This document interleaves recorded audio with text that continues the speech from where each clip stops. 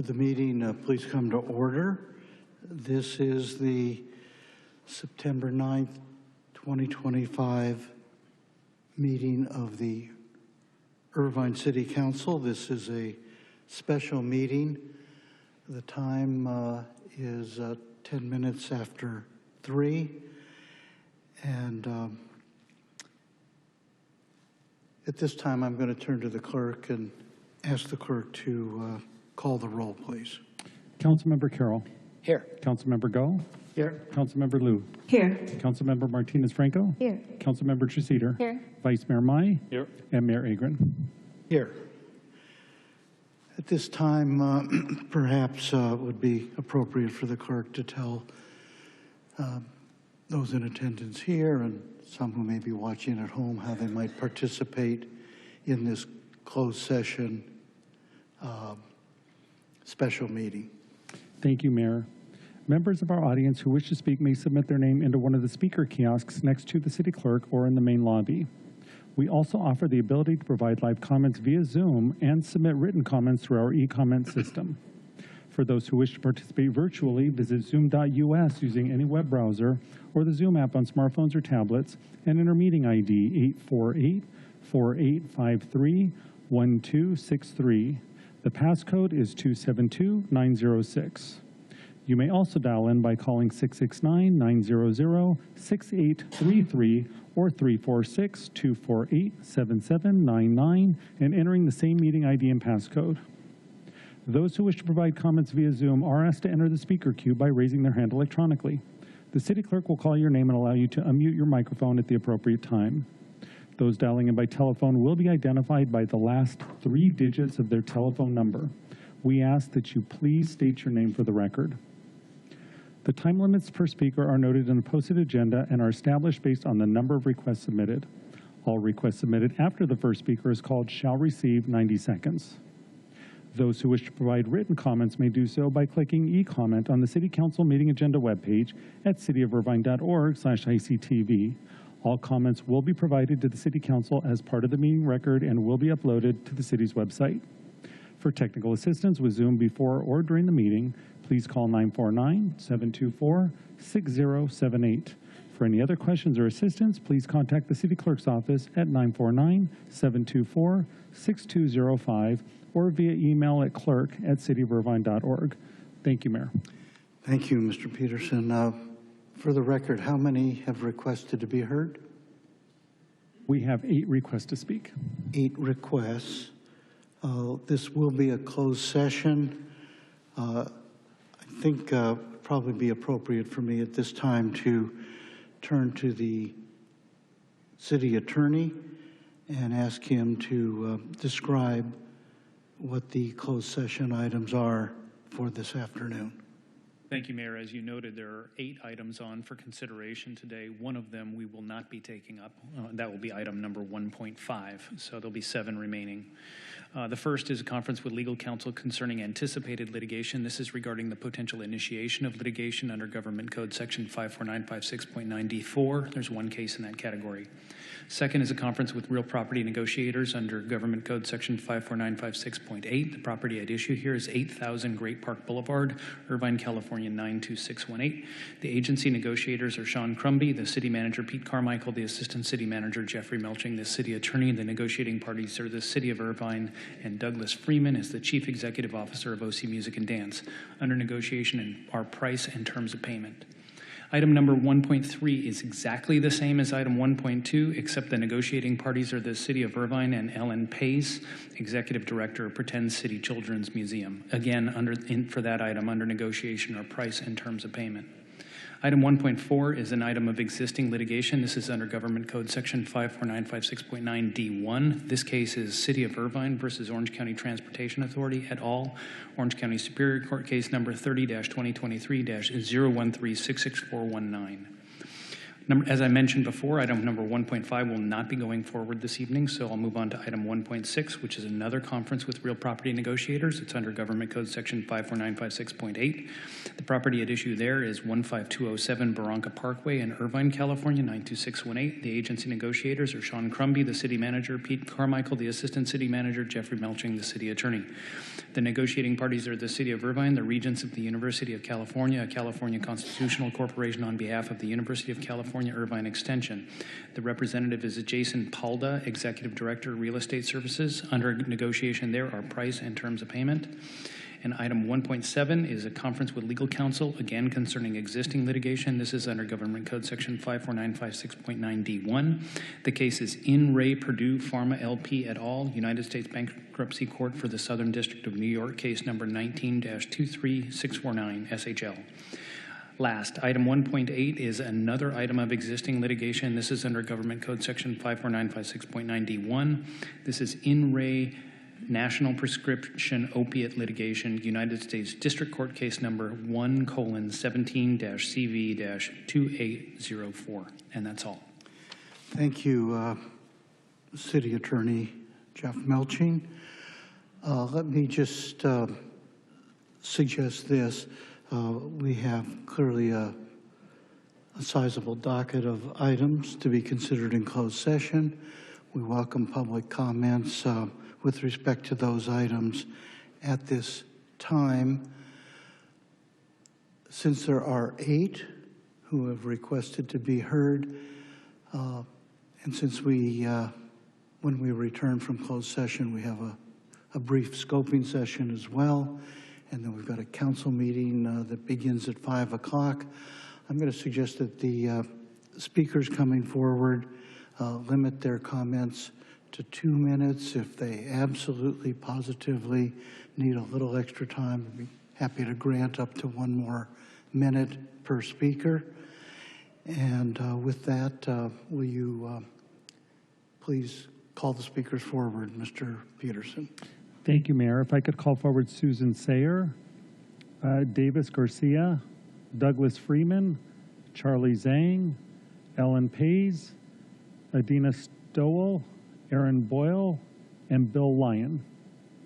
And we'll start with Susan Sayer. Welcome. Hi, good afternoon. My name is Susan Sayer, and I'm a longtime Irvine resident. I'm speaking on 1.1. I support our City Council filing the amicus brief in support of the federal lawsuit challenging the warrantless ICE raids and warrantless detentions of residents taking place across Southern California, which are tearing apart families, adversely impacting businesses and medical and care facilities. ICE warrantless detentions without due process and legal representation is illegal and creates fear in communities, which threatens the health and safety of the people who live, work, own businesses, and attend school in Irvine. You each have the duty to protect residents and those that work, own businesses, and attend school in the city of Irvine from ICE raids and detentions, no matter the cost and effort required to participate in the lawsuit. Those of you who are immigrants and have become U.S. citizens swore to support and uphold our Constitution and our democratic process, so please do so. This is not a political party issue. It is a survival of the democratic process issue. The raids at first focused on the Hispanic immigrant communities and later expanded to members of the Asian communities, Middle Eastern communities, students, protesters, and people with tattoos. Green cards and visas have been revoked, and immigrant citizenships are being threatened. It is time for each of you to take action now to prevent the demise of our hard-fought-for democratic process. You can start by executing and filing the amicus brief in support of the ACL lawsuit challenging the warrantless ICE raids and detentions. Thank you very much. Thank you. Davis Garcia. Welcome. Hello, City Council. My name is Davis Garcia. I actually have been a UCI student for 5 years, and I'm going again once more for my grad program. Right now, we're deeply disappointed in City Council for even reconsidering this. I think that we should have just initially gone through with this amicus brief support. Because personally, I have witnessed people, my fellow students, and others like myself have feared in being deported.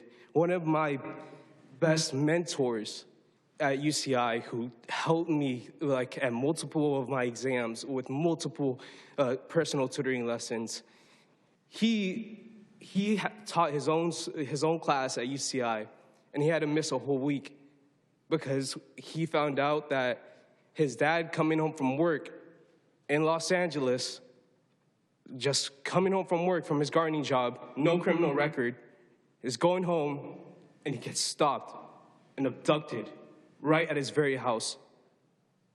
That same person is suffering even though he helped me, even though his parents came here to give him a better life. And that's what this is all about. And I'm deeply disappointed that there are 3 city council members on the board that look at people like me, and you gotta question their humanity? You gotta question if they truly belong? That's what this letter of support is about. It's not about whether you're American enough. It's not whether this is just a politicized issue. Because I could care less if this is a politicized issue. I could care less. I just really hope that you stand for humanity and stand for the people that deserve it. The people who will work hard in your communities. The people who may be silent and not say what their immigration status is, but they might be the very ones next to you and your neighbors. So thank you so much and have a great day. Thank you for your comments. Douglas Friedman. Welcome. Thank you, Mayor. Council members, I first want to thank you for allowing me to pester you a little bit and give you as much information as I could over the last couple of weeks. You've been very gracious in taking time to speak with me, and your chiefs have been very kind to do so as well. So thank you so very much. I just want to give you a reminder. We are here because we need your help to complete the process of building our new campus. We have $38 million of cash, building, pledges, and bonds to build our new campus within the budget and on time. We don't need money. We have the money to build, we have the money to pay the loan back, and we have the money to sustain ourselves with a $1.2 million of passive revenue that we are receiving from our tenants. What we need now is your help because of the requirement that the bank has provided us to have guarantees. And you know why they want this? This is what I was told by the bank. We need those guarantees because we as a bank don't ever want to foreclose on a nonprofit. Good decision. You don't want to close on any organization if they can afford to stay alive. I just tell you that we are ready to build. We are going to be sustainable both while we're building, after our loan is paid. We will be completely paid back within 7 to 10 years after we move in. There's very little, if any, risk to you. Thank you. Your time is up. Thank you very much, ladies and gentlemen. Thank you for your comments. Charlie Zhang. Welcome. Thank you so very much. First of all, I want to thank your leadership, your dedication, and serving for the great city. And I thank you for the management. You really, professionally to treat it. I early witnessed myself to see the great park, the project. This is the state of art and the world-class project. In our generation, we should all be proud of it. I've been with the city of Irvine for 40 years. I see the great city grow and grow. The unbelievable generation of leadership I'm going to thank you. Besides that, we really want a building. It's a great school for next generation. I know how music can change the life. I came to the United States 45 years. Not a church life, not a music. I'm not speaking today.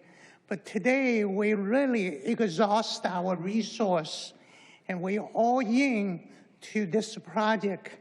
From me as a grandpa and my grandkids, I emptied their red envelope account to all support that. So at this point, we're seeking the final, almost the kids ask the parents, I did everything we can. Daddy, Mom, would you help in the final bank guarantee document? We will commit that project will sustain for long run. We know our rent payment, rent collection from the high school, from all the bigger tenants, they're gonna make this great. Thank you so much again, and God bless. Thank you for your comments. Ellen Pays. Welcome. Welcome. Thank you. Thank you. I'm excited to be here, and I appreciate the time you've given us. I'm Ellen Pace. I'm the Executive Director of Pretend City. Thank you, Council and staff, truly, for your visionary and supportive partnership with us.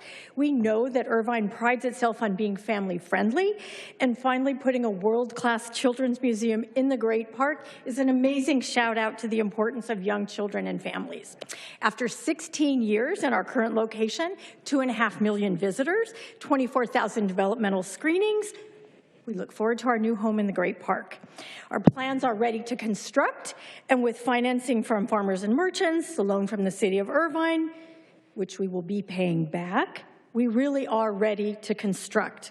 But we've been on the path before to building in the Great Park. Specifically, we were set to build on Phantom, adjacent to the Great Park ice when COVID hit. And in 2022, when Oliver Chi arrived, our plans were upended. Oliver came with a proposition. We, the city, want your prime location for a city facility. So we want you to move to a new area we're redesigning called the Cultural Terrace. We will make that move attractive by giving you space in an existing hangar that the city will renovate. And you'll just have to put in your tenant improvements. Long story short, that hangar did not work out, and we were offered a parcel on the corner of Marine Way and Skyhawk, the site where we actually have some pretty amazing plans to build. The loan that you gave us is a great showing of support for the importance of a children's museum in the Great Park, but it is also to compensate Pretend City for the 2 sets of unusable plans created for the 2 previous sites, as well as to offset our delays and changes in our plans. At the end of the day, what we are building will be fantastic. We're bringing partners and sponsors, including the Samueli Foundation, PBS SoCal, Rady Children's Health, Discount Tire, UCI School of Nursing. Thank you. Your time is up. Why don't you take a few seconds more and just conclude, if Beautiful. You would. Okay. We're being exceptionally frugal in our approach. We're negotiating almost $1 million worth of donated materials. We have pre-purchased materials, including metal panels, our HVAC system, and our solar panels to avoid as many tariffs and price increasing as possible. And notwithstanding our robust efforts to get donors and sponsors to make commitments, it can take 12 to 18 months to build a relationship with a new donor, and even longer for a corporate sponsor. And as you know, the world has changed significantly. We're asking for one final support, a guarantee for a portion of our loan that we've negotiated with farmers and merchants. With that support, we can start construction, be open in the spring of 2027, and be the cultural terrace anchor envisioned when you approved our development. We're in a very strong financial position. We have over $1 million in operating funds, $3 million in operating cash, and a $4 million future building and operating maintenance fund once our grant with First 5 is repaid in 2030. Thank you. Thank you for your comments. Adina. Welcome. Thank you very much. I'm Adina Stoll. I'm the board secretary of Pretend City Children's Museum and on the chair of the development committee and a lifelong Irvine resident. My family moved here in 1979. Don't do the math. I am wearing glasses. You can figure it out.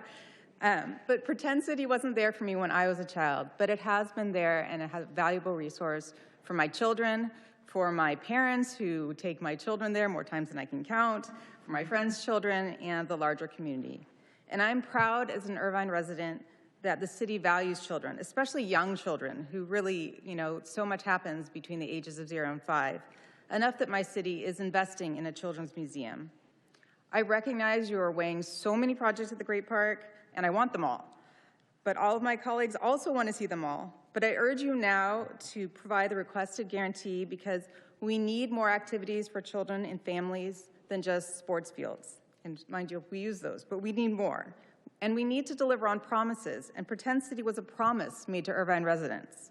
Having a world-class children's museum is a benefit that both neighborhoods and employers care about. We are in a partnership together, and as Ellen mentioned, we've each stepped up for each other as needed. Pretend City moved several locations to meet changing city goals, and now I'd say the city needs to help Pretend City to get through this challenge. As also Ellen mentioned, as chair of Pretend City's Development Committee, we are committed to and have met the challenge of supporting our annual operations. I'm proud to share that we have a healthy reserve and raise almost $1.5 million annually from Orange County residents, foundations, and corporations.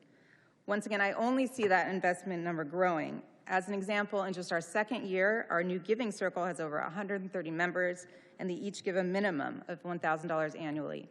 Thank you so much for your time and consideration. Thank you for your comments. Aaron Boyle. Welcome. Good afternoon, and thank you so much. My name is Erin Boyle. I am the acting chair for the Pretend City Children's Museum. I've been the board chair for about 8 years, and I can speak with firsthand knowledge, the incredible impact and lifelong change that Pretend City can make in one's life. My own daughter went through a free development screening like the many 24,000 that you heard Ellen reference earlier, identified significant gross motor delays. And with that knowledge and information, we were able to develop and intervene at an early stage in her life that truly impacted her schooling, her ability to play sports, and beyond. And I know that that is actually the tip of the iceberg of what Pretend City has been for many families. And many of those families, not in a position like myself, would have no access to resources if they didn't have Pretend City to hold their hand. Right now, we're asking for this $15 million guarantee so that we can get the construction underway and deliver on the promises that Adina had mentioned earlier. We're confident. We have a strong layer of support. We're in negotiations with amazing sponsors who are getting there. But quite honestly, shovels in the ground help, and it helps bring that vision to life for many donors, as you may know. We have incredible support that spans a broad swath of individuals. California Assemblymember Cotty Petrie Norris recognized Pretend City as her nonprofit of the year earlier this summer. Senator Schiff is advocating for a federal earmark for Pretend City, and this is also being supported by our local representatives, Dave Min and Young Kim. And we even have senators that regularly visit, such as State Senator Tom Umberg, who spent Sunday there with his grandchildren. We are working closely in partnership with our lender, Farmers and Merchants, to ensure that should you provide this guarantee, we will ensure that it is released at its earliest possible convenience so you can prioritize all the other projects that you have going on in the Great Park. Thank you for your comments. Bill Lyon. Welcome. Thank you. Hello, I'm Bill H. Lyon. I'm here as a former board chair of Pretend City and as co-chair of our current capital campaign, having served on the Pretend City board for over 20 years. My family has been philanthropically focused on Orange County, particularly on children, for decades, including my father serving as founding chairman of the Orangewood Foundation. I'm proud of the financial investment and leadership roles my parents and I have played in the development of many public and community-serving Orange County institutions. That is why my family has invested millions of dollars in both the current and the future Pretend City, because the return on our investment, the number of children and families we impact, makes it worthwhile. And I'm fully committed to our fundraising efforts to meet our campaign goal. And because I know that investing in the work of an organization like Pretend City is a commitment to the community-serving mission of the organization, I recognize that sometimes we have to go above and beyond as civic leaders to get the end goal. That is why I have stepped up, along with Alex Areth, one of Pretend City's founders, to provide $10 million in letters of credit to help secure the construction financing. That is also why I'm prepared to let the city's guarantee be reduced in size first and called upon last. I attended all the meetings leading to our Phantom site, the walkthrough at the hangars, and then hopefully our final permanent home on Marine Way and Skyhawk. This has been a very long journey to get to this moment, and we have kept at it and will continue to keep at it with donors and supporters and our partnership with the city. Pretend City is planning for success with an existing flourishing business and over $1 million in operating reserves. We're prepared to thrive at the Great Park and committed to meeting all of our financial obligations. Please join me and provide Pretend City with the support it needs to get the shovels in the ground. Once that happens, I am confident that other funders Time is up. and local philanthropists will finally see that Pretend City will have a home in the Great Park and will step up to invest in the legacy that we are building in Irvine. We know that you have many priorities you are trying to activate, but with the support for Pretend City, there will be a vibrant cultural terrace generating beautiful memories and lifelong learning for families and lots of revenue for the city. Thank you. Thank you for your comments. And that is all, Mayor. Thank you. I think with that, let me just make one inquiry. The scoping session, about how long do you expect that will take? We're hoping that will be under half an hour. All right, we're going to endeavor then to move to closed session at this time and return at 4:30 for the scoping session. If we About possibly 4:40. can. We can make it in 20. We'll be fast. Can you? All right, we'll be back here then by 4:40. With that, we'll reconvene at that time, but move into closed session now. Thank you all, and see you soon.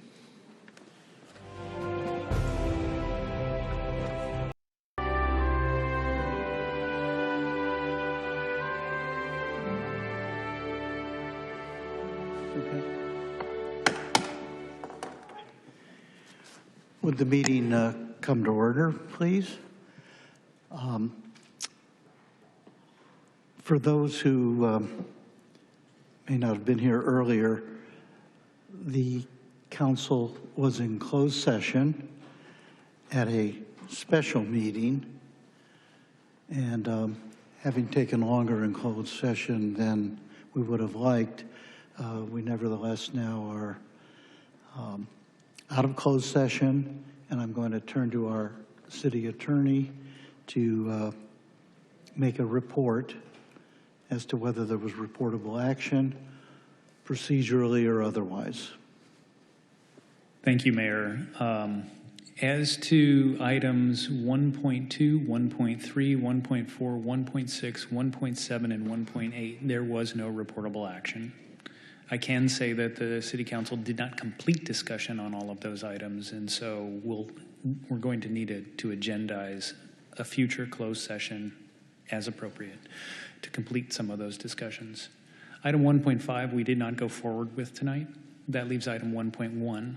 Item 1.1 is the discussion of the city's participation as amicus in the Perdomo versus Nome case. That's the case that has to do with federal government detention of people on immigration grounds in the Central District of California.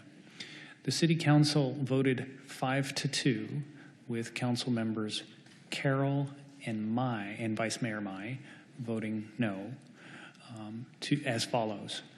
The Council authorized the submission of the amicus brief, which would be in support of the plaintiffs in connection with the preliminary injunction briefing occurring in the Ninth Circuit Court of Appeals.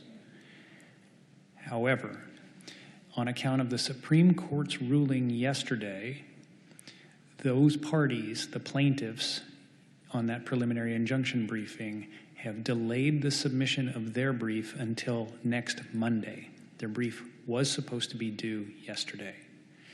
They've indicated in their filing that it's possible that they won't file a brief at all. And if they don't file a brief, we can't file a brief.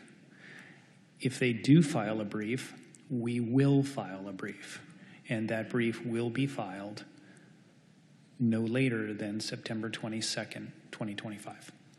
And that's all. Oh, I'm sorry, I had one more item, Mayor. Yes. We also, as you know, have a special On our special meeting agenda, item 2.1, which is a scoping session for a general plan amendment for planning area 51 in the Great Park. The City Council, because we took so long in closed session, has opted to put this special meeting in recess, and we will reconvene the special meeting after the regular meeting is completed. Thank you for that comprehensive report. And yes, before I declare that we're in recess, I want to explain that once I declare we're in recess, we will need a 5-minute break only for technical setup for our regular adjourned City Council meeting. So with that, as long as everybody understands, I'm going to now declare us in recess, and we only need 5 minutes, at which time I will call to order the regular adjourned council meeting. All right? Talk among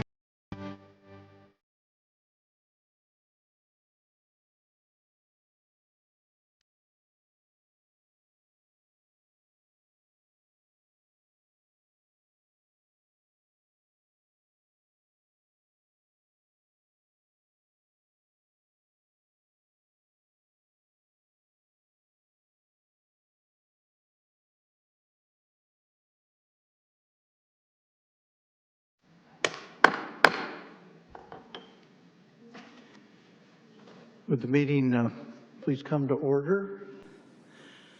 The time is 6:35. This is the adjourned regular meeting of the Irvine City Council. At this time, I'm going to ask the city clerk to advise those who are present and those who may be watching at home to advise them of the opportunity to participate in tonight's meeting. Thank you, Mayor.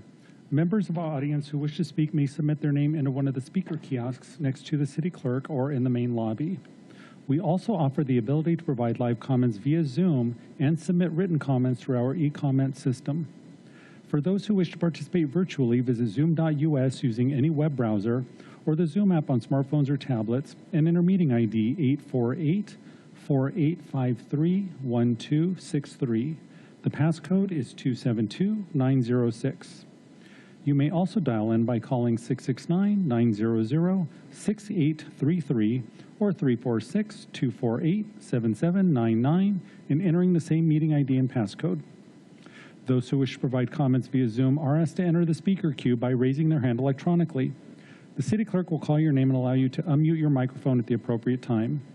Those dialing in by telephone will be identified by the last 3 digits of their telephone number. We ask that you please state your name for the record. The time limits per speaker are noted in the posted agenda and are established based on the number of requests submitted. All requests submitted after the first speaker is called shall receive 90 seconds. Those who wish to provide written comments may do so by clicking e-comment on the City Council meeting agenda webpage at cityofirvine.org/ICTV. All comments will be provided to the City Council as part of the meeting record and will be uploaded to the city's website. For technical assistance with Zoom before or during the meeting, please call 949-724-6078. For any other questions or assistance, please contact the City Clerk's office at 949-724-6205 or via email at clerk@cityofirvine.org. Thank you, Mayor. Thank you, and I'm going to ask the clerk, Mr. Carl Peterson, to officially call the roll at this time. Thank you, Mayor. Councilmember Carroll. Here. Councilmember Go. Here. Councilmember Liu. Here. Councilmember Martinez-Franco. Here. Councilmember Treseder. Here. Vice Mayor Mai. Here. And Mayor Agron. Here. In a moment, I'm going to ask for the audience to rise in a moment, if you're able, for the pledge, and then please stay on your feet if you would. Following the pledge, we'll have an invocation tonight, and I'll announce that once the pledge is over. With that, I'll turn to Councilmember Liu to lead us in the pledge. Please rise.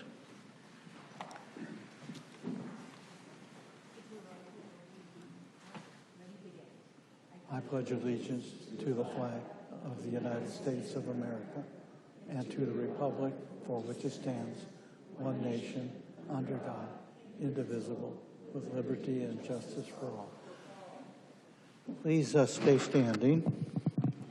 At this time, it's my pleasure to welcome lead pastor Steve Lee from Mariners Church, who will present tonight's invocation. Welcome, Pastor Lee. Thank you, Mayor. Thank you. I overheard someone say that this might be a long meeting, and so I see why you want prayer at the beginning. Let's pray together. God, thank you for the city of Irvine. 300,000+ residents find a home here. Precious memories are created here. Families are built here. Students are educated here, and legacies are created here. And the city is a wonderful gift for all of us, and you have given us this gift, and so we thank you. And yet we know that there are residents who experience pain and heartache and brokenness. There's something not quite right with our world. There's something broken. And so I pray a prayer of blessing for these leaders here, that you would help them to make wise, strategic, loving decisions that would create more flourishing in the city. In fact, you've appointed them here for that very purpose. You've called them here to govern, to guide, to lead, and to care and serve. And so, God, we ask that you would bring them wisdom from above, that you would bring them peace in their hearts from your heart. And we ask that there would be a purity of heart, so that from the conversations and the decisions that are made, that it would create a ripple effect of faith, hope, and love for generations to come. And so, God, we ask you now to preside over this meeting. We thank you for these wonderful leaders, and we ask that you would bless the city of Irvine, that this city may continue to bless you. I pray these things in your name. Amen. Thank you. Thank you, Pastor. And please remain standing if you would. At this time, I'd like to ask for a moment of silence in memory of those who tragically lost their lives, and in support of those who were injured and otherwise affected by the church shooting in Minneapolis last month. These tragic events come upon us so quickly that a week or two goes by and the tendency is to forget. Well, this moment of silence will be to see to it that we don't forget.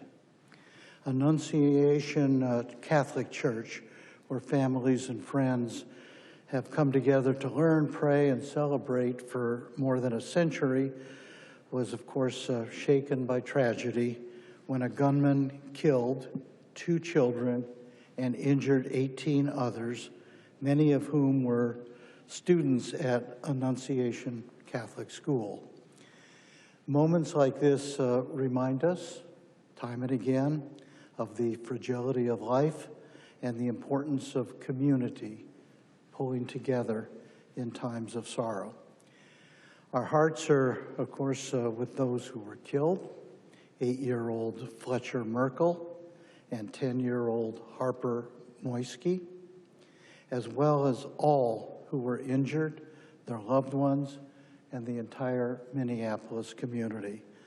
So please join me now in a moment of silence.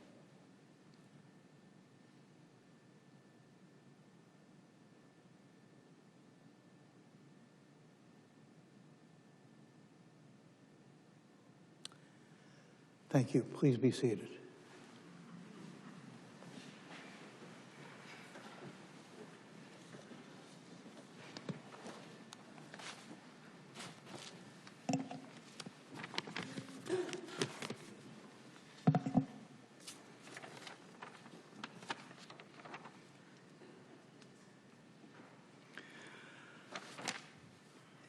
At this time, I'd like to turn to public comments for non-agendized items. This was to have started at 5:15. I think it's now 6:45, is that correct? No, 5:45. So we're only a half hour behind. I think we can catch up here. This is an opportunity for citizens to come forward and speak to matters within our subject matter jurisdiction here, but not on the agendized council meeting notice that has been provided. People can speak to a wide range of issues and have an opportunity to be heard. With that, I wanted to ask the city clerk as to how many have requested to be heard for non-agendized public comment. Thank you, Mayor. We have 18 requests to speak. 18. We want to limit this to no more than a half hour altogether. So I'd like you to, in 1 minute, close the queue. And at this time, I think we'll allocate 90 seconds to each of the speakers. If you absolutely have something critically important to say with an added 15 seconds or so, I'll grant that. And with that, let's turn to the first citizen who wishes to be heard. Thank you, Mayor. If I could call forward Alan Meyerson, Max, Wing Chow, Heidi, and Mary Lou S. And we'll start with Mr. Meyerson. Welcome, Mr. Meyerson. Good evening, council members. Last time I was here, I mentioned about the petition that for 50 signatures at the Lakeview Senior Center to not transfer one of the employees there because people had a relationship with her. I did get a call from Mr. Slama saying that, in my estimation, with a bunch of excuses of why nothing could be done about that, I left the conversation with the idea that the city didn't really care what the seniors thought. They didn't really care what the employee thought. It's very kind of sad that in a city like this that's very focused on morality and good work ethics and those kinds of things, that decisions are being made that affect employees and affect the seniors, that and those decisions don't take into account the employees or the seniors. Not really sure why that is. What I got from Mr. Slama was what I thought was a bunch of excuses why nothing could be done about it. He did say that in the future, if they find out it's not working, there will be changes again. I just don't understand why the changes were made in the first place. Everything was working fine. If they want to train people that work at other senior centers, then they should have sent them to this employee at Lakeview that's been with the city over 20 years to have her train them, instead of moving her into a location that's doesn't have near the traffic and away from everybody that has a relationship with her.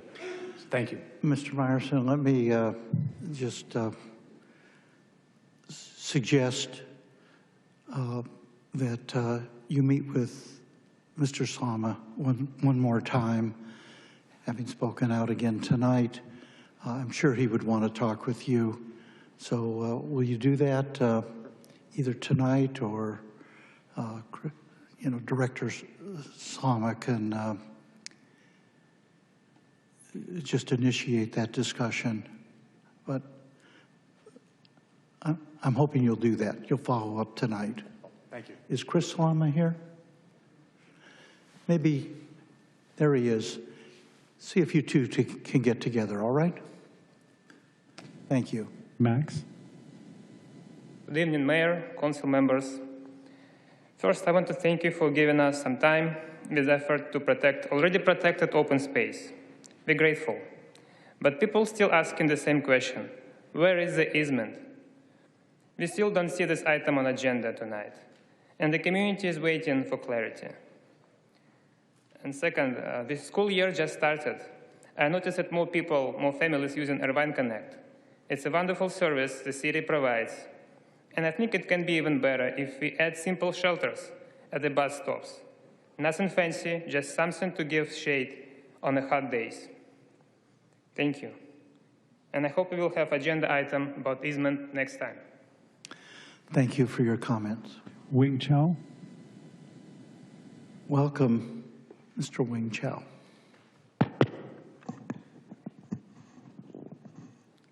My name is Wing Chow, a resident of Irvine for 40 years, a candidate for mayor last year. For any city to be successful, we should be people-oriented, to have happy, healthy, and heavenly people. During the last several months, there's some discussion about whether we should afford affordable housing or maintain a golf course. To me, it's not an environmental issue, it's a moral issue.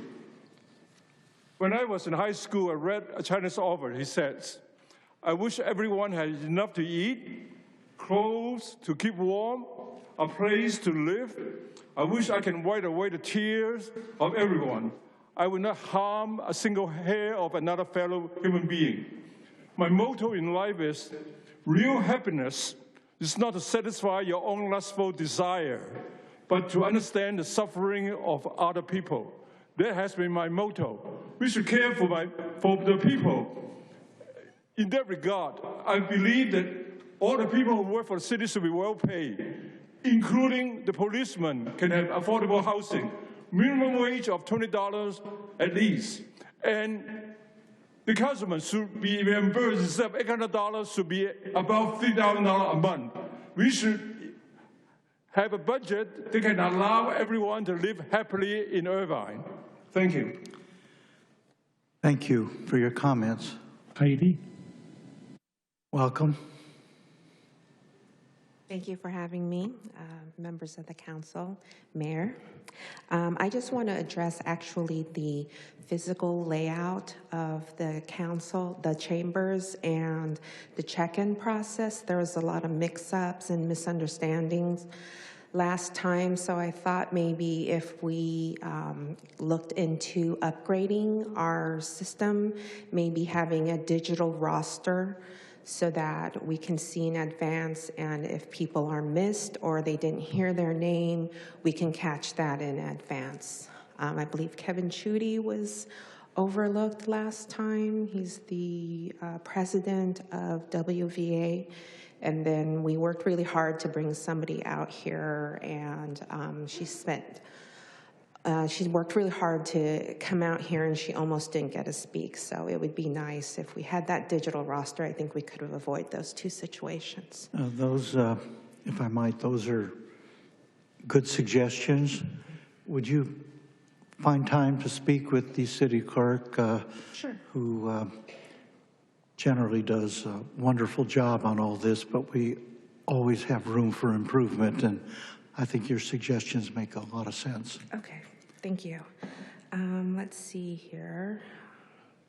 Let's see. You've got about, I'll grant you about 30 seconds more. I think 30? I should I'll grant you 30 seconds. a little more time right now. Go ahead. Okay, and then if you could put like a canopy on the kiosks on the outside, the time at which we check in, the sun is glaring, you can't see anything. And then lastly, if we can upgrade the doors. I just closed it like normal and it slammed. And it was when we had some orchestra students. So something to upgrade those, maybe some sort of soft close. I didn't do anything crazy, and they just slammed. And then another time I was inside that inner chamber between the two doors, and for some reason it amplifies your voices. Your time is up. And so if we could just look into getting, I mean, if you're going to upgrade the doors, maybe do some sort of soundproofing as well. I think we could have avoided some embarrassing situations there. Well, thank you. Thank you for your suggestions. Mary Lou, and if I could also call forward Lee Handy, Laura Carmack, Helene Spencer, Carroll Schwartz, and Victory Allen. Welcome. Hi. Hi. My name is Mary Lou Soites, and as of this month, I'm a 50-year resident of Irvine. When I moved here, there was cattle in Turtle Rock, and they were growing asparagus and tomatoes in Woodbridge. And my older daughter was in preschool, and there was an Irvine cowboy who came and showed his horse and equipment to the school. Times have changed. To our delight, though, when we first moved here, right after we moved here, the University Park Branch Library opened, and it's now been there for 50 years. It's been a welcoming place for all ethnicities and for all ages, and we have thoroughly enjoyed it. I don't know all the particulars, but from what I understand, in the next month or so, you're going to be looking at a plan for the libraries in Irvine. And I have to say, we're delighted that it's now an Irvine library system. But supposedly, the University Park branch is being rented for 5 years, and then who knows? And I think the plan that you're going to probably see actually does away with that branch.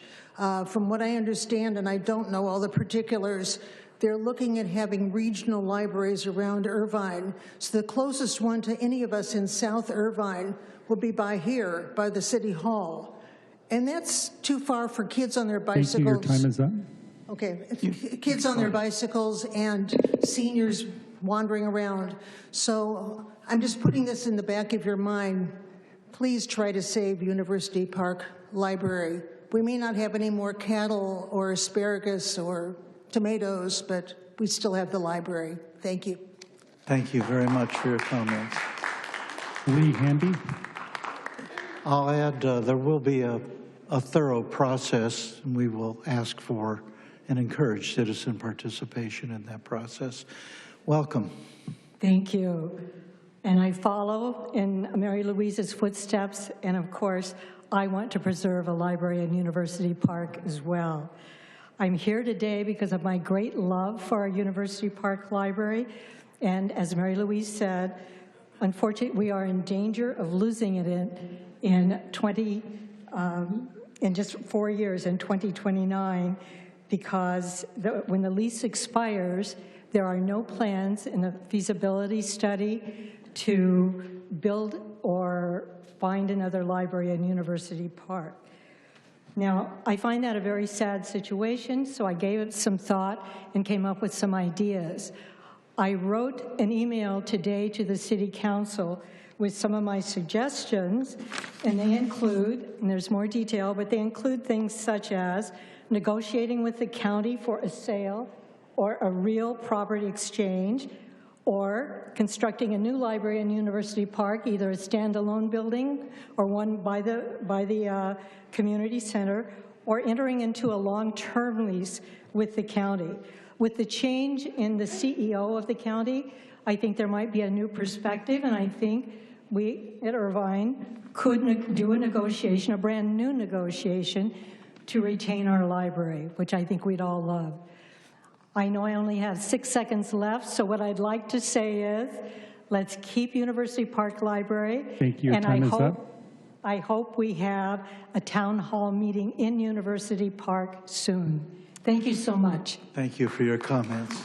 Laura Cormack. I'm going to self-edit this because I had someone else that was going to read the first part.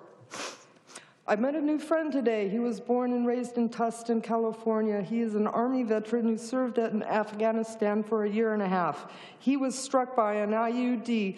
It blew out his guts and made him almost fully deaf. He has a medical condition affecting his ability to gain weight. He is 6'2" and weighs no more than 130 pounds. He walks with a cane and he is very unstable on his feet. His brain is also affected and he has debilitating memory problems. He struggles with chronic pain every day. He was recently denied Social Security disability. His attorney is now trying for a second time to get him into the Social Security disability program. I'm not sure what the VA offers him. He did receive a $48,000 settlement from the Army that he used to buy a car. He has a medical card and an EB card. He receives $300 a month from the federal government and is on SNAP program. As we all should know, by now, the new cuts to these programs and new conditions to receive benefits are going to get worse for him, as well as millions of other disabled military veterans and the way too many other families who struggle financially every day in the United States of America today. 74% of middle class can't afford to live right now. He is 50 years old and has nobody that cares for him. This disabled Army veteran, his name is Luke. He bravely served our country. He was ravaged by the toils of war, and this is how we treat him. This is how we thank him. This is how we care. Well, if you're ever at the Circle K on Alton near the Gelson grocery store, you might see him sitting beside his cane holding a sign that simply reads in bold letters, "Veteran." Please thank him for his service and maybe offer him a few bucks for gas. We need to turn this circus train around and drastically raise taxes on large corporations and morbidly wealthy and smart people living in a wage, need a living wage, or pretty soon, to quote our dear leader, we won't have a country anymore. Thank you very much for your comments. Helene Spencer. Welcome. Thank you. That's a very tough comment to follow, but I'd like to speak a little bit about the University Park Library also. I've lived in University Park and own a home for the last 50 years and cherish our community. The village concept has been alive and well for most of those years, but in the past few years, we've seen diminished services in the loss of neighborhood grocery stores, hardware stores, one school lost, etc. The public library, which we can walk to in University Park, has served us very well. I am a volunteer reading tutor for another Orange County program for kids grades 1 through 5, and there's nothing more rewarding to hear, I love reading. It's so heartwarming to see the kids at the University Park Library taking advantage of our beautiful library and sharing the books they find. The fact is that closing this branch of the library would be a significant detriment to our village. Yes, new and bigger libraries can be built in other Irvine locations, but our village would lose an important community asset. Instead of accessibility and meeting with their friends, kids would need to be shuttled elsewhere. No longer could they drop into the library after school and take advantage of the services. Thank you. Your time is up. Thank you. Thank you very much for your comments. Carol Schwartz. Victory. Let me also say, if there's somebody on our staff who could speak to the previous speaker about veteran services that we make available. I see she's still here, so perhaps somebody could talk with her a little bit. Will do. Thank you. Thank you. Good evening, Mayor Egren. Yes. Good evening, Mayor Egren and council members. My name is Victory Allen, and I've lived in University Park since 1974. So you probably already guessed I'm here about the University Park Library. It has played an immensely important part in my family, and I can't imagine University Park without the library. But there's also another aspect that needs to be considered, and that is the Friends of the Library bookstore. Our bookstore has been there about 40 of the 50 years of the library, and our purpose is to promote the library, and we do that in several ways. We maintain our bookstore. It's amazing the books that people donate to our bookstore. We sell it back. We sell them back, and the books stay, and it's a good way to get books to the community. But probably the one that will get the most attention is during the years that we have had our Friends of the Library bookstore, we have given the University Park Library almost almost $1.5 million. And I think that when you're, yes, thank you. I think when you're thinking about the the prospect for University Park Library, you also need to consider the vital part that the Friends of the Library Bookstore has played in the success of this wonderful, wonderful library. So, and I have great feeling that the city of Irvine is going to make this possible for all this to happen. Thank you so much for your comments, and we thank all of the Friends of the Library at University Park Library and, of course, at Heritage Park Library as well. So we're all in this together. Thank you. If I could call forward Joanne, Jason Garshfield, Doi Vet Lee, Phuong Vo, and Crit. And we'll start with Joanne.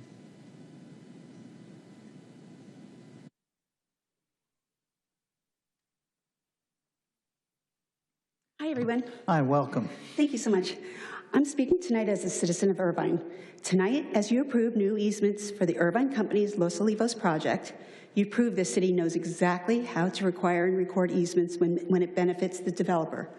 But at Oak Creek, where Resolution 88-1 promised a permanent open space easement, you've done nothing.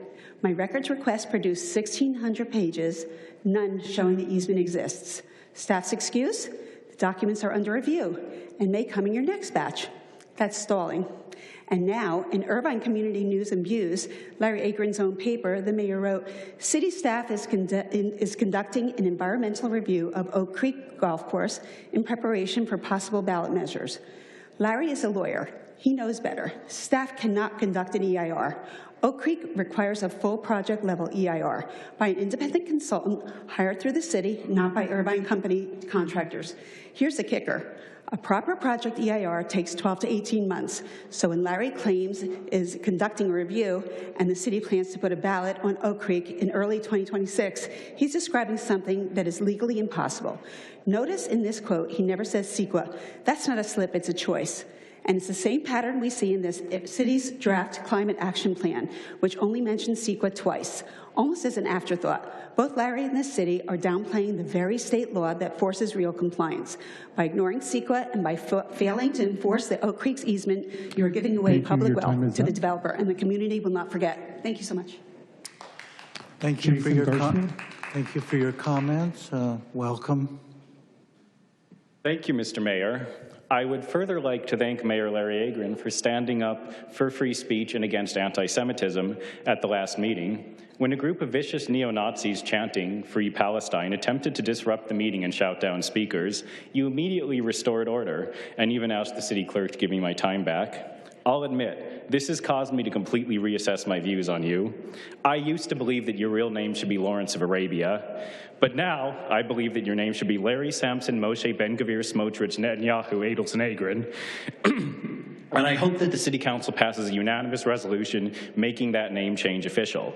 I also believe that we should allow bars and alcohol-serving establishments within Irvine, and that the first of these, located in the middle of the Great Park Veterans Cemetery, should be named Larry's Pub, in honor of our great Zionist mayor, who is such a friend and defender of the Jewish people that he once proposed making Irvine sister city with Tel Aviv. All of this, of course, will be made possible by loosening Irvine zoning restrictions, which I encourage the City Council to do. Thank you for your attention to this matter. And on a somewhat more serious note, I'd like to say a word for the University Park Library. I have been going there since I was old enough to read, and it is a part of this community which it would be a tragedy to lose. So by all means, when that plan comes up, please preserve University Park. Thank you for your comment. Welcome, sir. Hello, members of the City Council. My name is Duivet Lei. I've lived in Irvine in excess of 30 years. I want to go ahead and address Councilmember Carroll in particular. Last council meeting, we had the unpleasant experience of hearing the comments of non-Irvine but local area Orange County white supremacists speaking in these chambers. Unfortunately, there is an item on the agenda to support the larger campaign of terror being waged against us. Mr. Carroll, I'd like to ask how many years you have lived in Irvine, because these people who came to our city council seem to insist that regardless of how many years I live in Irvine, I don't count on account of who I am. I would suggest that any action on the part of the state of California to restore the status quo is in fact a measured action, because by rights, if someone were to attack myself, my family, and all the people I love, I would be significantly less measured in my response and in fact far exceed what the state of California has provided. My comment, therefore, is that I don't believe that simply by virtue of the color of a person's skin, that supersedes their right to exist in this city. Thank you.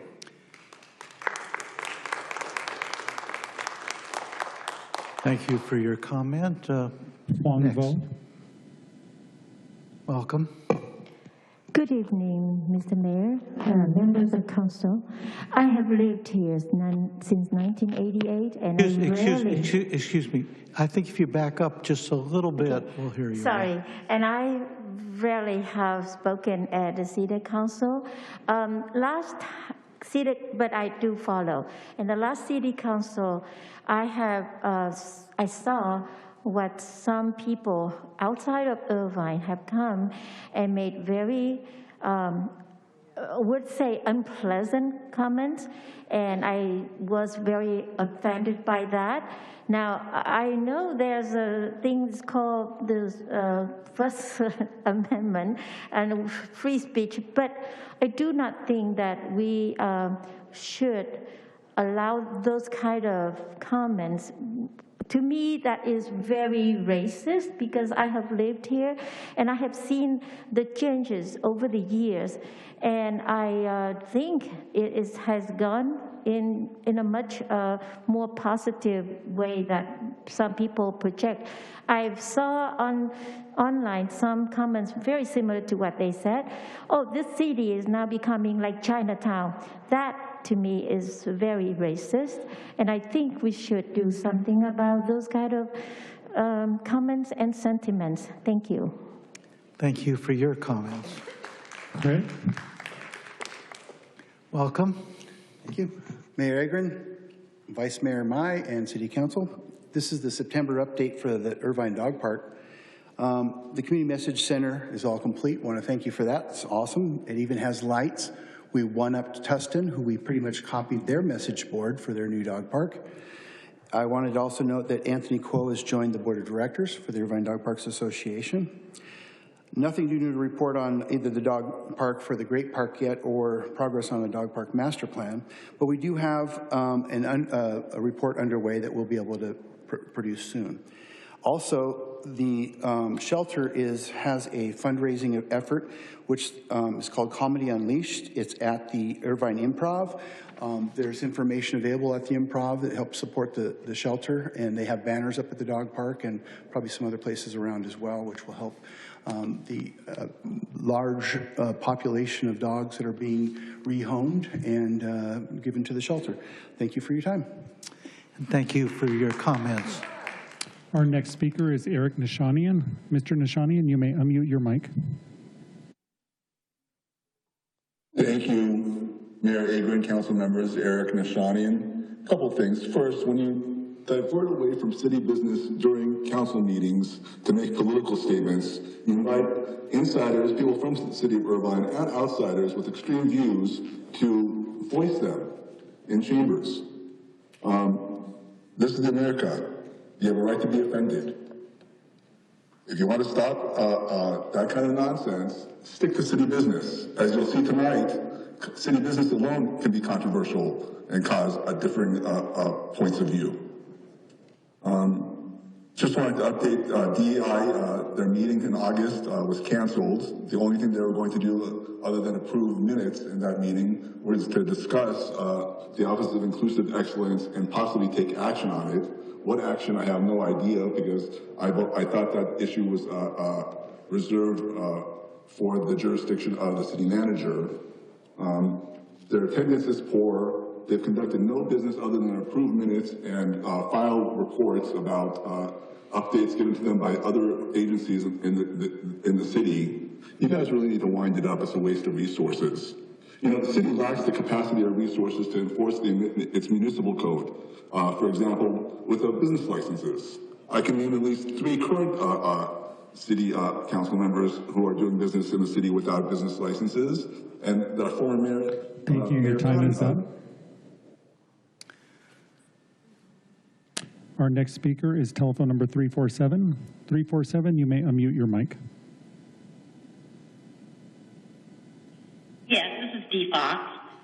This council needs to understand that anyone in our country illegally is breaking the law. It is not this council's job to get involved in the affairs of the federal government, of which you have no control. Any court action you choose to support is not reflective of the city of Irvine as a whole, especially when you do not have all the council members in agreement. The bottom line is ICE is going to continue deporting illegal aliens, as they should, in what over half of our country voted for. So if you want to fight the federal government, go to Washington and do it on your own time. We did not elect any of you just so you could abuse our laws and abuse your powers as city council members. Thank you. And that is all, Mayor. Thank you. That concludes public comments on non-agendized items. We thank the commenters who provided their views for us. This time, we will turn to the city manager for his report. Thank you, Mayor Agron. Just a few items tonight. I'd like to start with a little bit of an update on immigration. Our Police Chief Kent will provide a brief update related to ICE activities. Thank you, sir. Just to report, on Saturday, August 23rd, federal agents from the Homeland Security Investigations Office served a search warrant at a residence in the area of East Knollcrest and Quail Ridge in the Quail Hill community. The warrant was part of an ongoing federal investigation, and one male adult was taken into custody. Thank you. Also related to the same topic, our City Attorney Melching has a brief litigation update.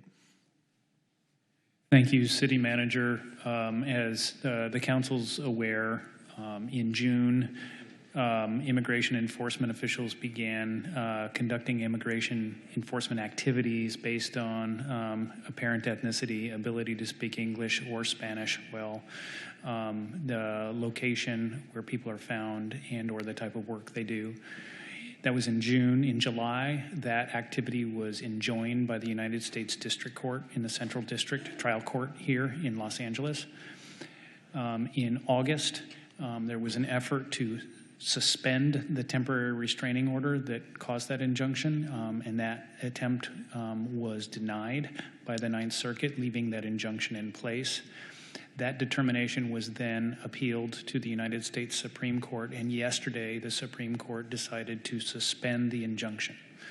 And what that means is, this is from the Department of Homeland Security website yesterday, the ruling allows DHS to continue carrying out immigration operations in Los Angeles area. So the upshot of that is the activities that were ongoing in June are now authorized again by the Supreme Court, and DHS is indicating that they will recommence. That's the update. Thank you. Do you have anything further, Mr. Two more quick Crumby? items, if you'll indulge me. Second item tonight is related to e-bikes. Once again, Police Chief Kent will provide a brief update. Thank you, City Manager Crumby, and good evening, Council and Mayor. I do understand e-bikes have become incredibly popular, especially among our youth, but with the rise in its popularity, we have definitely seen some challenges arise as a result of that. Just to provide a quick update and overview on e-bike trends, we have definitely seen an uptick in e-bike related collisions year to date as compared to last year. And it should be noted that the majority, 76% to be exact, of those collisions, the riders were under the age of 18 years old, with the majority of them being 12 to 15 years old. The primary collision factors were attributed to illegally entering a driveway or a crosswalk, unsafe speed, and failure to obey a traffic signal or a sign such as a stop sign. With the majority of these collisions occurring in the morning and afternoon hours, coinciding with riding a bike to and from school, we have partnered with both Irvine Unified and Tustin Unified School Districts to mandate training for any student who wants to ride an e-bike to their junior high or high school. This initiative ensures that our young riders have the knowledge and skills they need to safely navigate our streets and bike paths, understanding traffic laws and the unique risks of e-bikes. And I do want to highlight that this program has been copied and implemented by many law enforcement agencies across the state. Additionally, our department, in collaboration with Councilmember Martinez-Franco, hosted our first ever Irvine Rider Education Program, or IREP for short. This program also teaches young riders the rules of the road and how to safely ride an e-bike while also being mindful of the risks involved. Of course, we're aware that education and outreach alone is not enough. Our Traffic Bureau and our Youth Services officers are conducting several high-visibility enforcement operations weekly. This isn't just about writing citations or tickets. It's about being visible in a community, especially in areas with heavy e-bike traffic like near schools and shopping centers. Our officers are engaging with riders, with parents, and community members, using these interactions as teaching moments to explain the law and to promote safe riding habits. In addition, our Public Information Office is doing an incredible job in outreach, sharing public awareness campaigns across multiple platforms to ensure that our message of safety and responsibility reaches all within our community. Also, if you recall, last year we came to City Council with a municipal code recommendation to specifically address e-bikes. The municipal code has been helpful, and we're currently working on new amendments to the code, which we plan to bring before City Council very soon.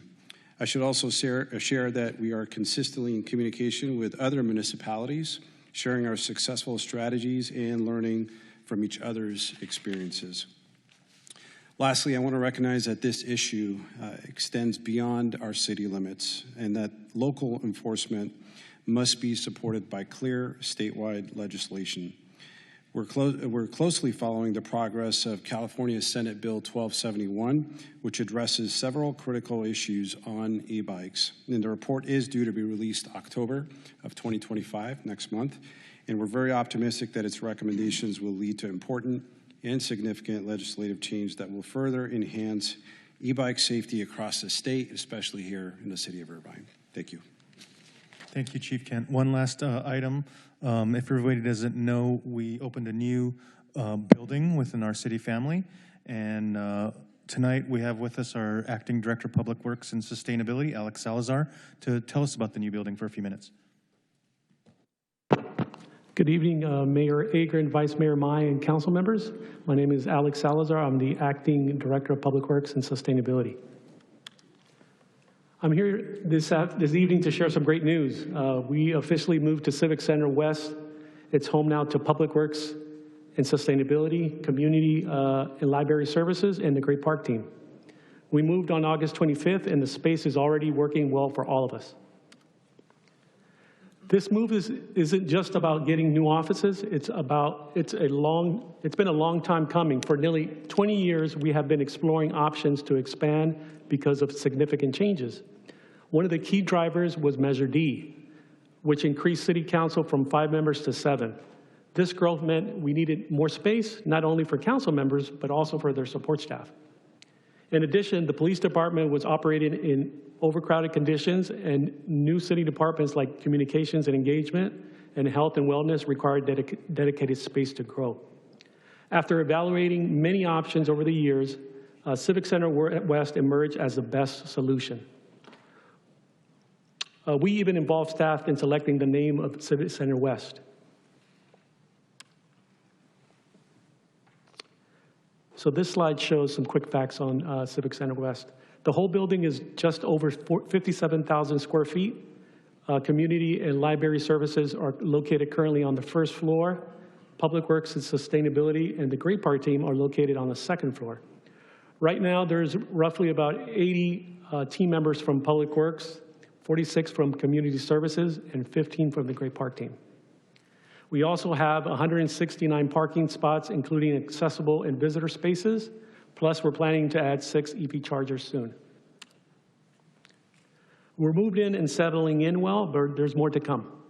We'll be adding EV chargers for city vehicles, upgrading landscaping and irrigation, putting in new outdoor furniture, and adding signage to help folks find their way and make the building feel more like home. I wanted to give a big shout out and a big thank you to the project management team, the inspection team, business services, and facility maintenance and public works, and another shout out to community development. They helped deliver this project on time and within budget. We look forward to showing you with a tour of CCW here soon. Thank you. Thank you. That concludes the report. Thank you. Thank you for that city manager's report. I did have one question and observation.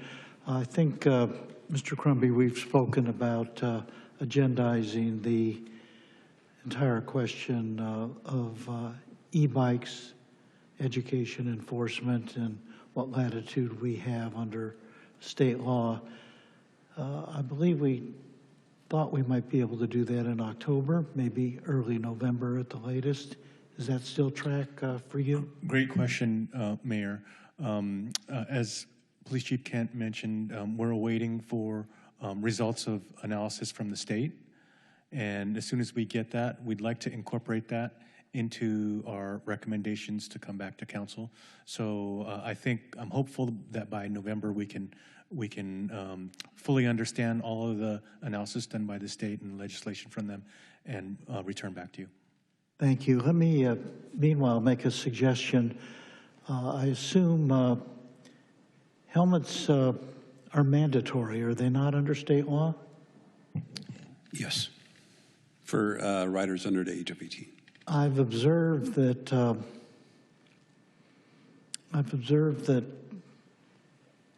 maybe 25% or more of youthful e-bike riders are either not wearing helmets or they're wearing helmets that are not strapped. Can we step up the enforcement on those? Obviously, it's so critically important to protect children and other e-bike riders from themselves by virtue of their failure to wear a state-mandated helmet. And if you could keep us advised on those enforcement efforts, I'd appreciate it, okay?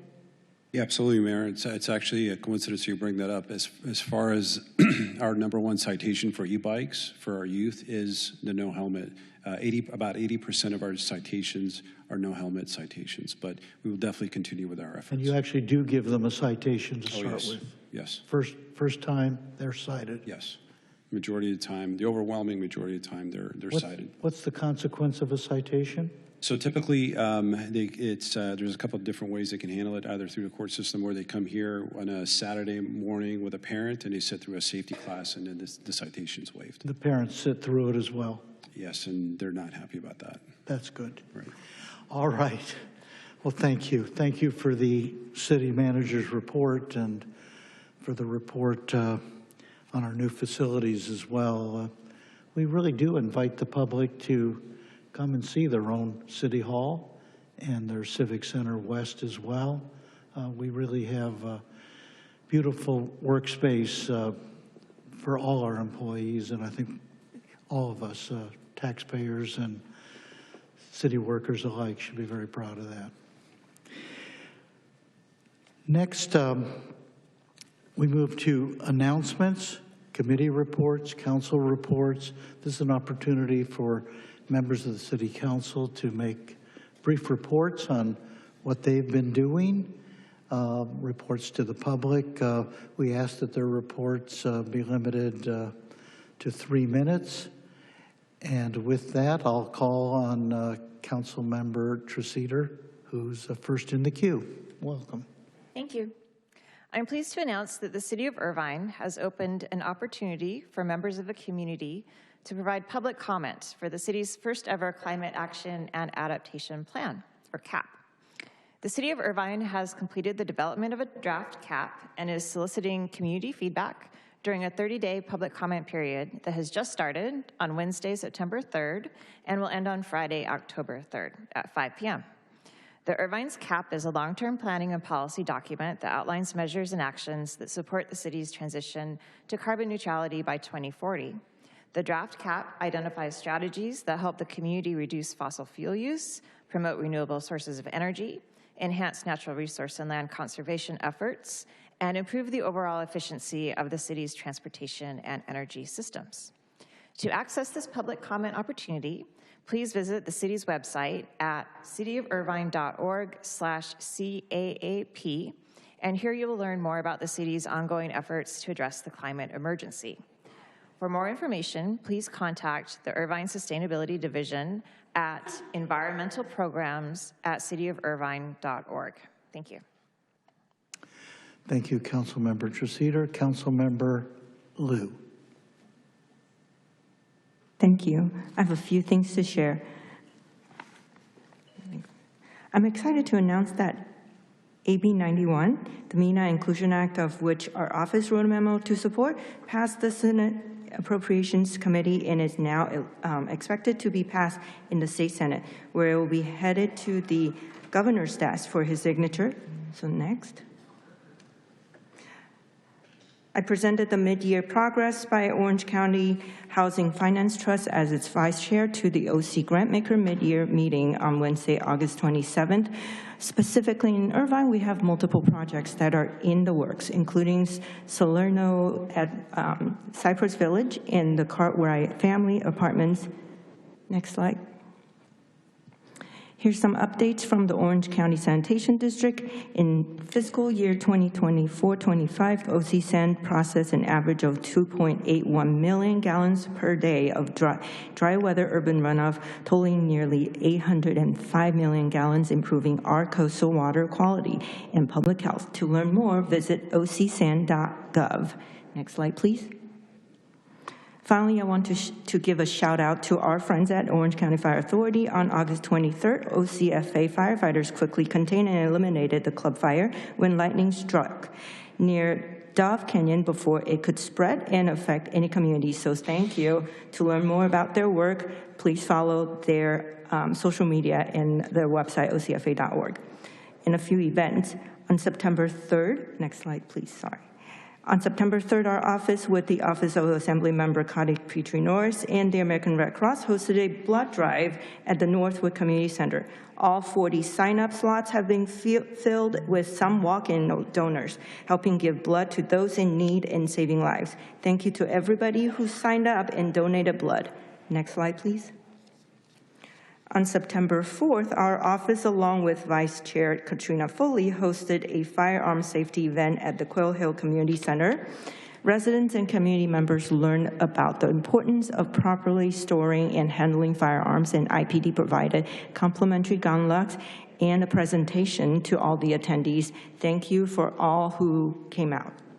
Next, please.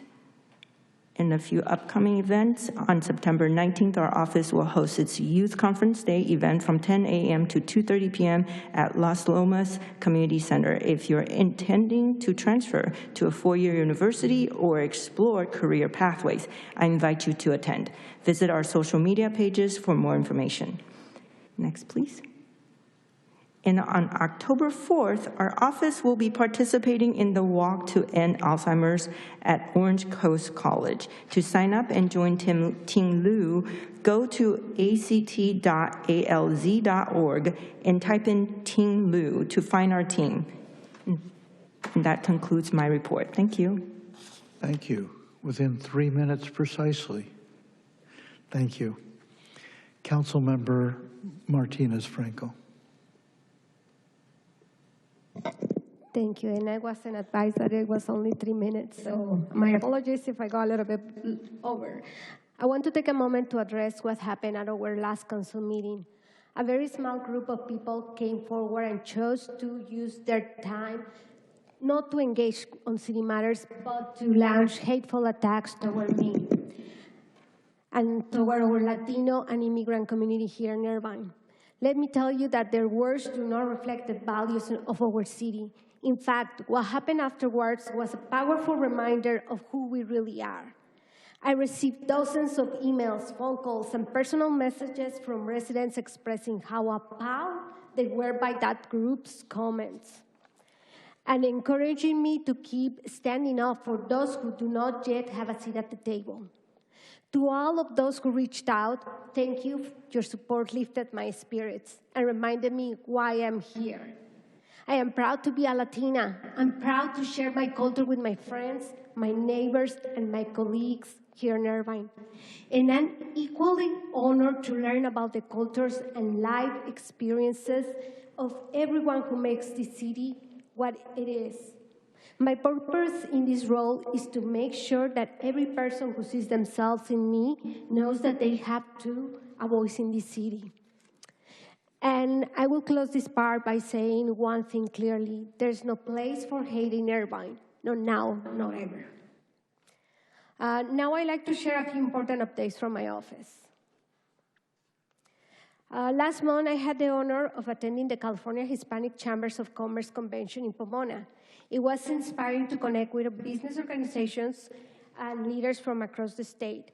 One highlight for me was meeting Senator Susan Rubio. That conversation reminded me of how important it is to build relationships that help open doors for our community and shape the future that we want to see. Next. This past Saturday, my team and I launched our very first health and wellness talks with Betty at Bill Barber Park. We started with an update from our amazing Deputy Director of Community Parks and Libraries Department, Corey Lakin, who took time from his busy schedule on Saturday to join us, followed by an energizing yoga session and meaningful conversations with District 5 residents. Thank you everyone who came out. These talks are about listening, learning, and building healthier connections within our community. Our next Health and Wellness Talk will take place on Saturday, October 18 from 9 to 11 with Human Options for Domestic Violence Awareness Month. We'll meet at City Hall and we will walk along the San Diego Creek Trail to Einstein Brothers and Main back. Make sure you RSVP and don't forget your comfortable shoes. Next. UC Irvine is currently developing its long-range development plan, and they are seeking community input. This is your chance to shape the future of housing, transportation, sustainability, and more. Join us on Thursday, September 11 from 5 to 6:30 right here at City Hall in the CTC room on the first floor. And we have flyers available somewhere in here if you want to take one with you. Next slide. Finally, this upcoming Sunday, join us to celebrate Fiesta Latina at the Great Park. Make sure to stop by our table and keep an eye for the Loteria game. And I think there's one more. Oh, no, that's the last one. If you'd like to stay updated on everything happening in Irvine and District 5, you can scan the QR code on the screen to be added to our email list or follow me on social media. Thank you so much. Oh, sorry, one last personal note. I recently injured my back, so if you see me standing up, that's the reason. I cannot stand too long sitting because it hurts. Thank you.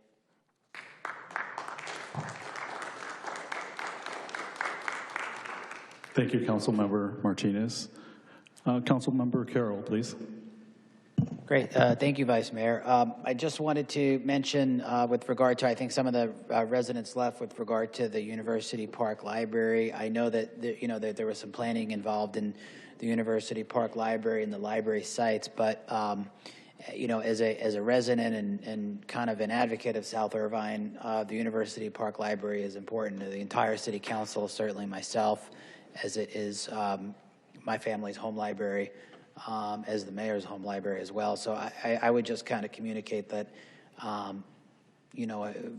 very confident that the South Irvine Library site is not going anywhere soon, or at all for that matter, as long as we're here. So just want to make sure we communicated that out. I'm happy to correspond with anybody offline, and we'll do so. Just as a second announcement, I'm just really excited and proud to share that Irvine has been named one of the very first clean California communities in our state.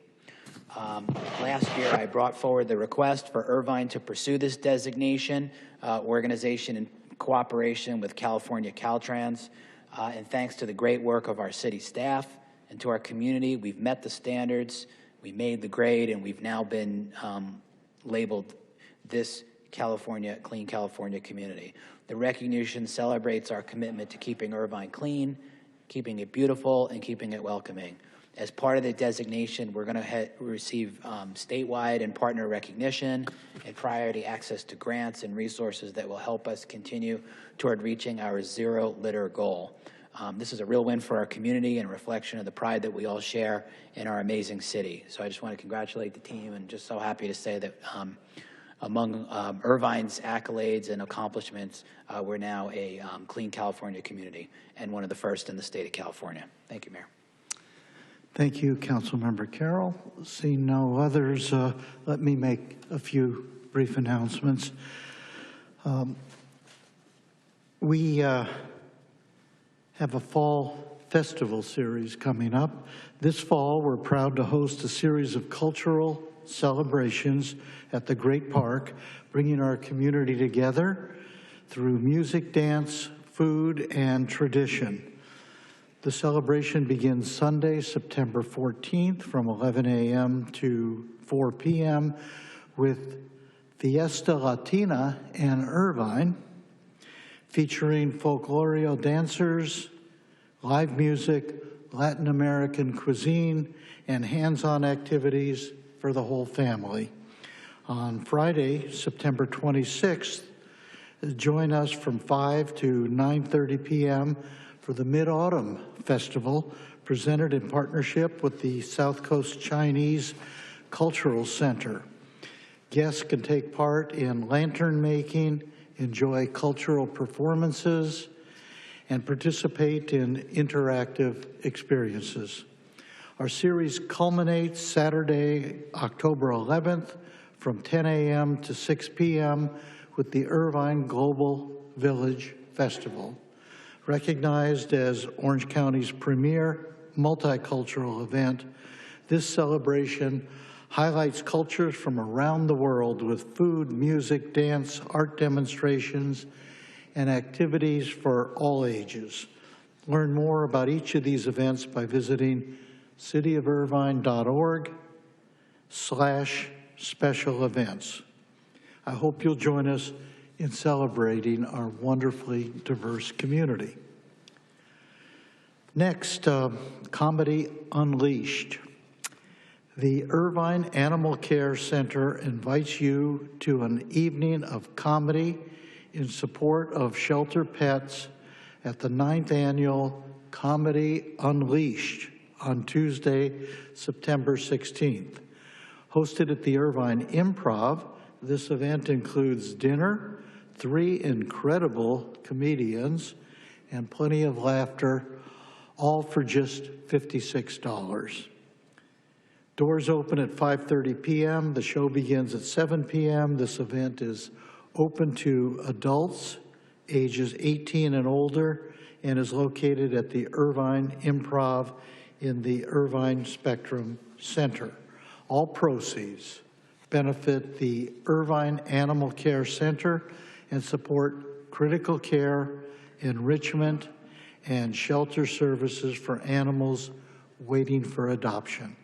For more information, visit irvineanimals.com/comedy. Next, there's an Irvine Police Department open house coming up. Join the Irvine Police Department and celebrate 50 years of service to the community at an open house on Saturday, September 20th from 10 a.m. to 2 p.m. in the piazza and parking lot right here at the Irvine Civic Center. Meet police officers and professional staff, experience exciting canine and motorcycle demonstrations, and get an up-close look at police vehicles. There'll also be opportunities to take photos, play games, and receive special giveaways while supplies last. Parking will be available off-site, and free shuttles will be provided from Creekside High School, from Colonel Bill Barber Marine Corps Memorial Park, and free chapel. To learn more, visit cityofirvine.org. And finally, the Charm of Chinese Leisure Seals exhibition. A new art exhibition is coming to the Irvine Fine Arts Center. Tsung Ya Hao, Terry Sun, The Charm of Chinese Leisure Seals, will be on view September 10th through 24th. We all invite you to join us for an opening reception this Thursday, September 11th, from 6:30 to 8:30 p.m. Discover the beauty and meaning of leisure seals, once carved with poetry and classic texts, now reimagined by Terry Sun through bold woodcuts and calligraphy, bringing a centuries-old tradition to a contemporary audience here in Irvine. Learn more at artsinirvine.org/exhibitions. And that, I believe, concludes our announcement, except I see that Councilmember Liu wishes to be recognized once more. Just wanted to help you out with the name. Yes, please. It's a family friend, so Mr. Sun was a great family friend for decades. I didn't mess up. I didn't mess up Terry's son, did I? No. So his name is Cheng Yao. Cheng Yao. Yes. Okay. Thank you. Appreciate the correction. And I think he will too. Thank you.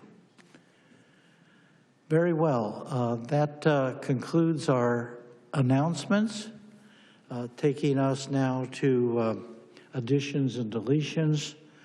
Mr. City Manager, are there any additions or deletions on tonight's agenda? None tonight, Mayor. No? None tonight. None tonight. Thank you.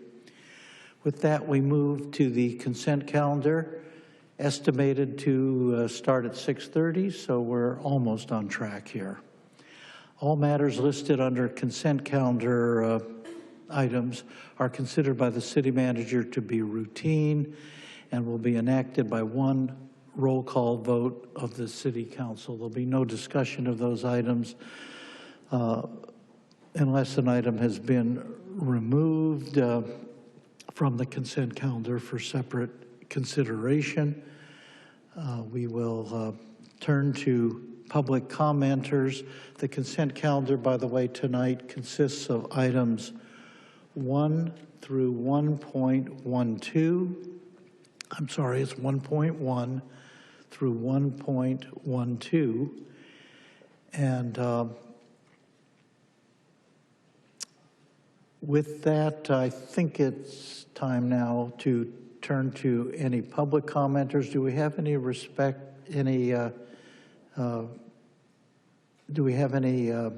requests to be heard under public comments? We do, Mayor. We have 9 requests to speak. 9, all right. And typically we want to fit all this in 30 minutes maximum. Each will be accorded up to 3 minutes. When citizens come forward for your public comment, please identify which of the consent calendar items you're speaking to. And with that, please call our first commenter. Thank you, Mayor. If I could call forward Susan Sayer, Don Geller, Heidi, and Carol Schwartz. And we'll start with Ms. Sayer. Welcome. Good evening. I'm Susan Sayer, and I'm commenting on Constitution and Citizenship Day item, consent item 1.2, number 3.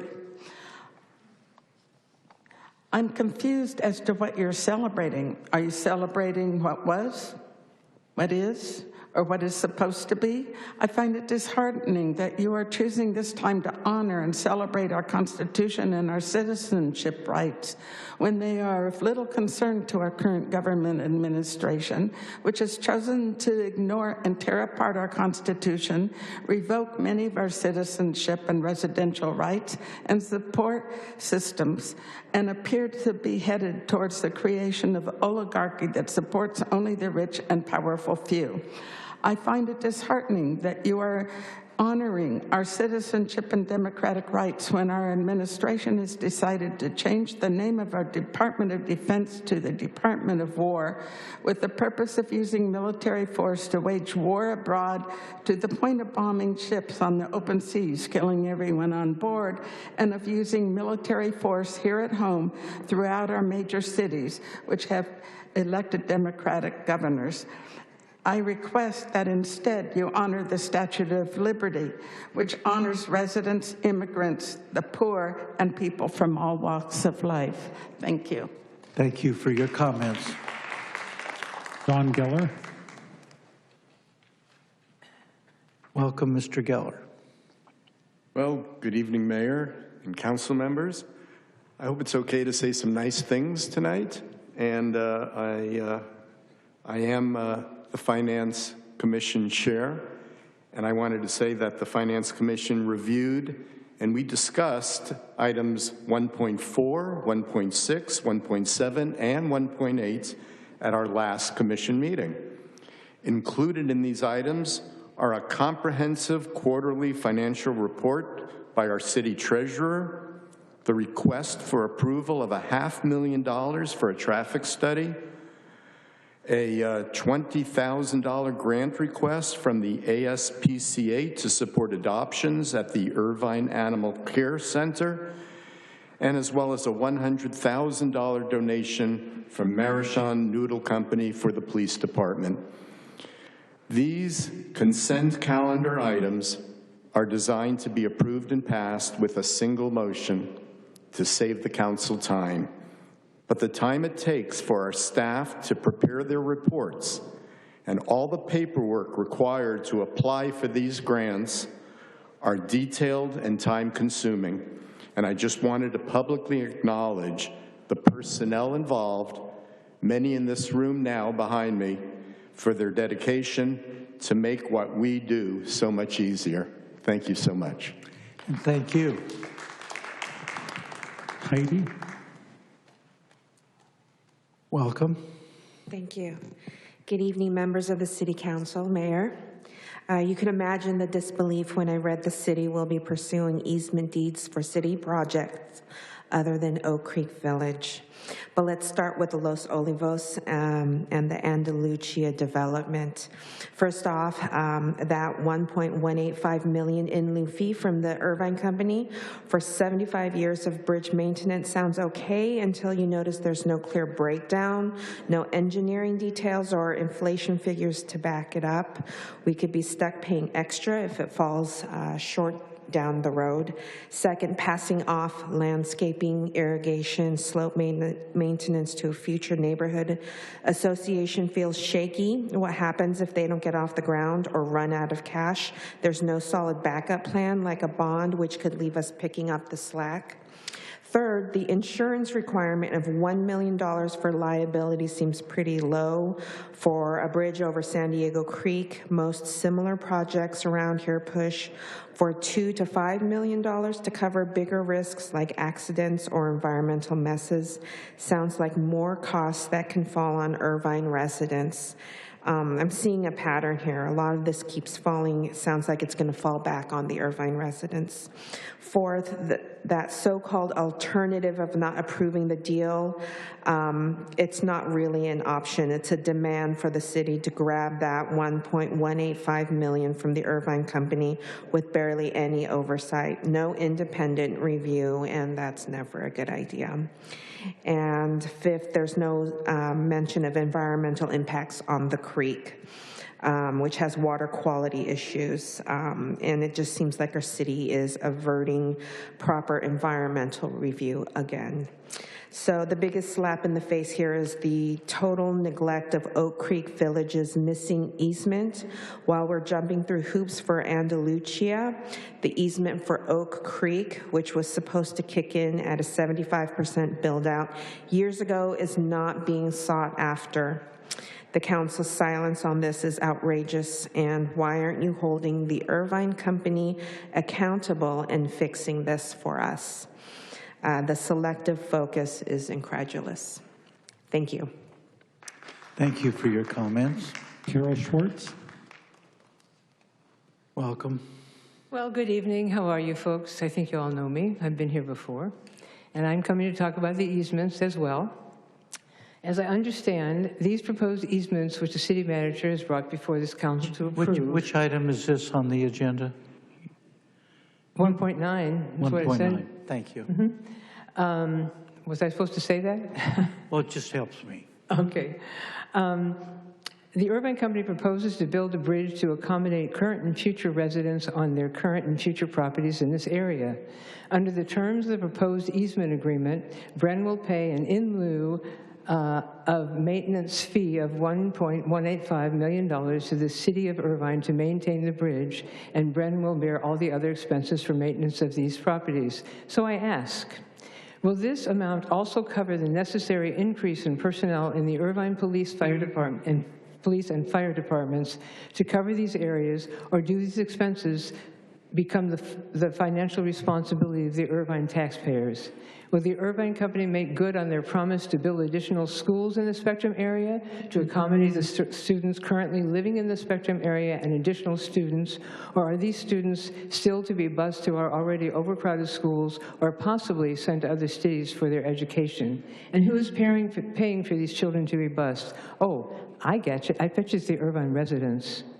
As to the Irvine Company maintenance, the Better Business Bureau posts the Irvine Company has 157 complaints in the last 3 years. Per the complaints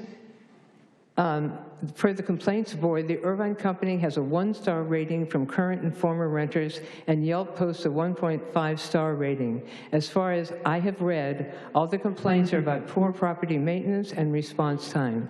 I ask you, based on these complaints and ratings, how can we trust the Irvine Company to maintain this new area they are planning to construct? Thank you very much. Thank you for your comments. Our next speaker is Eric Nishanian. Mr. Nishanian, you may unmute your mic. Thank you very much. I'm speaking to 1.2 proclamations. September is Ovarian Cancer Awareness Month. I'm sure there's council members on the council that are sympathetic to female issues, especially the females, especially those real good, strong activists like Councilmember Treseder and, oh yeah, Betty, she cares about everybody, Franco. How'd you guys miss that one?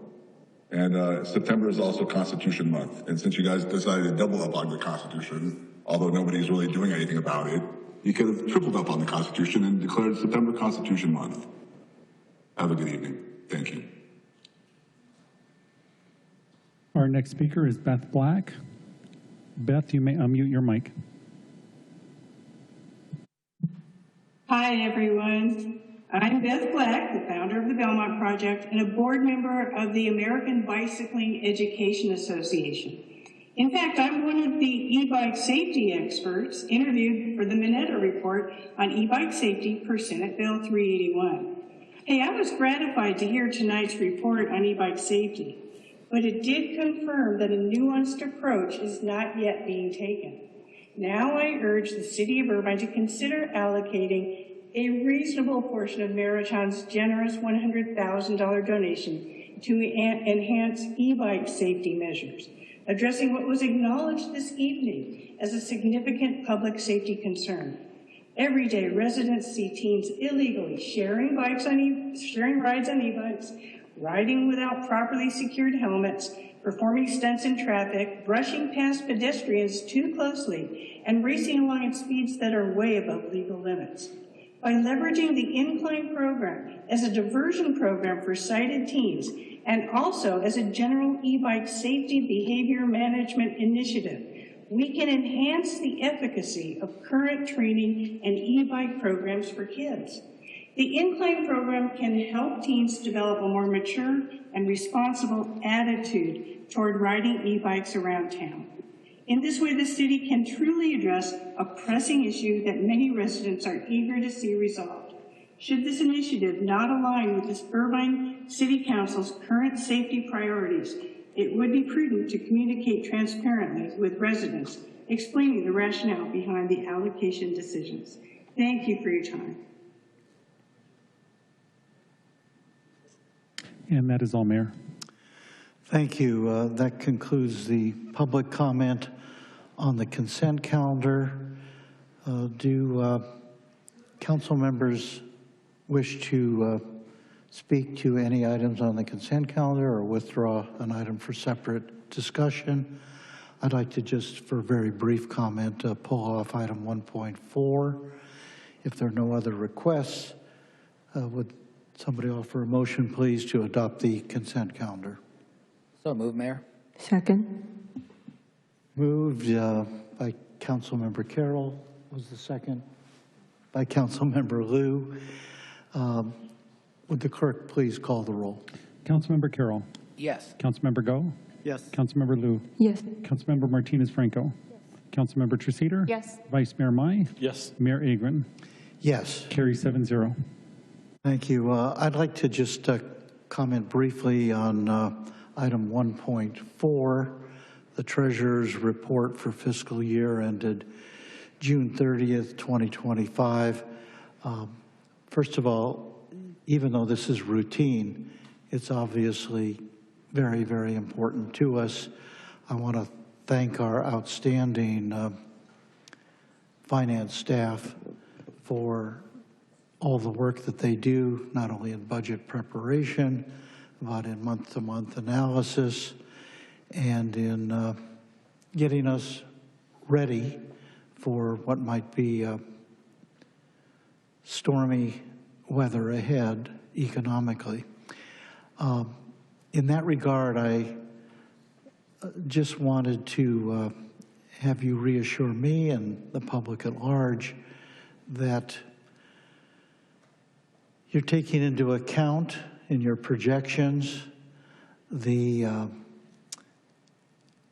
prospects for a moderate to even more serious recession, perhaps a prolonged one, perhaps coupled with inflation and what we used to call, and I guess we'll be calling again, stagflation. Do all of your projections take this into account? Good evening, Mayor. Thank you for the question. Yes, we do account for any prospective recessions in our forecast. And one way we do that is with a reserve. Currently, we do have a contingency reserve set aside to mitigate any sort of impacts for a recession. We are monitoring our sales tax, which is volatile when there is a recession. Thankfully, we do have stable revenue sources like property tax, a strong business base that really helps us through those times. We're in constant discussions with city manager, with department heads about possible recessions. We've already started discussions about that, preparing for any sort of impacts in the future, and we're constantly watching it. There are contingency plans if we need to retract. Right now, we're just monitoring it at this time, and definitely would inform council and have larger discussions about any sort of adjustments if need be. Thank you. That's reassuring. And with that, I'll move adoption of 1.4, which is a receive and file item. Is there a second? I'll second it, Mayor. Seconded by Councilmember Carroll. Will the clerk please call the roll? Councilmember Carroll. Yes. Councilmember Go. Yes. Councilmember Lou. Yes. Councilmember Martinez Franco. Yes. Councilmember Treseder. Yes. Vice Mayor Mai. Yes. And Mayor Agron. Yes. Carry 7-0. Thank you. That concludes the consent calendar, putting us a little bit ahead of schedule. And with that, we'll move to the public hearings section of our agenda. It's listed under item 2. Public hearings are just slightly more formal procedure required by law for certain items. And we have one public hearing item tonight, item 2.1. I'm going to turn to the city clerk now and ask Mr. Peterson to introduce this item by subject and title, please. Thank you, Mayor. Item 2.1, General Plan Amendment, Zone Change and Development Agreement for a 2,500 unit residential project in Planning Area 25, University Research Park. Thank you. This is a public hearing, which I'll now declare open. At this time, we will turn to our staff. Please introduce yourselves and present this item. Thank you. Thank you, Mayor Agron and fellow city council members. My name is Eric Martin, and I'm a senior planner with community development. And tonight I'll be presenting the proposal for residential development within Planning Area 25 that has been proposed by the Irvine Company. I'll start by providing context about the project site. Planning Area 25 is also known as University Research Park, and it's outlined in red in the aerial image on this slide. It's located at the southwestern edge of the city and was established in 1995 with the intention to develop a biomedical and high technology office campus park. To support this, the land within the planning area is zoned 5.5 medical and science or 1.2 development reserve, and also designated research industrial in the general plan. Approximately 1.4 million square feet of development intensity is assigned to the planning area, and of this square footage, about 914,000 square feet is currently built, with various office buildings that are occupied by office, research and industrial, and accessory uses. As it exists today, Planning Area 25 does not allow residential uses, which is why a general plan amendment and a zone change are currently being requested. That amendment and the zone change are needed and are proposed to redesignate the land to multi-use and also rezone it to 3.1I multi-use, while establishing a 2,500 residential dwelling unit cap for the entire planning area. To give some background, the project is being evaluated for consistency with an MOU between the city and the Irvine Company that was initially approved in March of 2023 and supplemented earlier this year. The purpose of that MOU is to facilitate the production of additional housing units while also capturing community benefits, including, but not limited to, increased levels of affordability, a per-door public benefit fee, and high-quality housing projects. The master plan was recently approved by the Planning Commission in May of this year, and that was considered phase 1 of the residential development within the planning area. And that plan proposed to develop a vacant lot within the area, provide 1,233 apartment units within 2 6-level wrap-style buildings and 1 7-level podium-style building. The site plan on this slide shows that the buildings are oriented toward the intersecting private drive and a centralized recreational area, with buildings 1 and 2 situated along the north and west sides of the site, and building 3 on the east side of the site, with gated access on Academy Way and Innovation Drive. As mentioned, the Planning Area 25 was not originally intended to allow residential units, and is why the general plan currently designates the entire area research industrial. To address this, the amendment proposes to redesignate 131 acres of land to multi-use, a designation that not only allows residential uses, but is also supportive of the current mixture of institutional, medical, office, and R&D uses in the area. The image on this slide depicts the change, with the top showing the planning area in pink and research industrial designation, and the bottom in gray with the updated multi-use designation.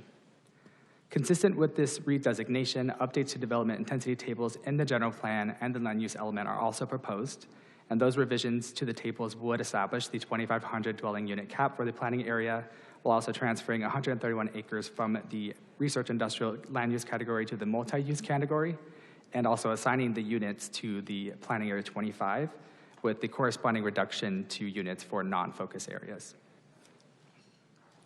Excuse me, let me go back.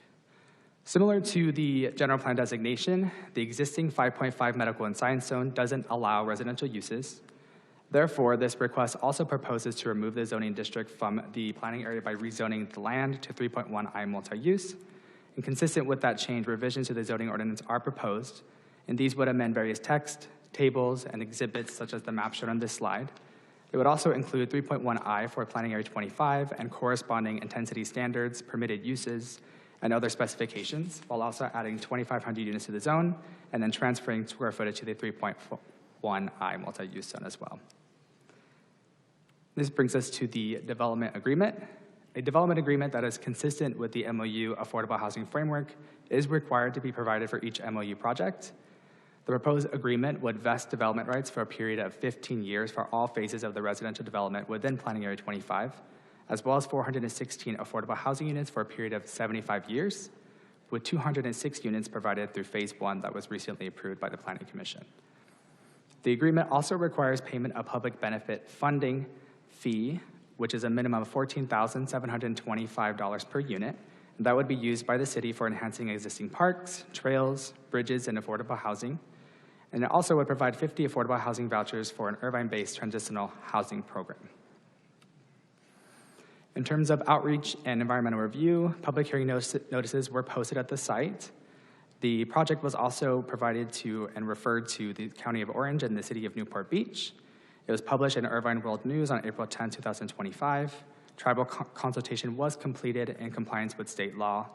And in terms of the environmental review, an addendum to the general plan program EIR was prepared and found that the impacts would be the same or similar to impacts under the general plan. No new significant impacts would also result from the project, and then also no substantial increases in severity of any environmental impacts were found. On May 1st, 2025, the Planning Commission recommended that the City Council approves the development agreement as well as the associated zone change and general plan amendment. And they also approved the associated phase 1 for master plan for phase 1 with a density bonus housing agreement and a regulatory agreement components of the affordable housing plan, as well as the associated tract map. With that, staff's recommendation is to adopt resolutions that would approve the general plan amendment, and also an ordinance that would approve the zone change, and also an ordinance that would approve the development agreement associated with this project. That concludes staff's presentation. Staff and the applicant are available for any questions. Thank you. Thank you for that presentation. Are there any questions or comments from the dais here? I see no requests. Let me just make one comment of my own, if I might. A question, really. What emphasis is being given to transit connections? I'm talking about the Anteater system, possible expansion of our Irvine Connect system. Has that been taken into account at all in the planning here?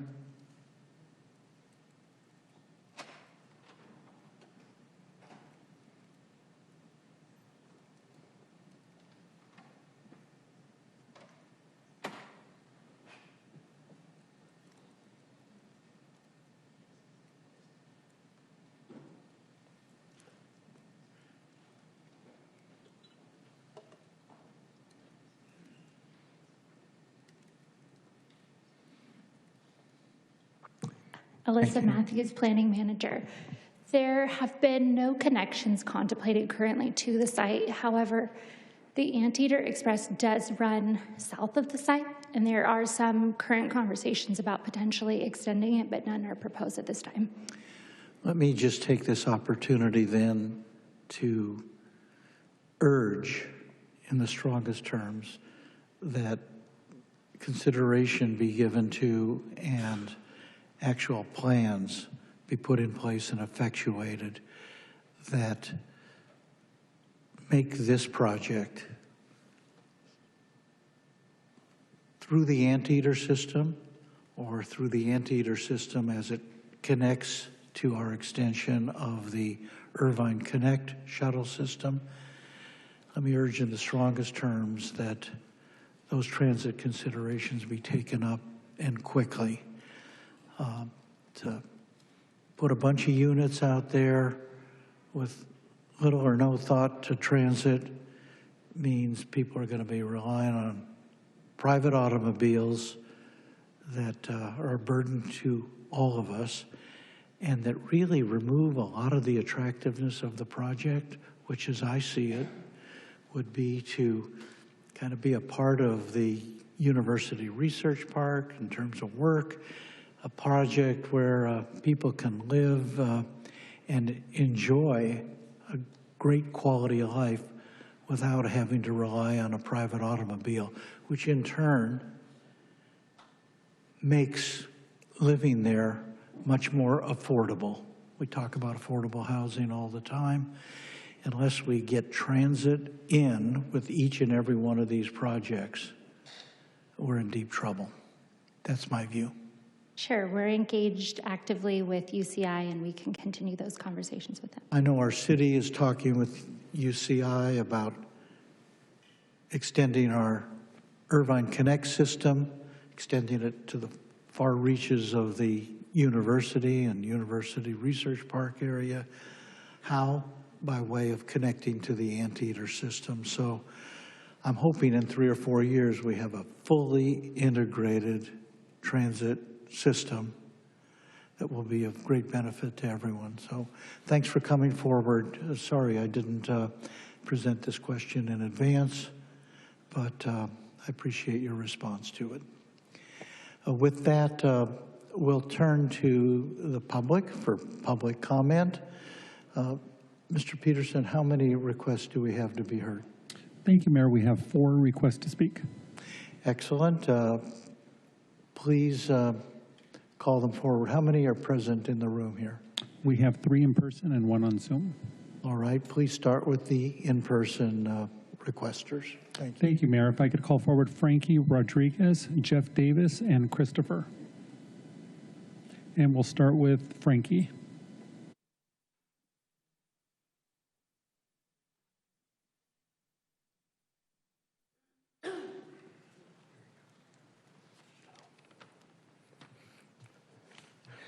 Good evening, Mr. Mayor, fellow council members. My name is Frankie Rodriguez, and I'm a representative with the Western States Regional Council of Carpenters. And I live in the local area, recreate in the vicinity of the project. I believe that I will be impacted by the environmental impacts of the project. The city should require the project to be built with contractors that hire locally, pay prevailing wage, and utilize apprenticeship from state-certified apprenticeship training programs. Workforce requirements reduce construction-related environmental impacts while benefiting the local economy and workforce development. In a recent 2020 report titled Putting California on the High Road, a Jobs Climate Action Plan for 2030, the California Workforce Development Board concluded that investing in growing, diversifying, and upskilling California's workforce can positively affect returns on climate mitigation efforts. The South Coast Air Quality Management District recently found that local hire requirements can result in air pollution reductions.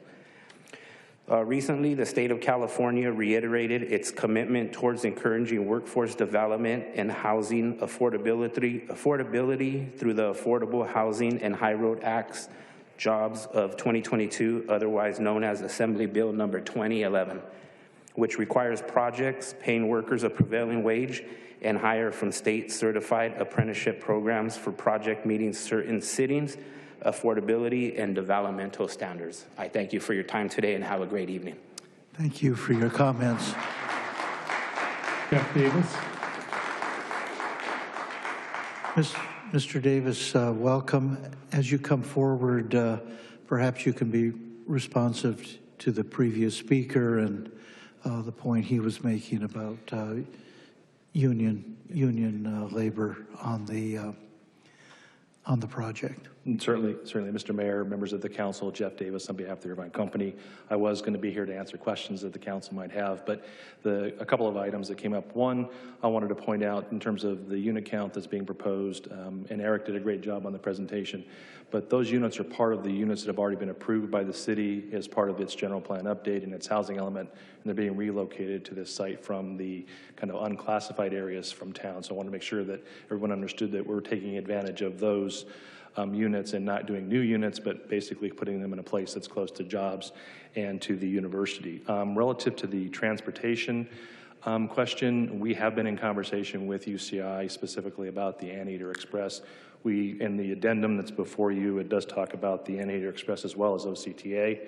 And it's our thought that if we're successful in doing what we're going to do, we expect we'll have hopefully UCI, both faculty as well as undergraduate students or graduate students, as well as those that are working in the UCI Medical Center in the vicinity. So that synergy does work for us. The last thing on the transportation I'd point out is that benefit fee for this project is about $38 million total. So we expect that we can work with the staff in terms of how we might be able to take those and leverage those dollars into things like iConnect and other things for the transportation area.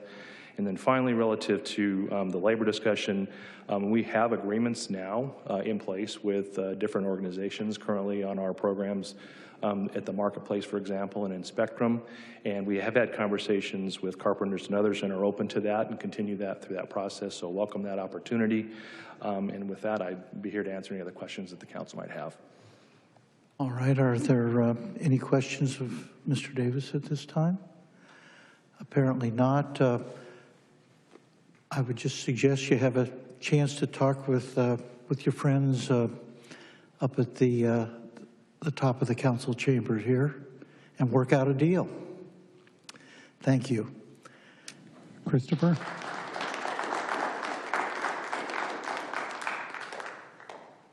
Welcome. Hi, my name is Christopher Wong. I'm not representing any group. I travel to UCI for work every day. Going down University, I'm just slightly worried about the width of University. There was a recent expansion of the University Road, but anyone who travels down there in the morning knows how crowded it can get. Also, with the apartments, I think it's going to be a great idea. I just wish there would be a plan in that project for more bridges that would expand over certain parts of the road. I would anticipate that a lot of staff, faculty, and students would welcome this housing, but they would like to walk over, possibly to Crawford to go see a baseball game, or to the medical center to visit that campus. There are bridges that currently go over from the medical center to the science library, the Watson Bridge. There would be additional bridges. Would be really great if the Irvine Company could help maybe pitch in to build that. As for the Anteater Express, which is funded mostly by the students, it would be great if maybe the Irvine Company could help pitch in for that too, since there are buses that currently run along that route, but not toward the back of University Research Park. I'm sure the surrounding businesses like the Herb Restaurant and Moon Goat Coffee would greatly appreciate these apartments. Thank you. Thank you for your comments. Our next speaker is Pam Wyckoff. Pam, you may unmute your mic. Hi, I'm Pam Wyckoff. I have a few questions. What is the requirement for an environmental impact report? What new water resources has Irvine Ranch Water District secured to accommodate another 2,500 units? It seems we are at the mercy of the good Lord regarding how much rain we get. What will the impact be on the bike paths? I ride an e-trike on these bike paths, and I can tell you they desperately need upgrading. What will the other 318,000 residents of Irvine have to sacrifice to enable the Irvine Company to collect rent from 2,500 more apartments? It appears the buildings will be 6 and 7 stories. Why did this get approved? We only had 5-story apartments up till now. In response to the Irvine Company gentleman, I want to remind everyone of all the jobs that were eliminated in the Irvine Business Center by John Wayne Airport. Thank you very much. Good night. And that is all, Mayor. Thank you.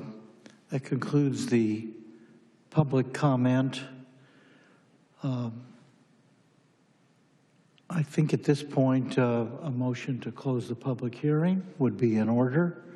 Is there such a motion? I'll also move. Second. I'm sorry, Councilmember Treseder, did you want to be recognized before we close the public hearing? Either way, it doesn't matter. All right, let's close the public hearing. I'll move that we close the public hearing. Is there a second? Second. Seconded by Vice Mayor Mai. Would the clerk please call the roll? Councilmember Carroll. Yes. Councilmember Go. Yes. Councilmember Liu. Yes. Councilmember Martinez Franco. Yes. Councilmember Treseder. Yes. Vice Mayor Mai. Yes. Mayor Agron. Yes. Carry 7-0. We now turn to one another for council comment. Of course, a motion at the appropriate time will be in order. Councilmember Treseder. Thank you. Yeah, I just want to say I'm very much in favor of this housing development. I just held with UCI and Envision UCI town hall, and there were a lot of people there from our UCI community, and some of them specifically asked for housing in this area. We're going to have a lot of new jobs that are open for our hospital that's growing there and other things. And we need to be able to have housing to house those workers. In addition, our students, our postdocs, our staff, our faculty also would really welcome more housing right around campus. So I think this is great. I'm pleased that the Irvine Company is willing to work with labor and make sure that their interests are taken into account. And also, I would also really appreciate work with the Irvine Company to expand the Anteater Express shuttle. Thank you. Thank you, Councilmember Treseder. I see no other requests. Why don't I make a motion at this time to adopt what are staff recommendations 2, 3, and 4. The action item number 2 is a resolution that does not require a reading, but items 3 and 4 require a reading, which I'll do at this time. Move adoption of an ordinance of the City Council of the City of Irvine, California, approving zone change 009-20016-PZC to rezone land from 5.5 medical and science to 3.11 multi-use and amend sections 3-3-1, 3-37-17, and Chapter 9-25 of the Irvine zoning ordinance to establish a maximum residential unit cap of 2,500 dwelling units, add development standards relative to residential development, and create land use regulations for the 3.11 multi-use zone for Planning Area 25, University Research Park, filed by Irvine Company. And I might as well introduce for first reading as well, recommended item 4, an ordinance of the City Council of the City of Irvine, California, approving development agreement 009-48649-PDA to establish public benefits and affordable housing requirements associated with the development of 2,500 dwelling units within Planning Area 25, University Research Park, filed by Irvine Company.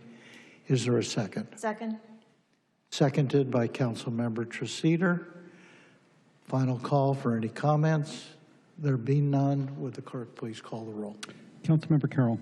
Yes. Councilmember Go. Yes. Councilmember Liu. Yes. Councilmember Martinez-Franco. Yes. Councilmember Treseder. Yes. Vice Mayor Mai. Yes. And Mayor Agron.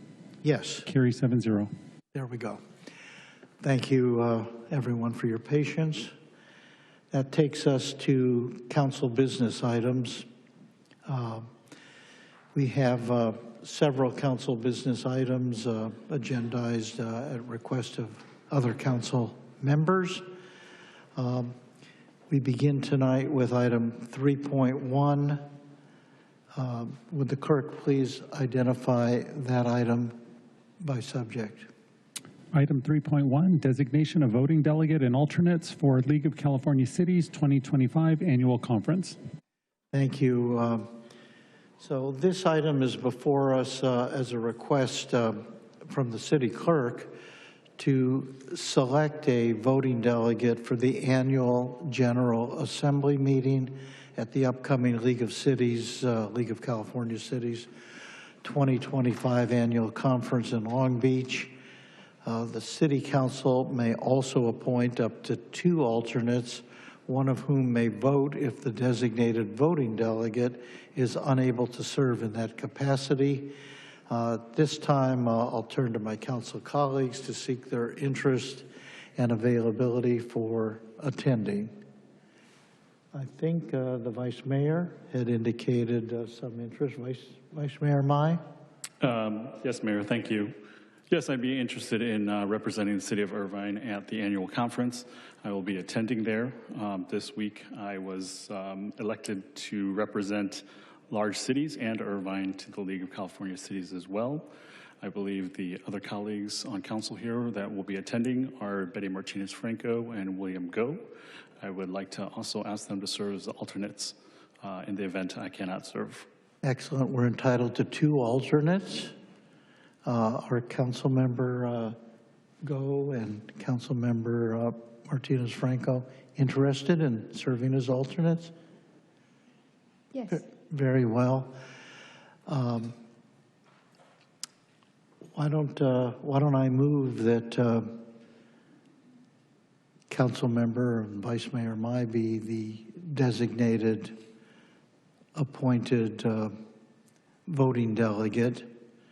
I don't know that there's going to be any voting, but that he be aided in that regard by the attendance of Councilmember Go as an alternate and Councilmember Martinez-Franco as an alternate. Is there a second? Yeah. I'll second that, Mayor. Seconded by Councilmember Carroll. Any discussion? I'm sorry. Oh, there we are, Councilmember Liu. Just wanted to mention that I will also be in attendance. All right. All right. That's good. We have lots of backup. Lots of backup. Thank you. What is the date on that meeting? The date, let's see, the date is October 8th through the 10th, and the annual meeting is on October 10th. Excellent. And I understand that this time there are unlikely to be any voting on resolutions. Is that the case? That's my understanding. Of course, something could change between now and then, but that's my understanding as of now. All right. If indeed there are resolutions to be voted upon, I would just encourage the voting delegate to confer with the alternates to discuss an appropriate vote if there are resolutions.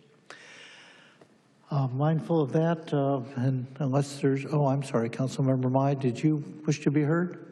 No, I just wanted to add on to that, is that if there are any resolutions that will come forward, I will bring it up to both alternates and also Councilmember Liu, who will be in attendance as well for discussion, if there is anything that does come up. All right. Excellent. Thank you. With that, would the clerk please call the roll? Mr. Mayor, before I do, I just want to note for the record there are no speakers on this item. Thank you. Appreciate that. Councilmember Carroll. Yes. Councilmember Go. Yes. Councilmember Liu. Yes. Councilmember Martinez-Franco. Yes. Councilmember Treseder. Yes. Vice Mayor Mai. Yes. Mayor Agron. Yes. Carry 7-0. thank you all for your service and attendance at the League of California Cities annual meeting. That takes us to item 3.2.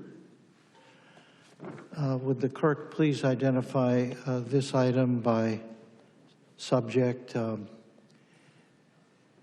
title? Item 3.2, option to purchase 2-acre parcel adjacent to Gateway Village residential site. Thank you. With that, I'll turn to our city staff to make a presentation. If staff would please introduce themselves and proceed with the presentation, I think we'd appreciate that. Good evening, Mayor, members of the City Council. Pete Carmichael, Assistant City Manager, and with me this evening is Liliana Bogdanovich, Deputy City Manager. The presentation tonight is a recommendation for purchase of a small piece of property adjacent to the Gateway Residential Village. I'm going to take just a couple of minutes and refresh memories with regard to the Gateway project. It's been a while since we talked about it. A short status update on where the project stands, and then I'll talk through the purchase of the property. As council will remember, originally there were several goals through the larger Gateway vision. One was certainly the closure of the All-American asphalt plant in the hills above North Irvine off of the Jeffrey Road extension. Partially as a result of the closure of that plant and annexation of other open space areas nearby, the creation of a 700-acre Gateway Preserve with 10 miles of new mountain bike hiking trails, and then the Gateway Village, a 70-acre parcel at Portola and Jeffrey, proposed for a new residential village, the proceeds of which would pay off the purchase and closure of the All-American asphalt plant. I'm happy to report good progress is being made on all fronts with regard to Gateway. As the council knows, the All-American asphalt site has been closed for some time now, decommissioned, and remediation efforts are underway. Gateway Preserve itself is making good progress. City staff and our Community Services Department, along with the Irvine Ranch Conservancy, are processing a recreation and resource management plan which establishes the preserve. That's with the appropriate wildlife agencies. We've gotten very good feedback and expect a decision in the next 30 days on that. The Gateway Village has just published a draft EIR last week, and we plan to be before the various commissions and the City Council starting in the next couple of weeks through November and December. And then site work, we plan to start site work in 2026. That's the grading, the roadways, the utilities, the JOST, the segment 4 of the JOST that goes north of Portola Parkway, as well as the first model openings are targeted for late 2027. With that, moving on to the matter at hand today, on the screen here is a picture of the Gateway Residential Village in yellow, the larger Gateway Preserve adjacent to it in green. The Gateway Village is bordered by the JOST on the west. It's bordered by county property along the toe of the slope along the Bee Canyon Access Road to the east, and then the preserve to the north.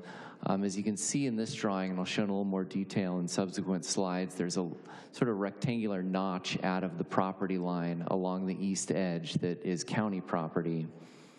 That notch creates a challenge for neighborhood planning, makes for difficult and less efficient neighborhood layout with regard to streets, home sites, neighborhood amenities. You can see in the drawing here how the notch, as we've come to call it, creates an irregular property line and juts into areas that would be planned for neighborhood features. With that, the city's been working with the county to see if there's a solution by which the city could buy the properties and incorporate them into the planning of the Gateway Village. We have reached agreement in that regard for a purchase price of $9.3 million for the approximately 2 acres. That's a per acre value established through the arrangement with Brookfield Residential on the rest of the Gateway property. The way the county would pay for it is, or excuse me, the way the city would pay for it is through providing a credit to the county against some infrastructure fees that they owe us elsewhere. Attached as part of the transaction documents tonight is an addendum to implementation agreement number 2. This is an historical agreement between the city and the county that provides for the county paying a fair share contribution for Marine Way construction adjacent to the Great Park. The county has opted to take the city's payment of $9.3 million as a credit to offset dollars that the county owes the city for Marine Way construction. With that, there's 2 documents attached. As I mentioned, the second is the addendum to the implementation agreement that memorializes the credit. The first is the option to purchase agreement. That's the document that establishes the city's option to buy the property. The city would exercise that option and purchase the property if and when entitlements are achieved late this year or early next year. Also notable that the border of the Gateway Village shown here along the Tove Slope is not only a property line but also the county boundaries. So the city would be potentially buying this piece of property should the city exercise the option, and then we would be back likely next year with documents associated with its annexation at the appropriate time.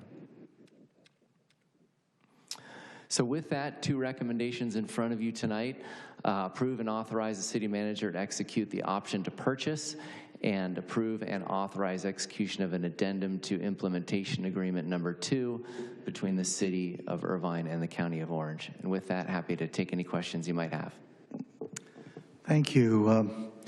Are there questions of staff at this time? There being none, I would entertain a motion. Is there a motion to adopt staff recommendations? I'll so move. Everybody else is I'll second. just asleep at the switch here. Seconded by Councilmember Liu. Thank you. With the motion to adopt before us, any comments? Thank you. I'm reminded in looking at the photos and everything, just what an amazing achievement this is to gain the Gateway Preserve, that entire project, and now to take care of that 2-acre notch, just to round it out ever so slightly, will be welcome indeed. And generally, we're making a lot of progress there, aren't we not?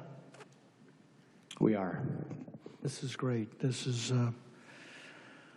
the kind of good work that goes on largely out of public view, but when it emerges in its full form, it's just going to be an amazing addition to our city. With that final comment, at this point, motion properly before us, would the clerk please call the roll? Thank you, Mayor. And again, just for the record, there are no public comments. Oh, thank you again. Councilmember Carroll. Yes. Councilmember Go. Yes. Councilmember Liu. Yes. Councilmember Martinez-Franco. Yes. Councilmember Treseder. Yes. Vice Mayor Mai. Yes. Mayor Agron. Yes. Carries 7-0. Thank you. Thank you both. Now we turn to item 3.3. Would the clerk please identify this item by title and subject? Citywide American flag proposal. Thank you. This was placed on the agenda at the request of Vice Mayor and Councilmember James Mai, to whom we can turn at this time, or if you wish, Councilmember Mai, I could turn directly to staff first. It's up to you. Yeah, let's have staff and then I'll speak afterwards. Excellent. Welcome. Please introduce yourselves and proceed. Good evening, Mayor Agron, Vice Mayor Mai, and members of City Council. I'm Alex Salazar, Acting Director of Public Works and Sustainability. Joined this evening with me is Michael Courtney, Public Works Manager. We're here to present the Citywide American Flag Initiative program, developed following Council's June 25 direction to explore ways to display American flags across the city in recognition of the 250th anniversary of the signing of the Declaration of Independence, which will be celebrated in June of next year. Tonight, we'll present 4 options for Council's consideration. Initially, 3 options were developed by staff. However, Finance Commission recommended a 4th option, which has been included along with their input. Option A, new freestanding flagpoles. So option A proposes installing 100 new 30-foot freestanding flagpoles, each with commercial-grade solar lights and 4x6 American flags. Poles would be placed at parks, community centers, and other eligible city-owned properties. Installation would be limited to locations that meet clearance and safety requirements. The estimated cost for this option is $1.6 million, with ongoing maintenance, including 3 flag replacements per year and a solar light upkeep. Would cost approximately $154,000 annually. It would also require additional staff time to comply with federal half-mast protocols. Option B, flags on existing streetlight poles. Option B proposes installing 180 flags on 90 Southern California Edison-owned streetlight poles using the city's existing license agreement. These poles would be located at major city entry points and intersections between villages.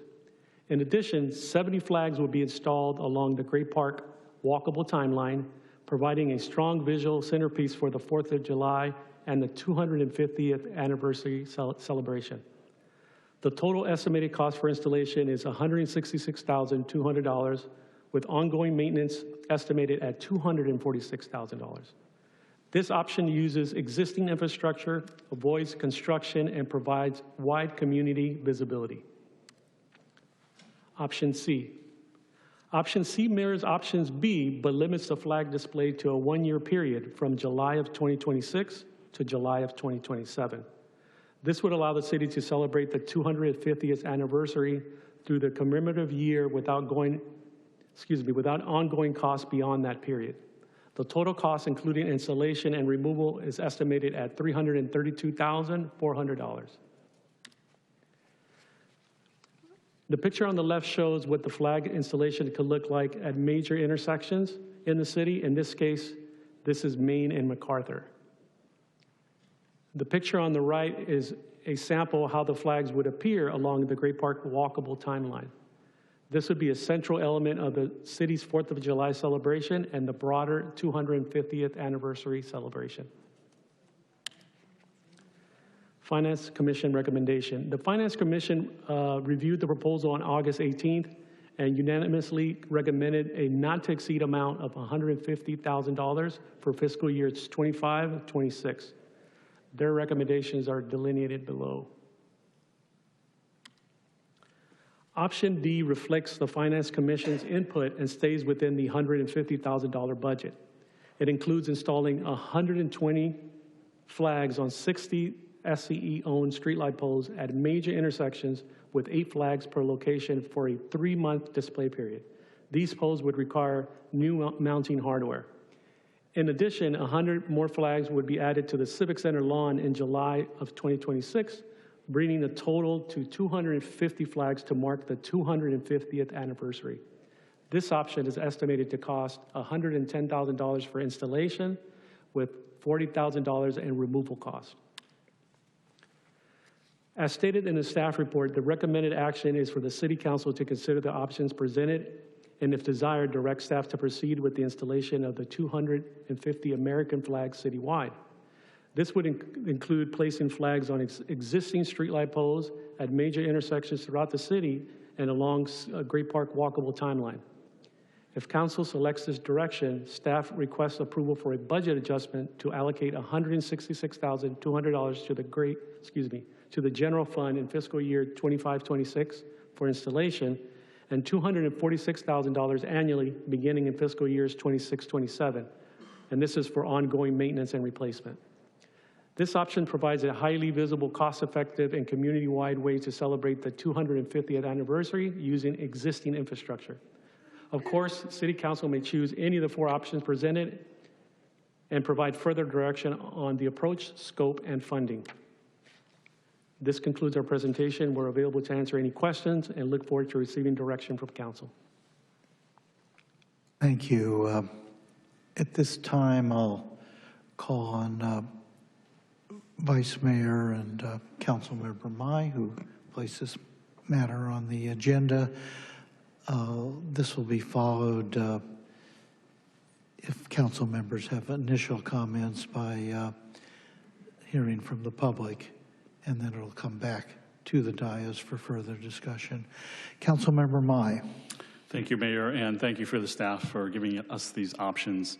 I want to thank you guys for the tremendous amount of work that you guys put into this. I know it was a lot of research, looking throughout the city and where we can do this, and we gave you a general direction the last time we did, and you guys really went with it.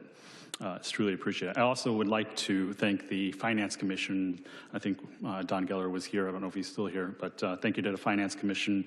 Also, they took a great deal of work in looking at the numbers, and their unanimous vote here really showed that they didn't take this lightly, and they gave us a realistic path forward.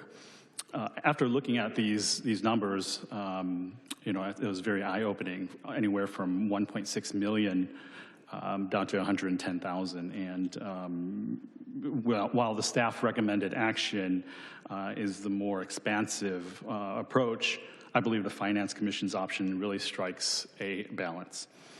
It allows us to honor the 250th anniversary, creating visibility across the city, and preserves resources for other priorities. I think it's not only the most fiscally responsible path, but it's also one that's mindful of cost while still delivering something meaningful to our residents. I can't agree with $1.6 million for flags. That's just way too much. As you suggested, as the staff suggested, 166 with 246,000 ongoing maintenance costs is actually pretty astronomical to me as well. So, you know, this is about bringing our community together, and hopefully we can expand the Field of Valor tradition and have sponsors for all 250 flags, with proceeds benefiting the Marine Adoption Committee. That way our celebration not only honors the nation, but also directly supports our service members and families. So tonight, in the spirit of both unity and fiscal responsibility, I move that the City Council adopt the Finance Commission's recommended action for citywide American flag proposal, setting a not-to-exceed amount of $150,000, directing staff to proceed with a temporary installation plan, and ensuring our community is well-positioned to celebrate 250th anniversary in a way that is meaningful and sustainable and fiscally responsible. So I'll second that. I'm sorry, who seconded that? Yeah, me, Mayor. The motion offered by Councilmember Mai was seconded by Councilmember Carroll. I see 3 requests from folks at the dais to be heard.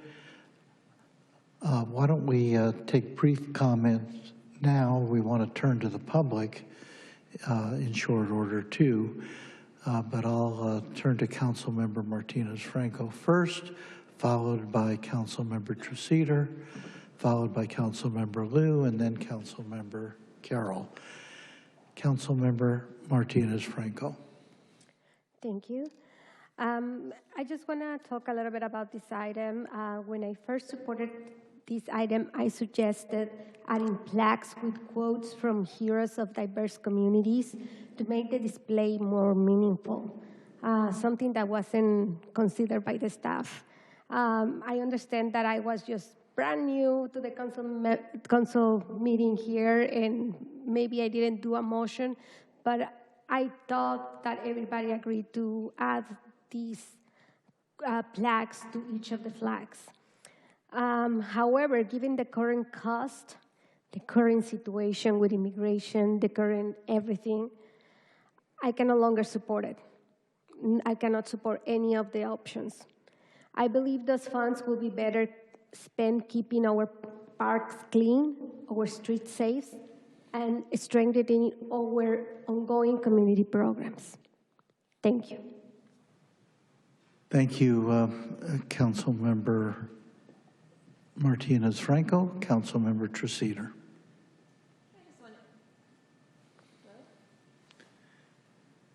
Hello? Okay. Yeah, I just want to say that this motion is pretty reasonable. I appreciate that it's being capped at $150,000 and it's going to happen during a certain time frame, not in perpetuity.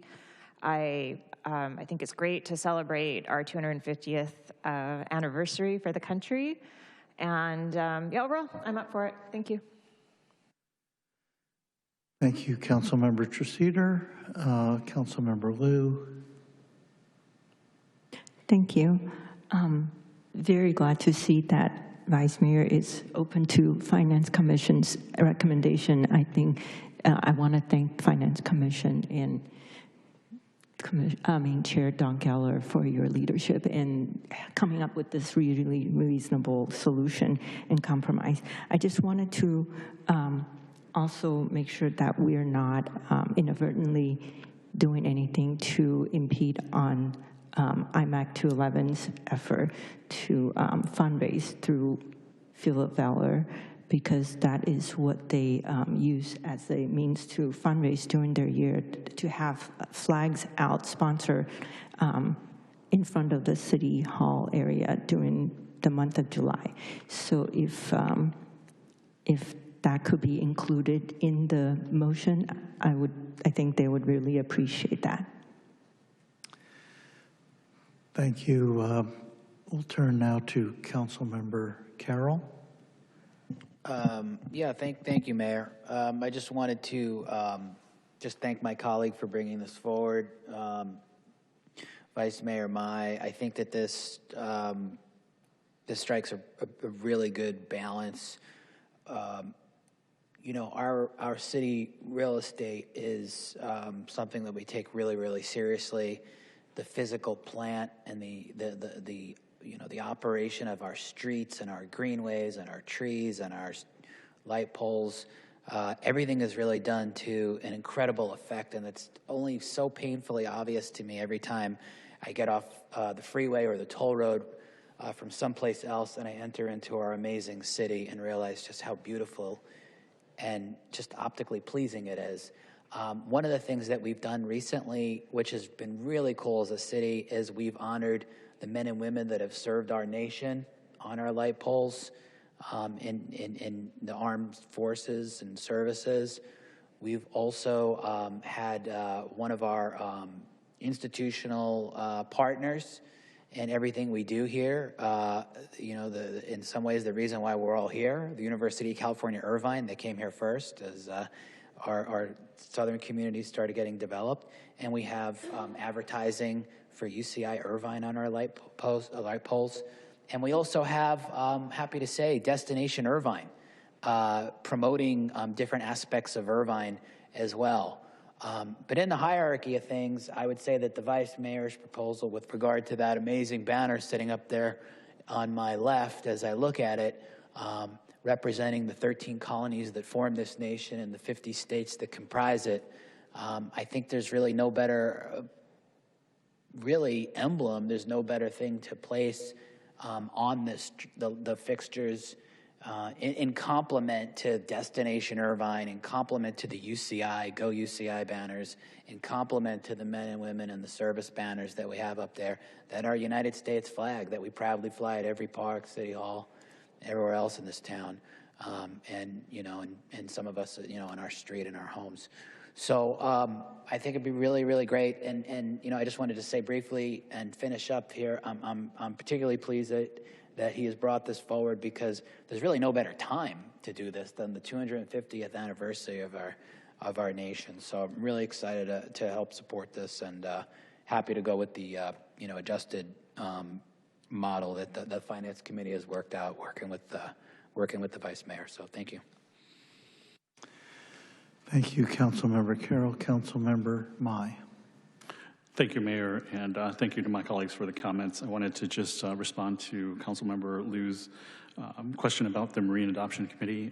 Yeah, I mentioned that previously.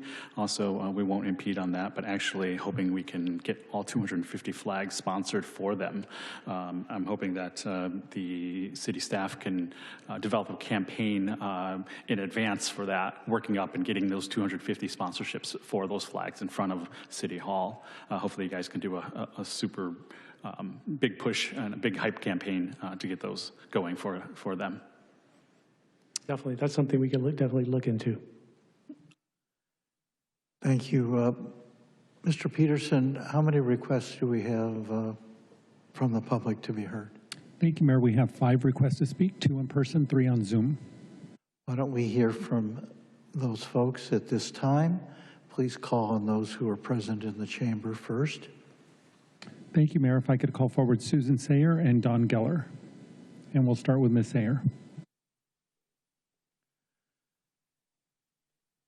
Welcome. Hello again. Okay, I'm confused. What is the purpose or significance of placing 250 U.S. flags on light poles throughout the city of Irvine? Are we celebrating the current demise of our democracy, which is supposed to support immigrants and human rights? Or are we meaning to celebrate human rights in our democratic system of the past? Due to the fact that the flag project would incite conflict between residents with different political points of view, which could result in public safety issues, I disapprove of the project. I also believe that the finances to pay for the project could be better spent for support services to residents, particularly those adversely impacted by the action taken by ICE and other actions taken by our current administration. If you must have U.S. flags posted throughout the city, I support clarification of your intent of honoring our democratic principles, human rights, and support of all residents of the United States by hanging American flags along with flags with representations of the Statue of Liberty, along with its famous words, "Give me your tired, your poor, your huddled masses yearning to breathe free." Thank you. Don Geller. Thank you for your comments and welcome, Mr. Geller. Good evening, Mayor, Vice Mayor. I am your commissioner for the Finance Commission, and I just want to thank you for listening to the Finance Commission for a reasonable compromise. The system works. You asked for Finance Commission input. Staff came to us with a number of options. They were all fairly expensive. The Finance Commission reviewed it. If you can look at the tapes, we actually discussed this quite a bit, took our job seriously, and we feel that the compromise is an excellent one to represent what you wanted to do. It will support the efforts next year for the 250th anniversary of the signing of the Declaration, yet it remains very reasonable. The $150,000 was unanimously picked by the Finance Commission as a way to promote your idea. So thank you. Thank you for the staff.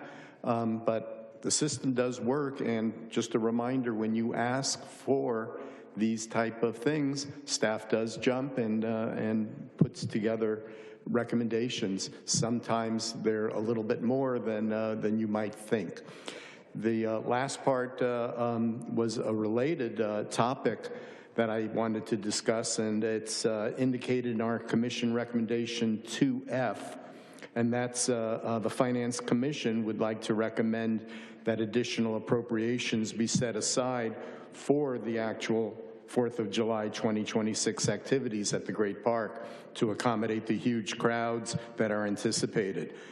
The Finance Commission, with direction from Council, will be willing to review staff's recommendation on additional expenditures and provide the financial review on next year's 4th of July event. Perhaps the Council can include this as direction to staff, since time is of the essence for proper planning for next year's event. If you don't feel it's appropriate for tonight, then perhaps at the next council meeting for Finance Commission to allocate additional funds for the 4th of July event next year. And which reminds me, some of the thought process behind reducing the flag program would be we could use that money to support the throngs of people that are coming next year. Thank you so much, and good evening to all of you, and thank you so much. Thank you for your comments. Our next speaker is Eric Nishanian. Mr. Nishanian, you may unmute your mic.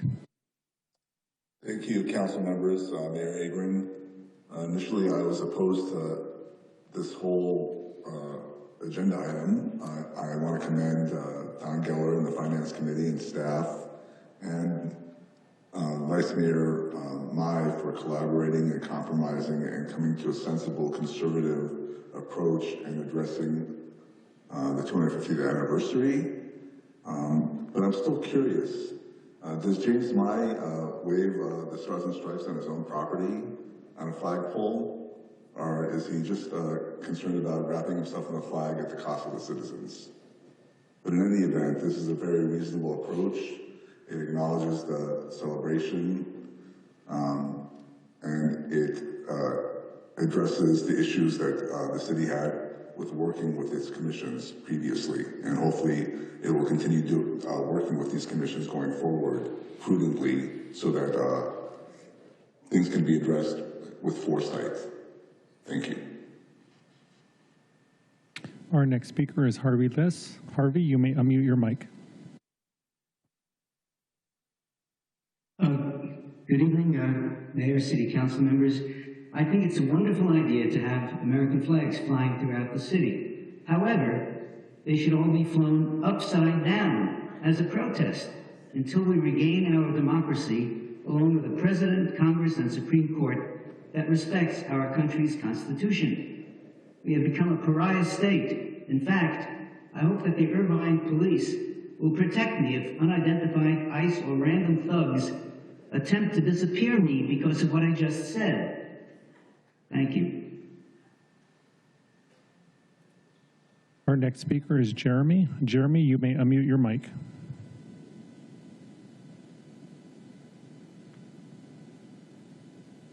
Jeremy, can you hear us? Hi there, Chairman Picarola. I just want to say I stand in solidarity with Councilmember Martinez-Franco, as well as Susan Sayer's comments. And if it was up to me, I would oppose all three options. We're already going to have a celebration, presumably at the Great Park, commemorating the 250th. I see this as performative action to bolster one council member's resume as he runs for, I believe, state senate, potentially. He filed for it. And so, I don't like seeing the flag being used in this way. And in the context of what's going on in the United States, I'd much rather see other symbols, such as the Statue of Liberty, as Susan Sayer mentioned. And I just don't like the use of our funds, especially in the times we're just talking about how these are dire economic times. There's just far better use for our money than small symbols. They're important symbols, but small, gestures towards something that we're already going to celebrate. And yeah, I don't know. I just don't like this item. I never did. And I wouldn't support any aspect of this.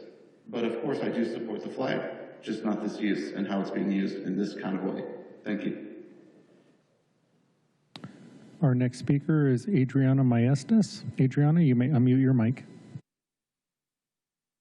Hi, I just want to say that I feel that this item is performative patriotism, And temporary planting or hanging flags doesn't necessarily make me feel better about our country or our city. And flags are already well displayed in city facilities.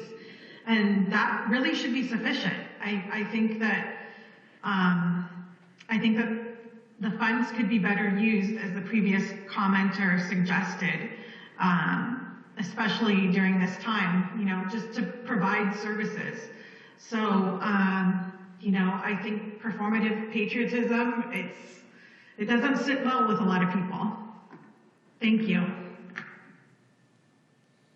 Our next speaker is Julie Tapp. Julie, you may unmute your mic. Thank you. Hi, I'm a 23-year resident of Irvine and have served the country as a U.S. Peace Corps volunteer, and just wasn't aware of this issue, so wanted to chime in with my perspective. I appreciate what has been said about the potential for this to be a performative event. You know, I also am really struggling with this concept of, you know, how do we celebrate the founding of a democracy that's being dismantled by the current presidential administration and the Supreme Court. This is a serious time in our country, and putting a bunch of flags on flagpoles around town is the answer to how to celebrate that. I guess, you know, I can see how a city council would want to demonstrate its celebration of the democracy. I'm happy that the cost will be minimal, but I love the idea of having other events, other quotes, other more meaningful engagement with this time that we're in. So, you know, it's not clear to me that this indeed will unify the citizens of Irvine. What about the people who are not citizens? What about the people who are here under some, you know, they've sought amnesty, or people with green cards? Will everyone feel included? Is this meant to unify us, and will it do that? How will you know? Will you measure that? What problem are we trying to solve, I guess, is my question. Thank you. And that is all, Mayor. Thank you. That concludes public comment. Anything further from the dais here? Councilmember Martinez-Franco. Thank you. I want to echo what Mr. Jeremy said. I am also not against the flag. I am proud to be a U.S. citizen. It made me so proud when I became a U.S. citizen. But again, given the circumstances of the country, I believe that these funds can be used for paying for immigration services rather than flags. I think it's a waste of our money. I think there is so much more than our residents need at this moment rather than flags. Thank you. Thank you, Councilmember Martinez-Franco. Councilmember Liu. I wanted to mention that I understand and I recognize what the comments were about, and I share a lot of that empathy and the comment, a lot of the sentiment. I fly a flag at my own house because it's a reminder of what this country stands for, the values that it's founded on. And I come out to City Hall to work every single day to try to preserve that piece of democracy that we have. And hopefully, with whatever we're doing, we'll be able to have that message out about the flags that recognize all the service members in Irvine. I see so many of them that I've known since they were itty bitty, and now they're on those flags serving our country.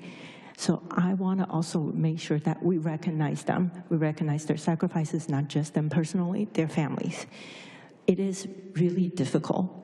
But at the same time, I do agree, money's better spent for services, and I'm happy that we're able to find a happy compromise, that we're not spending a lot of money to show patriotism, and at the same time,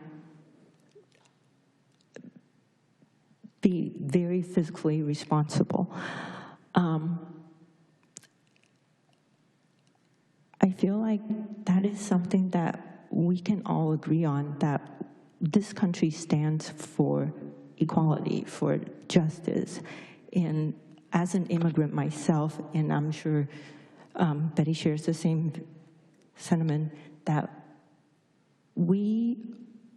by flying this flag, it doesn't mean that we're compromising to something else. We're not, and this is my way of showing that, people who may not agree with me or believe in my existence in the country, that this is my way of not letting that co-opt the flag or co-opt patriotism. I think with that, I'm able to support it just because we're not going to waste taxpayer money. And at the same time, I will let you know that we are working on trying to help residents here. If you follow any of what I post, you know that I am supportive of immigrant rights. And as a lawyer, it is absolutely vital. And as an elected, it is absolutely vital for me to make sure that we protect everyone's constitutional rights, because we can't let that fall. So that's my comment, and I will be happy to support this compromise. And thank you for being willing to be flexible. Thank you, Councilmember Liu. I see no further requests. There is a motion. Could you read that motion, please? If I could ask Mr. Salazar to put that back up on the screen, just if I may, Mr. Mayor, through you, ask Vice Mayor Mai if he concurs with the motion as is displayed on the screen. And that was the Finance Commission recommendation. There we go.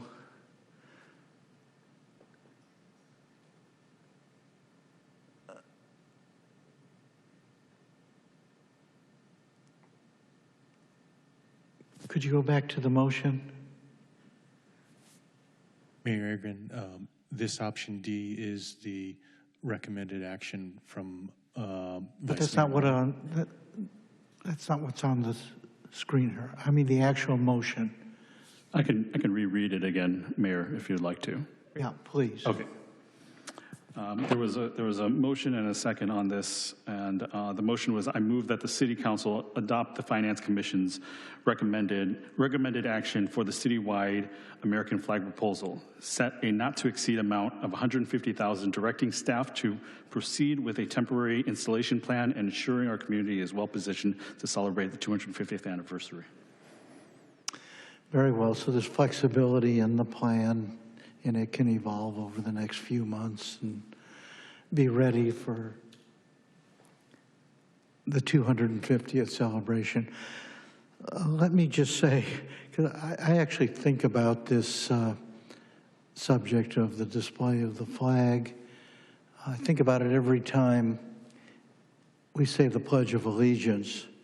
You know, I pledge allegiance to the flag of the United States of America and to the republic for which it stands, one nation under God, indivisible, with liberty and justice for all.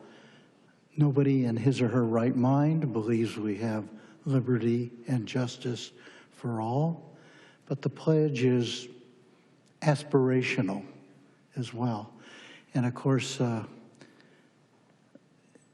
everybody who's familiar with American history knows the amazing words of the Declaration of Independence, which we're really celebrating with this entire flag display. Those words were written by slaveholders who fell far, far, far short of what we regard as an acceptable and enlarging American democracy. But we struggle, even in times when we're backsliding as a nation, as we have been of late. I think the flag display and all the festivities associated with it can serve as a reminder of the aspirational standards that we set for ourselves dating back 250 years, and that it'll be a reminder of how far short we have fallen, and that we need to do more. And so I regard this as an expression of patriotism, is to recognize that part of patriotism is being honest about the shortcomings of your own country and what we can and should do together to make progress toward a more perfect union. So I'm supportive of this. I do think the wording of the motion also leaves plenty of flexibility so that we can mix it up with what I think is a very impressive field of valor on our doorstep of City Hall here. And also, I like the idea of sponsorship of each and every flag by the broader community, by institutions, by individuals, and so forth, to defray costs and participation in this endeavor.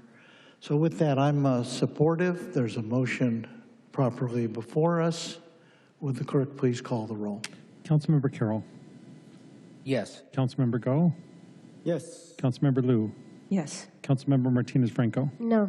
Councilmember Treseder. Yes. Vice Mayor Mai. Yes. Mayor Agron. Yes. Carries 6-1 with Councilmember Martinez-Franco voting no.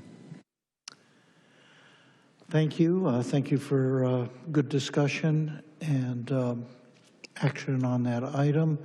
With that, we move to item 3.4. Will the clerk please identify this item by subject and title? Consideration of a request by Councilmembers Go and Liu to discuss a City of Irvine Child Care Grant Program for children aged 0 to 4. Thank you. With that, I'll turn to Councilmembers Liu and Go to further introduce this item. Do we have any staff available at all, or no? This is just an item we're introducing. With that, please, which of you would like to go first? You want to go first? I could start. All right, Councilmember Go. Let me just say something quickly in this regard. Thank you for preparing a memo in this regard, giving us ample notice. As I understand it, this item, your thoughts were taken up first with the city manager as well as with me, and that enabled the city manager to devote modest resources, staff, to help prepare the memo as to what we're doing in child care and to begin to cook this item a little bit. It came to us then in excellent form. I appreciated your memo, and I appreciated the staff work that went into it as well. So thank you for observing that procedure. With that, Councilmember Go right ahead. Yeah, thank you.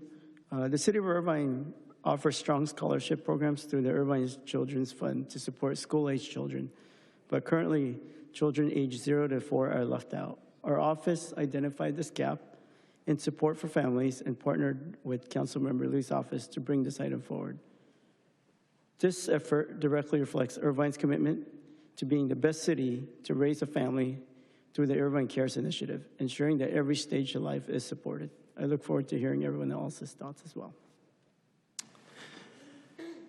Thank you. Councilmember Liu, did you have anything to say at this time? Yes. Go right ahead. So today I'm proud to introduce a proposal that addresses one of the most pressing challenges facing working families in Irvine, in our community. It's the high cost of childcare, specifically early childcare. Well, and then before I go any further, first I want to thank the city staff for helping us. We had extensive discussion with Heather, with Tracy from the staff level, and they're very helpful to allow us to know what is being done at the city already, and help us understand that there is a real gap for childcare for children between the age of 0 to 4. And we also want to thank Jacqueline Wong, First Five California Executive Director, and Kimberly Gold, First Five OC Chapter CO, and the Executive Assistants, Christina Munoz, for their help in providing expertise and assistance. And also Sharon Willickson from Irvine Children's Fund for providing feedback and support for this memo. With my own experience as a mother, it was extremely expensive to raise 3 kids in Irvine, especially during the time when they were 0 to 4. And preschool was expensive, and there wasn't enough of them, let alone any early baby care, infant care. And the city of Irvine has an excellent child care program, but our current system, the assistant program, serve children in TK through 6th grade, so elementary school age. We're lucky that in Irvine, all 29 of our schools have an on-site childcare for before and after school, so working parents can actually go to work full-time and not worry about it.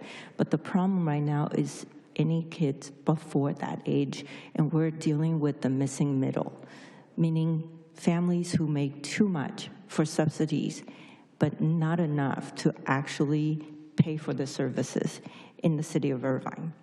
So with my own experience working with Irvine Children's Fund, which is a private nonprofit that works with the city to fundraise for the scholarship to fill that gap for the missing middle, we came up with this, Councilmember Gold and I came up with this idea to fill that gap for the missing middle for children between age 0 and 4.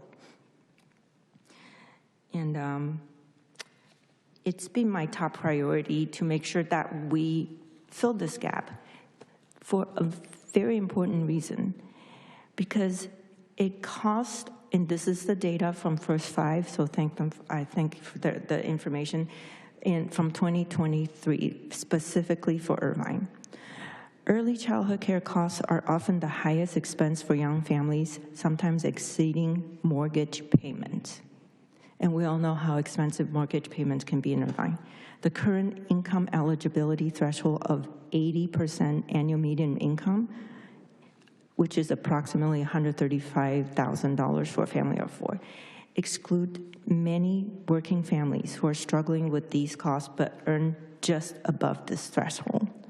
So it should be noted that this data is from 2023, and incidentally, First Five Orange County had a town hall meeting today on this specific issue at the same time at Quail Hill Community Center. So this emphasizes how, or highlights how important this issue is in Irvine. According to the 2020 data, census data, we have about 1,000 children, about 1,000 5-year-olds in Irvine, 3 to 5, that's almost 5,000. In between the age of 0 to 2, that's about 9,500. So that's a significant number. And for most likely a mother to have to deal with childcare, they either have to take a part-time position or to just stay home because of how unaffordable childcare could be in the city of Irvine, and that will significantly impact their career advancement and overall income capacity. And this is not only just a family issue or a women's issue, this is also a business issue. We are missing out on productivity if a lot of the workforce cannot be at work because of childcare problems. And because of this, we think it's important for the city to take this issue seriously and provide that help for the families that are the missing gap. And with this, I'm open to public comment and any comments from my council colleagues. Thank you. Why don't we take a, how many requests are there from the public to be heard? We have no requests to speak. All right, that makes it easy.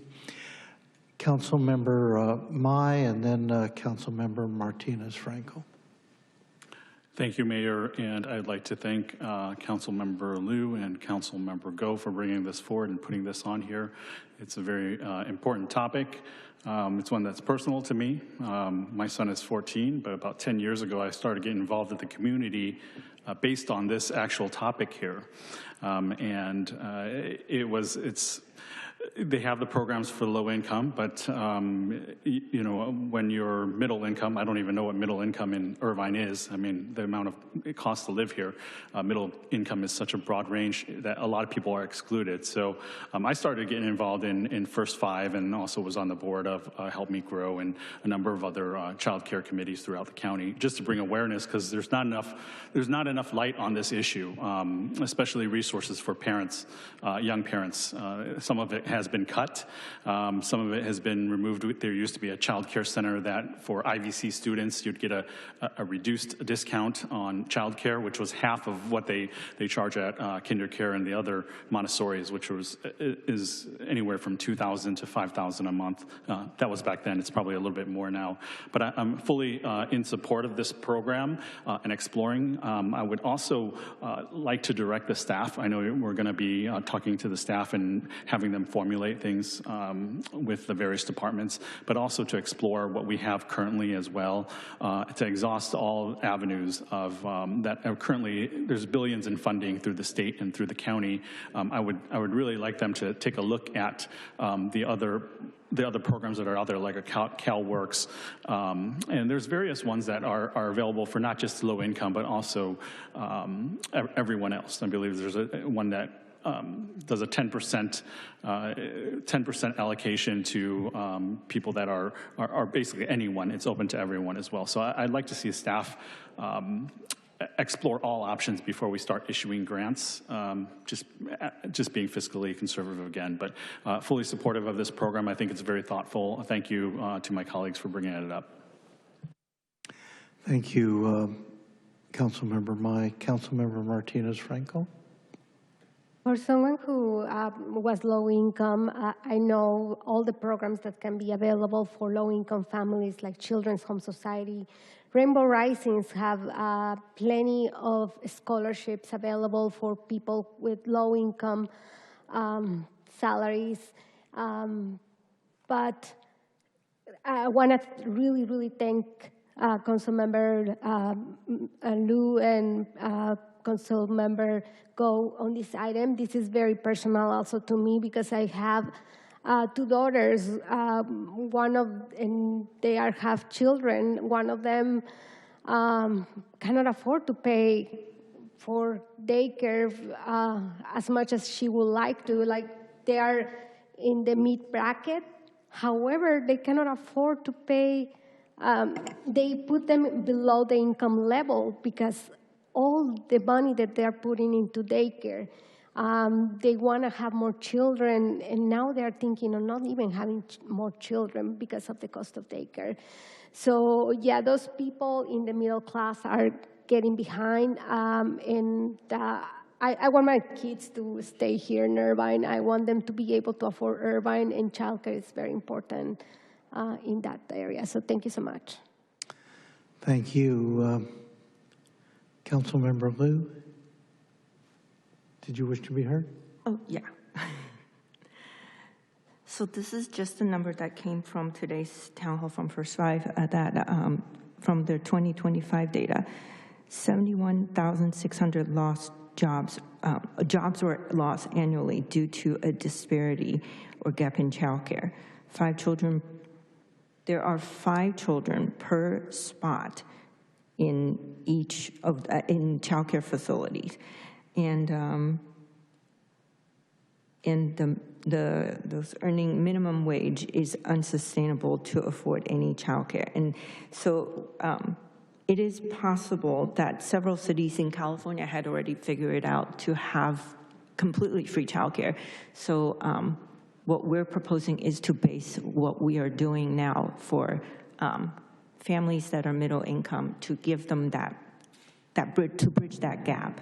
And thank you to the city staff that are very willing to help us set this up. So we really appreciate all that. So with that, I would like to make the motion. And let me pass it. Can I offer a comment? Yes. First, again, thank you for placing this on the agenda. I think the need, frankly, for state and local intervention in the way of subsidies for child care is self-evident. This is a huge problem nationally, at the state level, and of course it's played out locally in every community. Before you make your motion, I hope your motion incorporates some serious direction to staff to review this entire matter, but not staff alone. I think Heather Dion is here. She's director of our Health and Wellness program. It's not a department yet, is it? She's a director. Director of a program or a department? We're working on building a department. There we are. Okay.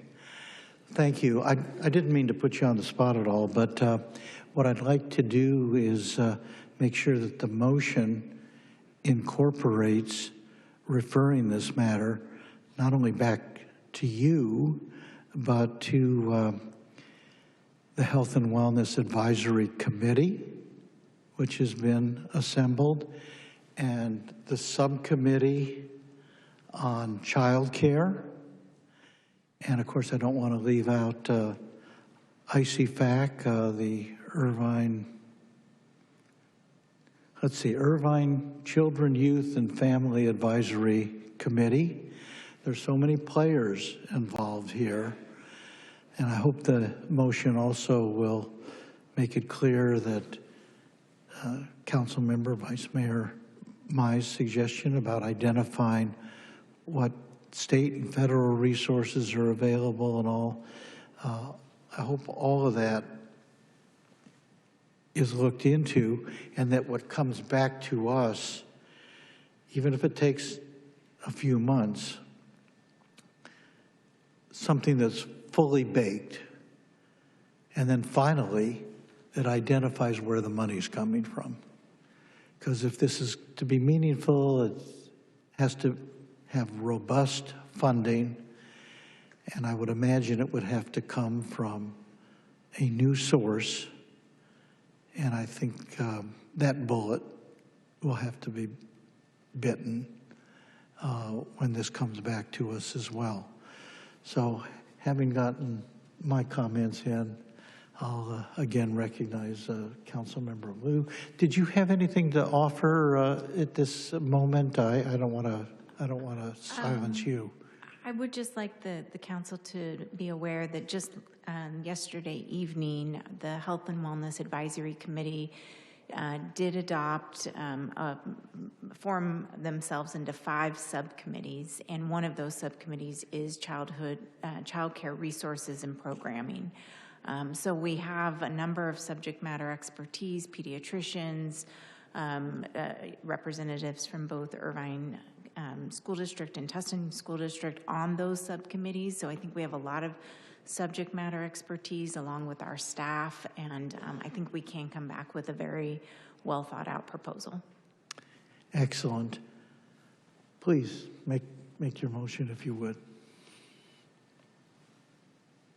I wanted to add that we did talk, when we talked to First 5 OC, we did ask if there is such a program in existence in Irvine already, but they said no.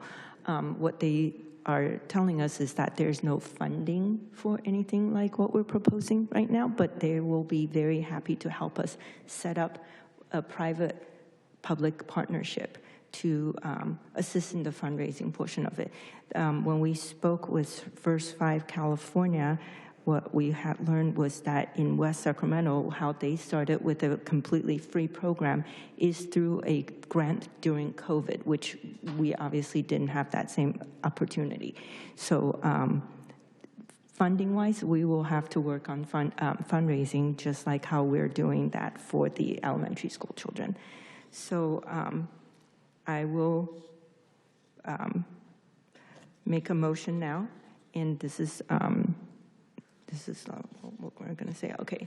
In response to this data and this pressing issue, I'm requesting that we direct our city manager to study the development of a City of Irvine Child Care Grant Program, specifically for children age 0 to 4. For families that live or work in Irvine, the study should examine expanding income eligibility standards tailored to Irvine's unique demographics, identifying sustainable public and private funding sources, coordinating with existing licensed in-home care providers, and learning from successful models to implement our own. Second. All right, there's a motion before us by Councilmember Liu, a second by Councilmember Go. Is there any further discussion? There being none, would the clerk please call the roll? Councilmember Carroll. Yes. Councilmember Go. Yes. Councilmember Liu. Yes. Councilmember Martinez-Franco. Yes. Councilmember Treseder. Yes. Vice Mayor Mai. Yes. Mayor Agron. Yes. Carry 7-0. Thank you. Thank you all. I just want to alert the clerk. I've received one or two distress calls, people on Zoom who say that the sound level on Zoom, whether it's their own or the system, is apparently, it's not down completely, but it's very difficult to hear some of the speakers. Okay, I'm not aware of any issues, but I'm happy to consult with our information technology team and see what might be going on. All right, thank you. That takes us now to item 3.5. Would the clerk please identify this item by subject and title? Consideration of a request by Councilmember Treseder to rescind direction to City Manager to submit notice of intent to withdraw from the Orange County Power Authority. Thank you. With that, I'll turn to Councilmember Treseder. This item was placed on the agenda at her request. Thank you very much. I understand that the staff has prepared a presentation about this item that I think will be very informative for us as we discuss. So I'd like them to present first, and then I will have comments. Good evening again, Mayor and Council. Luis Estevez, Director of the Great Park. It's my pleasure to present to you this evening a brief review of the city's membership in the Orange County Power Authority. So by way of background, the City of Irvine led the effort initially to both study community choice energy programs and create the OCPA, and formed a joint powers authority that originally included the cities of Buena Park, Fullerton, Huntington Beach, and the County of Orange. OCPA began providing electricity to its customers in 2022. Subsequently, the cities of Huntington Beach and the county have since withdrawn from the OCPA, and the newest member of the organization is the city of Fountain Valley, who will start taking service late next year.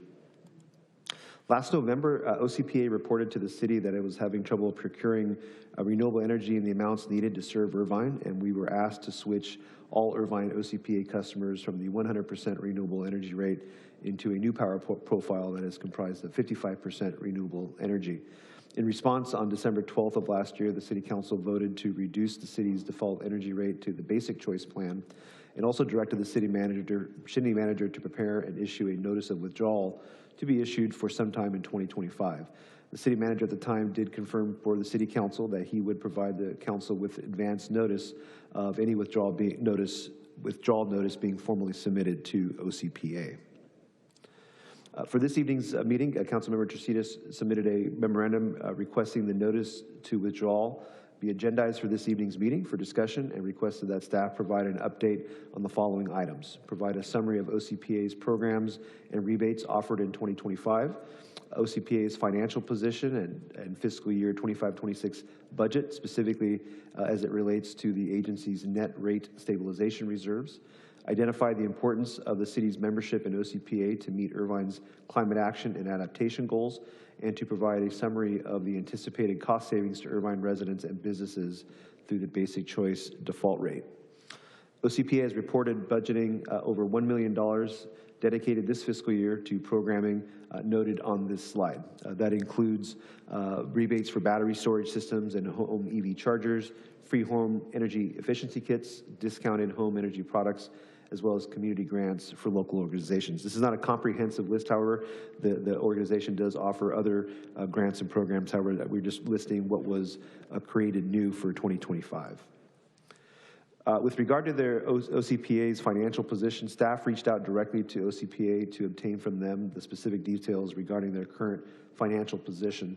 They are reporting to staff a projected surplus for this current year's budget of $450,000 with a current operating reserve of $45 million. That equates to about 16% of their operating expenses. OCPA also reported that they expect their reserve to increase by $31 million to a total of $76 million by December 31st of next year. That would provide the agency with a 30% reserve fund balance.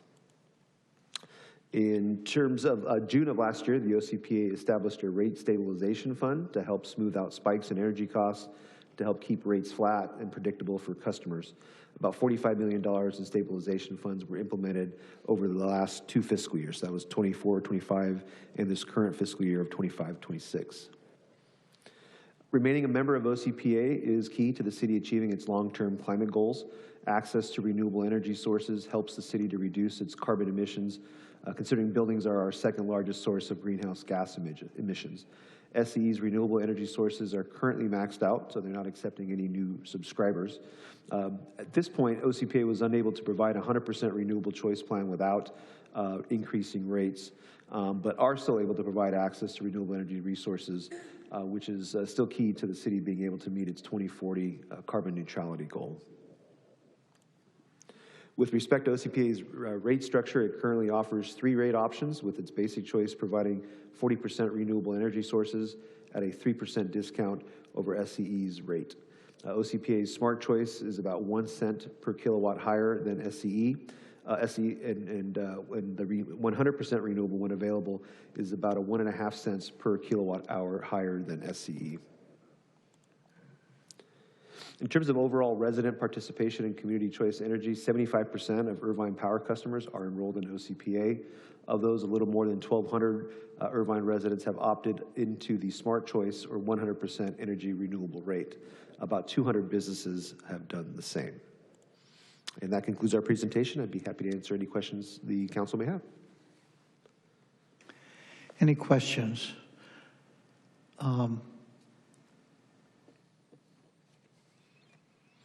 Tell me about the last point you made. How many opted, when we opted down to the basic rate, how many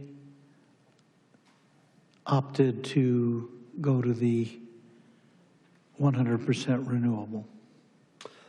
You know, I don't know if they opted when we opted down. What we know right now is that there's 1,237 total customers that are in the 100. And I don't know if that was the same before we opted down or after, but as of today, we have there's 1,237 customers at the 100% level. I understand that once we went down, a total of 8 opted for the 100% renewable. Not 800, not 8,000, 8. And the 3% discount that you mentioned, I understand it's really closer to 1% than 3%. Where did you get the 3% from? This came from OCPA directly. From OCPA. All right, well, I'm sure we're going to hear some testimony. There are other aspects of your report that I'd like to see us exploring as part of the discussion here. Are there questions? Here we go. Councilmember Treseder. Thank you. I just wanted to follow up on the mayor's question. So you were saying that 8 households, only 8 had gone up to 100% renewable? Since we opted down to the basic, yes. It would have to be 1,237. That's the number of households, including me. I opted back up. I got put down. Yeah, did y'all? How many of you? Yeah, there's a lot of people. A lot of my neighbors said that they opted back up. So I tend to believe more the 1,200. Did you get the 8 number somewhere? Yeah. Where did you get it? I got it from reliable sources. Okay. I don't know what to say about that. That was. No, I'm sorry. I understand that was actually reported as an OCPA sorry, meeting. I just have things to say. Sorry about that. Well, you asked me a Okay, question. so I just want to say that in December, I was concerned with, along with the rest of the council, in OCPA's communications and how much they reached out to Irvine and involved us. I'll say since then, I've been very pleased with improvements in OCPA. In terms of my own experience, I have been able to contact, there's a new chair who's very collaborative. I've been able to contact her immediately whenever I have questions. She reaches out to me often. Same thing with the CEO, Joe Mosca. I'm very pleased with that.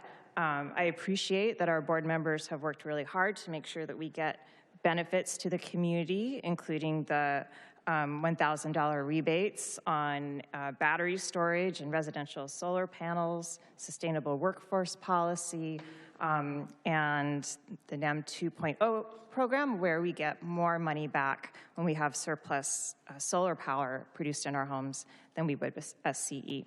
I think these are all great.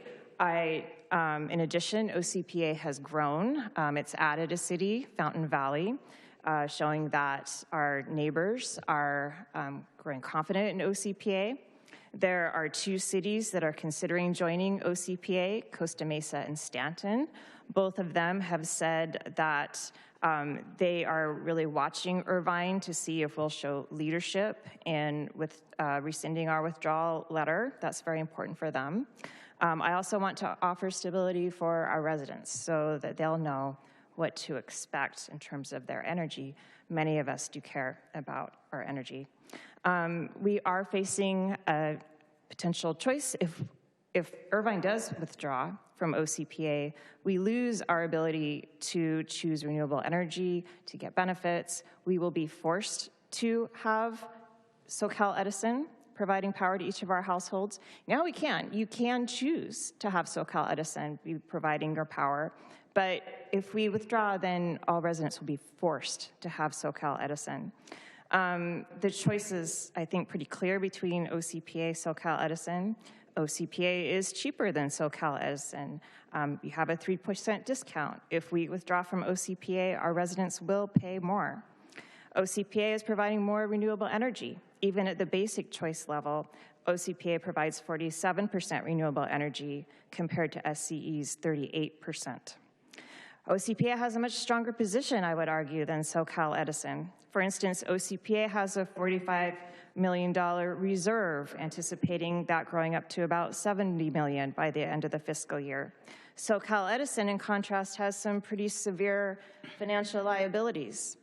The federal government has said that SoCal Edison started the Eaton fire, and therefore the federal government is actually suing SoCal Edison for fire suppression and rehabilitation costs. Moreover, the state of California is proposing to recoup the wildfire emergency funds that they have been spent out to help the residents affected by the Eaton fire.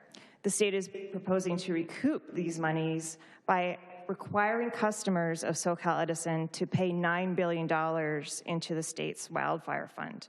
I do not want to hamper our residents with that kind of liability. PG&E had a similar situation where there were fires in 2017 and 2018 they were liable for. They ended up declaring bankruptcy in 2019. I can see that SoCal Edison may be on that track, and I will have more to say after I hear from the other council members. Thank you. Thank you. Other comments? Let's clear up the 3% and 1% now. That's a factual matter that needs to be cleared up. SCE put out a publication recently. They compared themselves to average household. They compared themselves and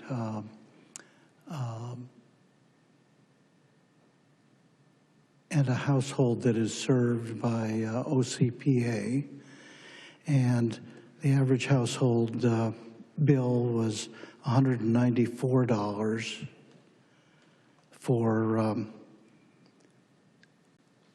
the SCE recipient and $192. So at the basic tier, where OCPA outperforms SCE, it's a 1% discount, roughly a 1% discount based on a $200 average monthly bill. Is there any dispute about that? Do you want me to, are you asking for answers from the council, or is it a rhetorical question? Well, I'm happy to get an answer from you as well, yes. It's set at 3%. It's set at 3, but that's... OCPA sets their rates at 3% lower than SoCal Edison. Yeah, but that doesn't include, then if it's 3%, then how could SCE be putting out a publication that says 1%? I believe that's the generation costs that are 3% lower. The transmission costs are fixed between both, and so that does, when you include the transportation costs of the energy, then it ends up being a little bit less than 3%. Nevertheless, still a discount. Well, it is a discount, but I just want to be clear. It's closer to 1% than it is 3%.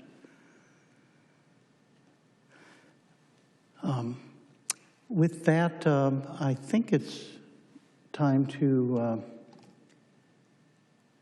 turn to public comment if there are no further comments from the dais. Oh, I have some. Oh, I'm sorry. Go ahead. Yeah, okay, thank you. So in addition to these liabilities in terms of finances, there's also a safety liability associated with SoCal Edison. OCPA, for instance, has a clean safety record, has not caused any wildfires, has not caused any homes to be burned, has not caused any deaths. Whereas SoCal Edison just this year caused a wildfire, so the Eaton fire.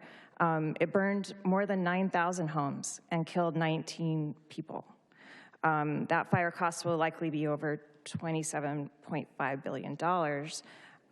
In contrast, OCPA is pretty benign. OCPA is a nonprofit. It returns any surplus to the community as it has been doing this year. SoCal Edison has a fiduciary responsibility to their investors to maximize their profits, and instead of sending that money back to Irvine, it goes elsewhere. In terms of governance, we have Irvine leaders on the OCPA board. You can see them right here. We can talk to them. They are accessible. SoCal Edison, its governance is not accessible. Its CEO is paid $3.5 million a year. as opposed to the board members who get maybe $1,200 a month. In terms of benefits, we have revenues that are going back to our residents in terms of these really great programs. SoCal Edison, that revenue goes back to shareholders. I'll just say for myself, I'm enrolled in 100% renewable energy in OCPA. I really appreciate that. If we withdraw, then I will not be getting that 100% renewable energy. I'll be going down to 38%. This is not what I want for my household. Moreover, it will make it very, very difficult for Irvine to meet our climate goals. Our cap is structured around OCPA providing renewable energy for our residents. If we withdraw from OCPA, our cap will be hamstrung. And that is all I have to say for now. Thank you. Thank you.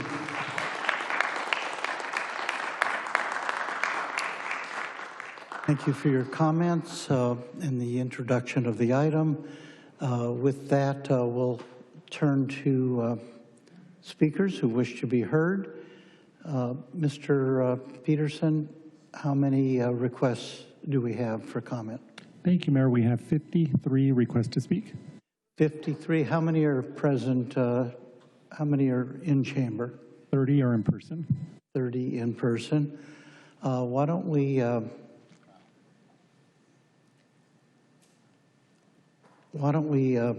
set the limit at 90 seconds, and then if somebody's in the middle of some particularly compelling statement, we won't cut them off. We'll give them a little added time if they request it. All right? Thank you, Mayor. If I could call forward James Huang, Siddharth Mehta, Ankur Parikh, Dominic B. Oh, I'm sorry. I'm calling the Zoom speakers. Apologies. If I could call forward Alan Meyerson, Tomas Castro, Dana Leslie, Kathy Orlinsky, and Derek Ping.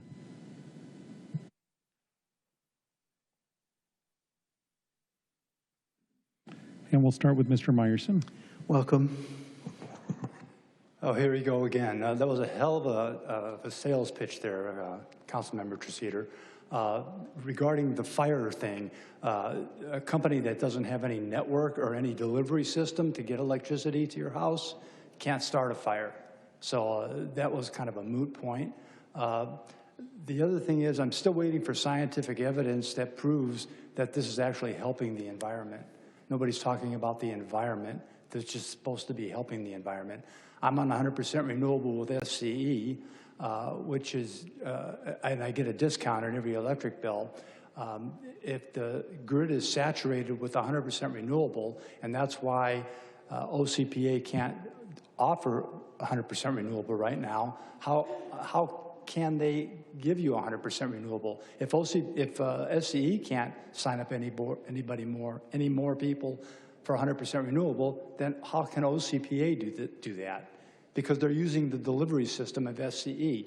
A lot of what you're saying doesn't make sense to me. There's no logic in it. And behind me, there's going to be a bunch of people. A lot of them are being paid. A lot of them are lobbyists. They're the same people that speak at these meetings. Every time OCPA comes up, they're going to say the same things they always do. So I know what they're going to say.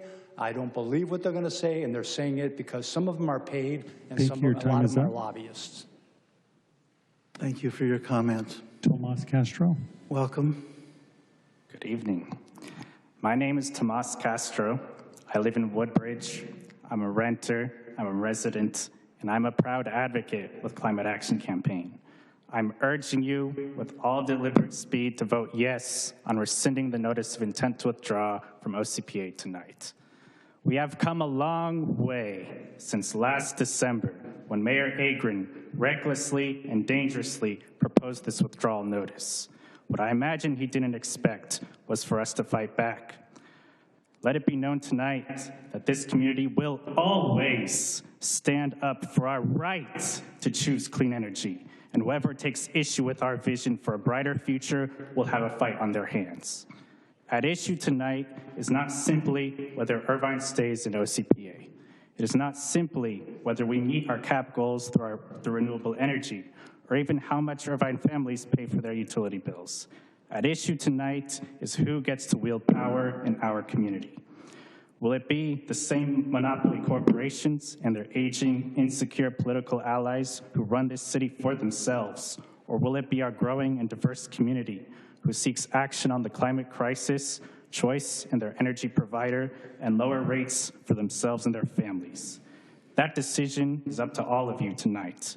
By rescinding this notice of withdrawal, you will stand with the majority of Irvine residents who desire better for our city. So I plead with you, Your time is stay up. in OCPA and rescind this withdrawal notice. Thank you. Thank you for your comments. Welcome to the next speaker. Hello, my name is Dana Leslie, and thank you for letting me speak. As a 38-year resident of Irvine, I've raised my family here, and I'm a strong community supporter, and I ask you to rescind the notice of intent to withdraw from the Orange County Water Authority. By doing so, this will help protect Irvine families from arbitrary electricity rate increases and secure renewable energy through our participation in Community Choice Energy Program, thus decreasing our carbon footprint. OCPA, as mentioned before, is an independent, locally governed, not-for-profit energy provider. It is one of 25 communities of energy providers in California serving 14 million customers. These types of energy providers have been around for decades. They have proven track records. Among the benefits to OCPA customers are lower rates, reliable electricity, good customer support, local board meetings to encourage customer input, 3 energy plans to choose from with increasing amounts of renewable energy, such as solar, wind, geothermal, hydroelectric, or there's an opt-out choice to return to the investor-owned utility, which is SCE. What's not to like about OCPA here? SCE has raised their rates 90% over the last 10 years and plans additional rate increases over the next 5. Community energy programs support residents, not shareholders. Irvine needs renewable energy for our health and for our generation's health. Let's stay in OCPA. Thank you.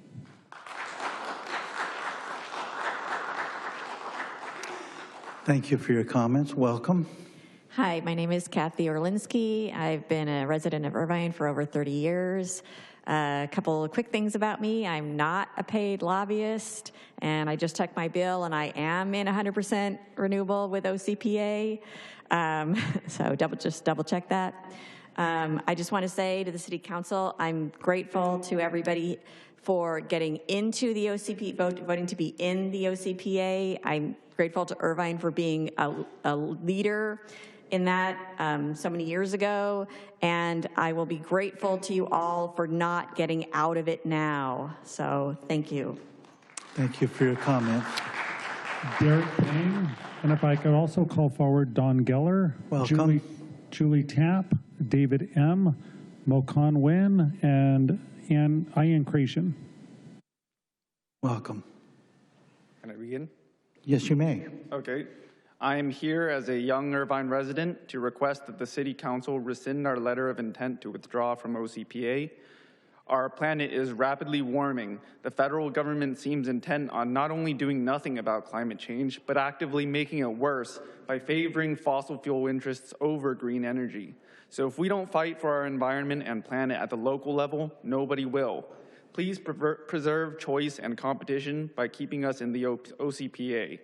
And regarding a previous claim that I'm being paid to say this, I would like to speak to whoever's organizing these payments, because my check from George Soros seems like it's arriving pretty late. Thank you for your comments. Don Geller. Welcome, Mr. Geller. Hi, good evening again. As you know, I'm your Finance Commissioner Chair, but I am not speaking for the Finance Commission right now.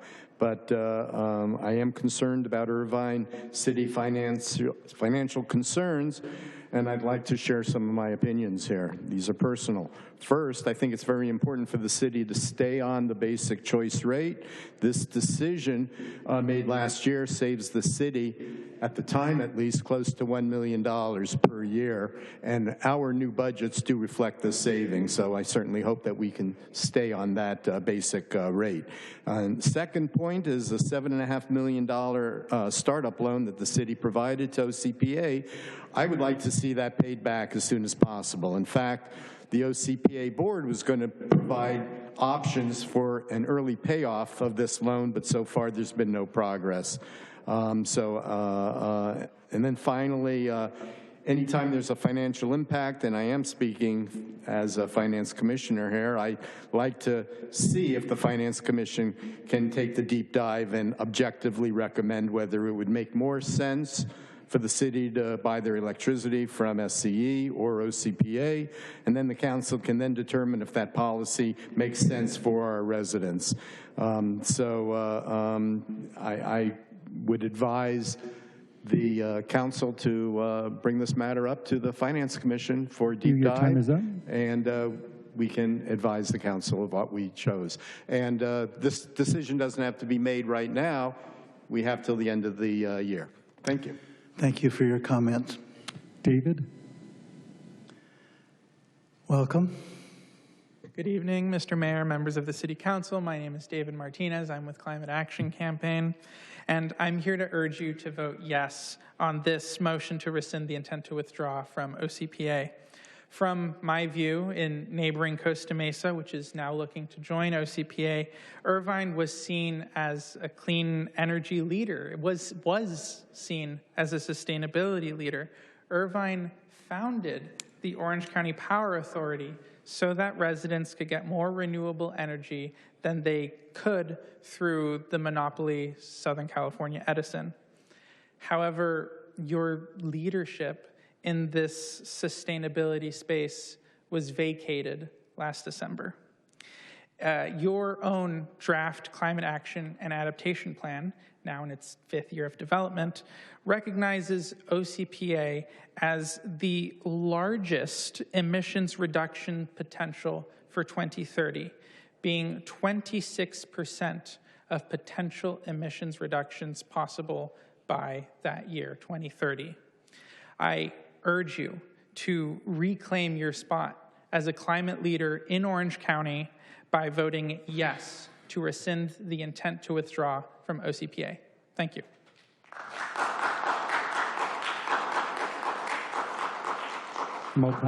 Thank you for your comments. Next speaker. Welcome. Thank you, Mayor, council members, and elected officials. My name is An Nguyen. I go to Irvine Valley College, and as an Irvine resident, I'm here to urge you guys to vote yes and let Irvine stay in OCPA. As some of you guys already know, for the past 10 years, SoCal Edison had raised their rate by 90%. And not to mention, by 2030, there will be another 45% increase coming for SoCal Edison users. And with research conducted for UC Berkeley, for the scientific folks out here, SoCal Edison rates are higher than every single municipal utility in Southern California. And as you already know, Orange County's housing expenses are already 164% higher than the national average, at a time where there are more unemployment individuals than there are job openings.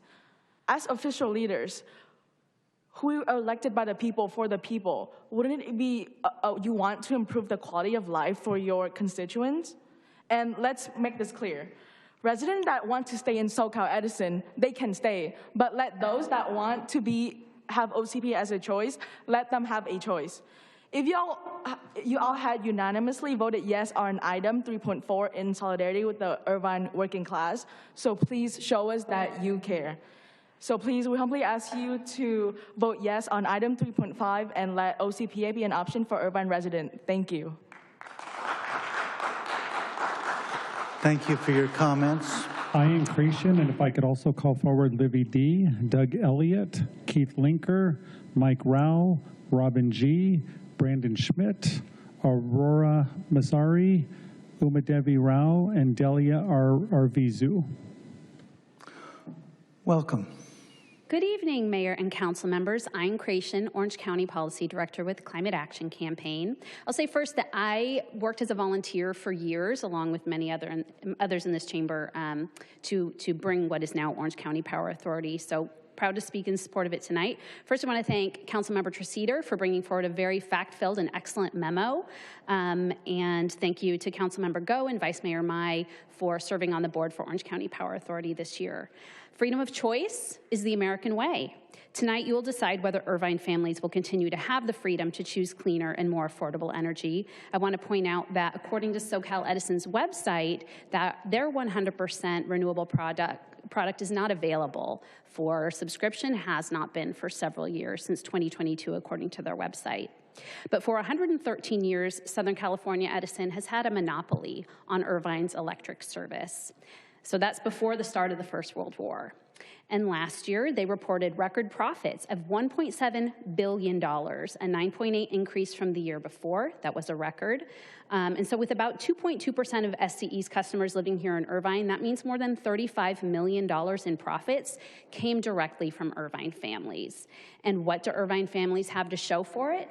Well, they have a whole army of lobbyists in Sacramento that are working all the time to destroy solar policy, to raise our rates, and to rig the system to ensure that they can continue to profit off of us Your forever. time is up.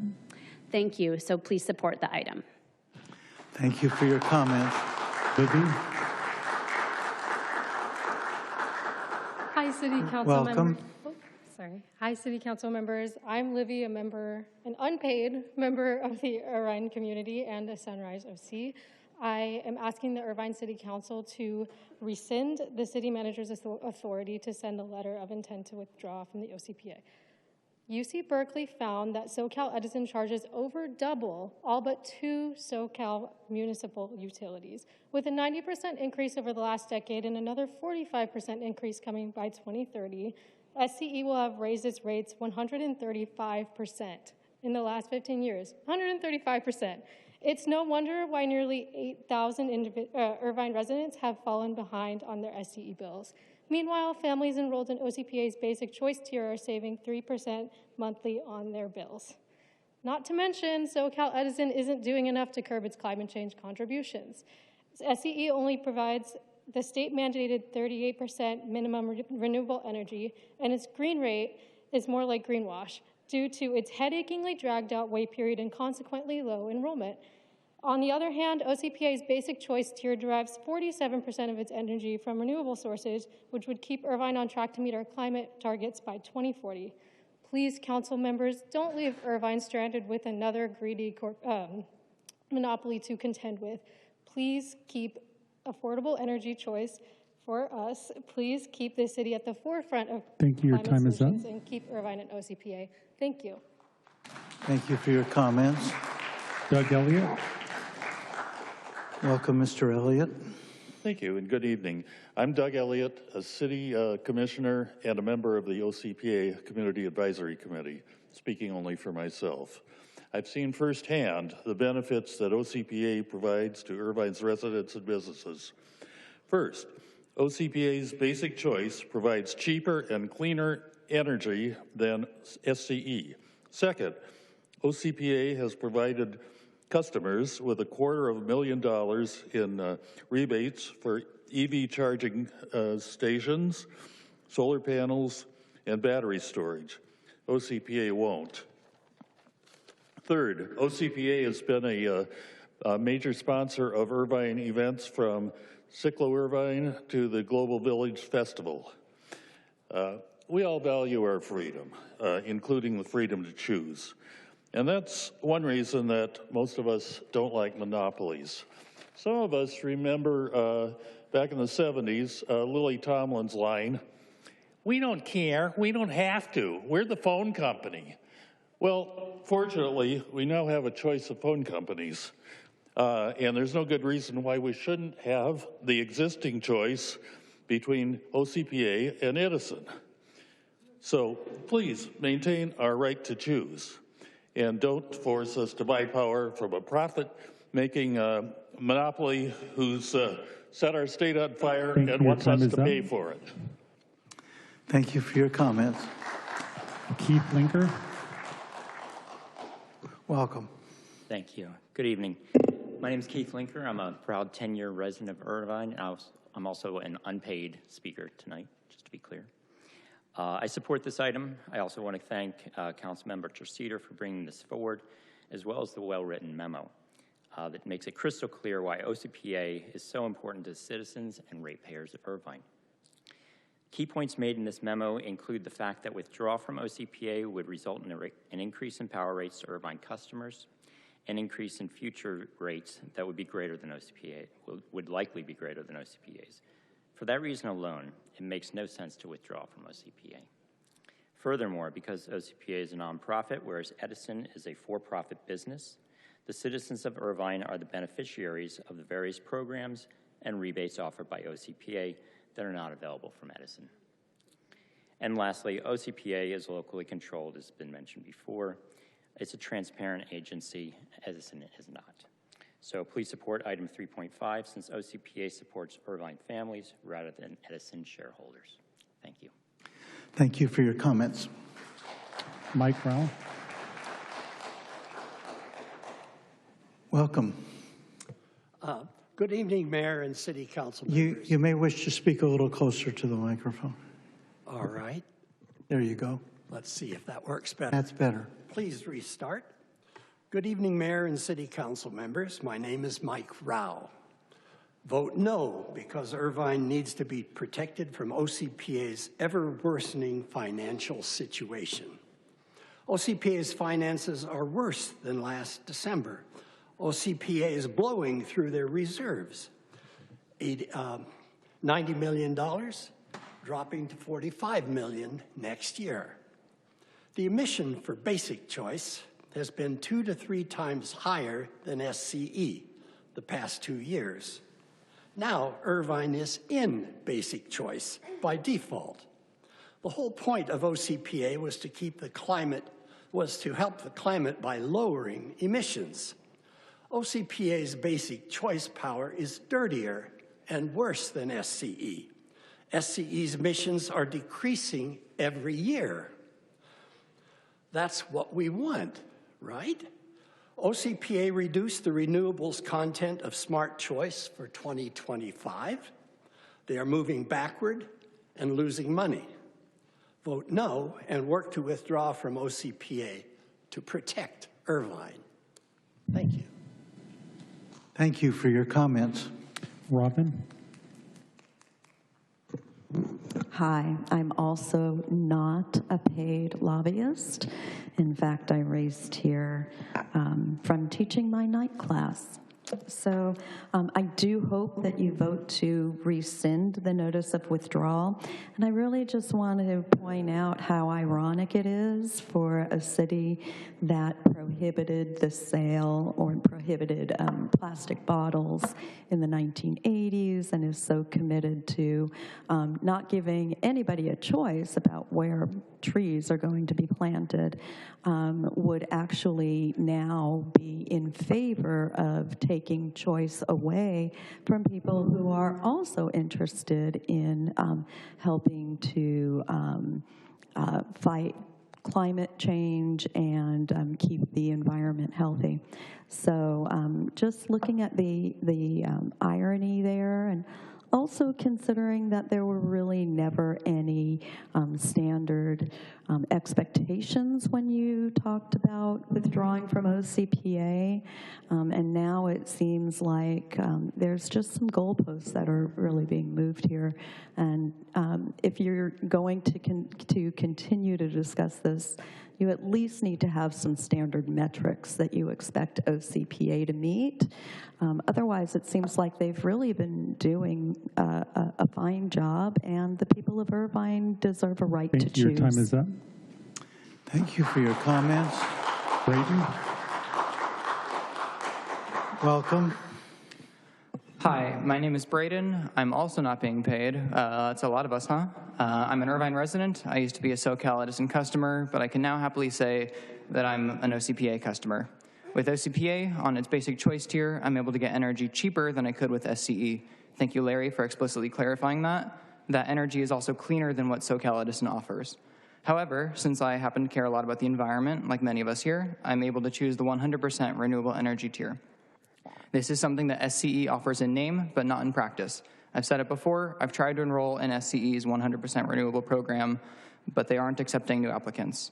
You cannot get on it. So thanks to Irvine's leadership a few years ago, when it helped create the agency, I now have access to something which I wouldn't otherwise. I have choice. All other Irvine residents also have choice. We have the choice for cleaner energy, and we have the choice for cheaper energy. With how crazy the economy is right now, the choice for cheaper energy is more important than ever.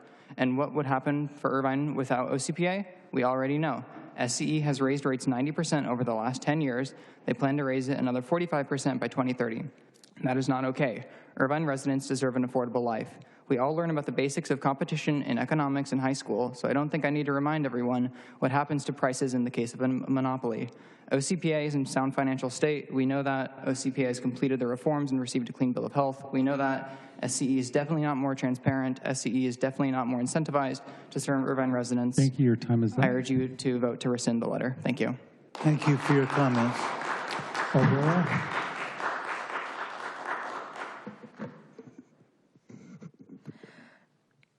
Good evening, council members. My name is Aurora, and I am here in support of OCPA. For me, the reason I support it is simple. We deserve a choice. OCPA, as people have said, is an alternative to SoCal Edison, who could raise rates at any time. And won't they need to pay for that, what was it, $20 billion something lawsuit? My guess is that's going to come out of our pockets, not theirs. With OCPA, however, any Irvine resident is more than welcome to opt out and pay Edison's higher prices. As was mentioned in the discussion, even if it was 8 people who went back up to 100, those 8 people and the other 98,000 people all had a choice. They had a choice between OCPA options, and they had a choice between OCPA and Edison. So many other cities in Orange County did not have this choice. Your decision here tonight can actually change that. Irvine can be a clean energy pioneer once again. I ask that you vote yes to rescind this letter of intent to withdraw. I also want you to know that I, along with many other of these unpaid young people, are losing hope. We see our communities that are under attack. We see a democracy that is crumbling. We see an economy that is collapsing and a climate that is changing and has been changing. The world feels like it's been ending for 30 years, and I'm not even 30. I urge you to do your part to keep our futures alive. Thank you. Your time is up. Thank you for your time and attention. Thank you for your comments. Debbie Rao. Good evening, City Council and Mayor Agrin. The City of Irvine needs OCPA to achieve the goals set out in the CAP. OCPA is an essential part of our plan. If without it, to achieve the same level of carbon emission reductions, there has been proposals regarding the urban forest plan to add more trees or increasing the Irvine transit. Let me tell you that none of those measure up. If we were to plant all the trees that were included in the urban forest plan tomorrow, we would get 0.15% of carbon emissions removed compared to OCPA's 40% annually. In the same way, for Irvine Connect, we will reduce carbon emissions by 0.51%. Again, OCPA 40%. The math does not add up for any alternative. We need OCPA. And for what it's worth, I'm also not a paid lobbyist. Thank you. Thank you for your comments. Delia Arvizu, and if I could also call forward Hassan Mekki, Rodine B., Tiffany Lewin, Kevin Lee, Yusuf Kadesh, Lisa, and Kev Abazajian. Hi, good evening, everyone. My name is Delia Arvizu, and I am part of the California Youth Leadership Corps. Irvine's growth and reputation as a master plan community is rooted in its origins as a white flight city. And from the 1960s and going onwards, it attracted affluent white families and fleeing more diverse neighbors, shaping exclusionary housing patterns and restrictive zoning that reinforced segregation. This created a polished image of wealth and safety, but one built on deliberate exclusion. Meanwhile, surrounding cities like Santa Ana and Anaheim bore the cost of population, overcrowded housing, and underfunded schools. Irvine's prosperity came at their expense, a clear example of environmental injustice. And rescinding the OCPA exit letter tonight is a first small step to addressing these harms. Please make the right decision. Thank you for your comments. Hassan. Welcome, sir. Hi, thank you so much for having us today. I'm speaking today as a proud Irvine Valley College Democrat, and thank you. I would just like to bring up a few key points. So the SCE CEO made $15 million as of 2024, and that's up 22% since the year 2023. Well, that's great because, you know, he was on fire. And I'd also like to point out that for the future, OCPA is Irvine's only solution to AI. AI power usage is expected to triple within California within the next 10 years. And if Irvine does not have some solution for its residents to not have to pay for that if they do not wish to, OCPA is the only way.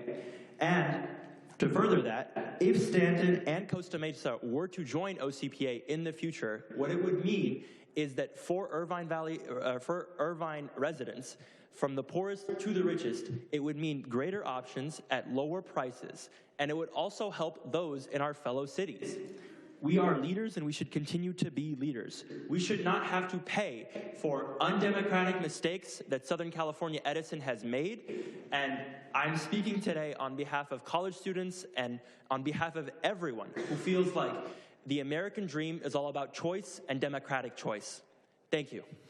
Thank you for your comments. Rodine? Welcome. Thank you. Good evening, esteemed council members, Mayor Agrin, and my fellow Irvine residents. For years, Irvine has been a leader in sustainability.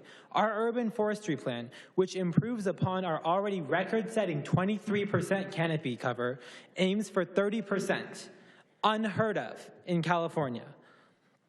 Our growing EV charging infrastructure has ensured that Irvine is always ahead of the curve, and we need to ensure that it stays that way. Let me make one thing clear. The Orange County Power Authority is on average 3% cheaper for residents when compared to Southern California Edison, while also providing cleaner electricity for our citizens. This decision will not just impact your generation or mine, but my children and future generations to come. As a local leader, Irvine must set the standard and rescind the memo to exit OCPA, instead embracing the OCPA as our future and working with leaders to remedy shortcomings in the program. Thank you, Councilmember for Treseder, for bringing this agenda item for council discussion, and I hope as you choose how to vote, you cast a vote not just for Irvine citizens today, but for our future generations of doctors, lawyers, engineers, artists, and more that will become Irvine. I also would like to account that we've had many discussions over if that number's 3% or 1%. I would like to make it known, regardless, that is a savings. We are saving money Thank you. Your time for is up. more clean electricity. Thank you, and have a nice rest of your day. Thank you for your comments. Yusuf Kadesh. Welcome. Good evening, Mayor, City Council. My name is Yusuf, born and raised in Irvine. I'll keep it brief, but I do wanted to talk about how Irvine's actions as it relates to OCPA has, I think, destabilized its potential and its future. CCEs are a model that are very non-controversial in pretty much the rest of the state, and I do hope that we can get past that and get to a point where we see how it's supposed to work. And again, I think another thing to mention is our cap is completely tied to OCPA and all the energy savings, all the GHG emissions reductions we're going to see from that, and all the rebate programs we can potentially receive to further mitigate environmental hazards. So just want to say, I think it's really critical that we rescind the letter today and just let OCPA do its thing. It's not what it used to be anymore. I think a lot of the criticisms do not apply anymore. There's been a lot of reforms. A lot of the recommendations have been implemented, and let's not throw the baby out of the bathwater for what was a problem in the past. So thank you. Thank you for your comments. Lisa. Welcome. Hi, good evening. So just a couple of things, last week I got a letter, it was a mailing card that compared the rates of OCPA and Edison, different different types of, the rates that you could pick from OCPA and also Edison.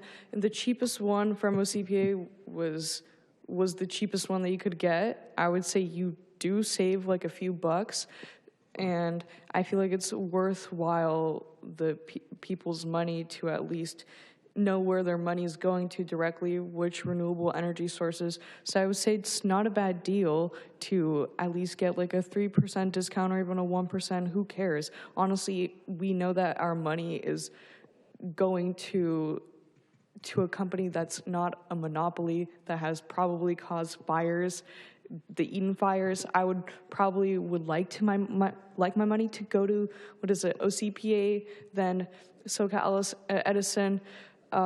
We can compare one evil versus the other and say, oh, this one is bad, this is the other, but SoCal Edison is just this horrible monopoly that's, I don't know who controls it. So I would say, please stay in the OCPA. We really do need it. That's my take on it. Have a good night. Thank you for your comments.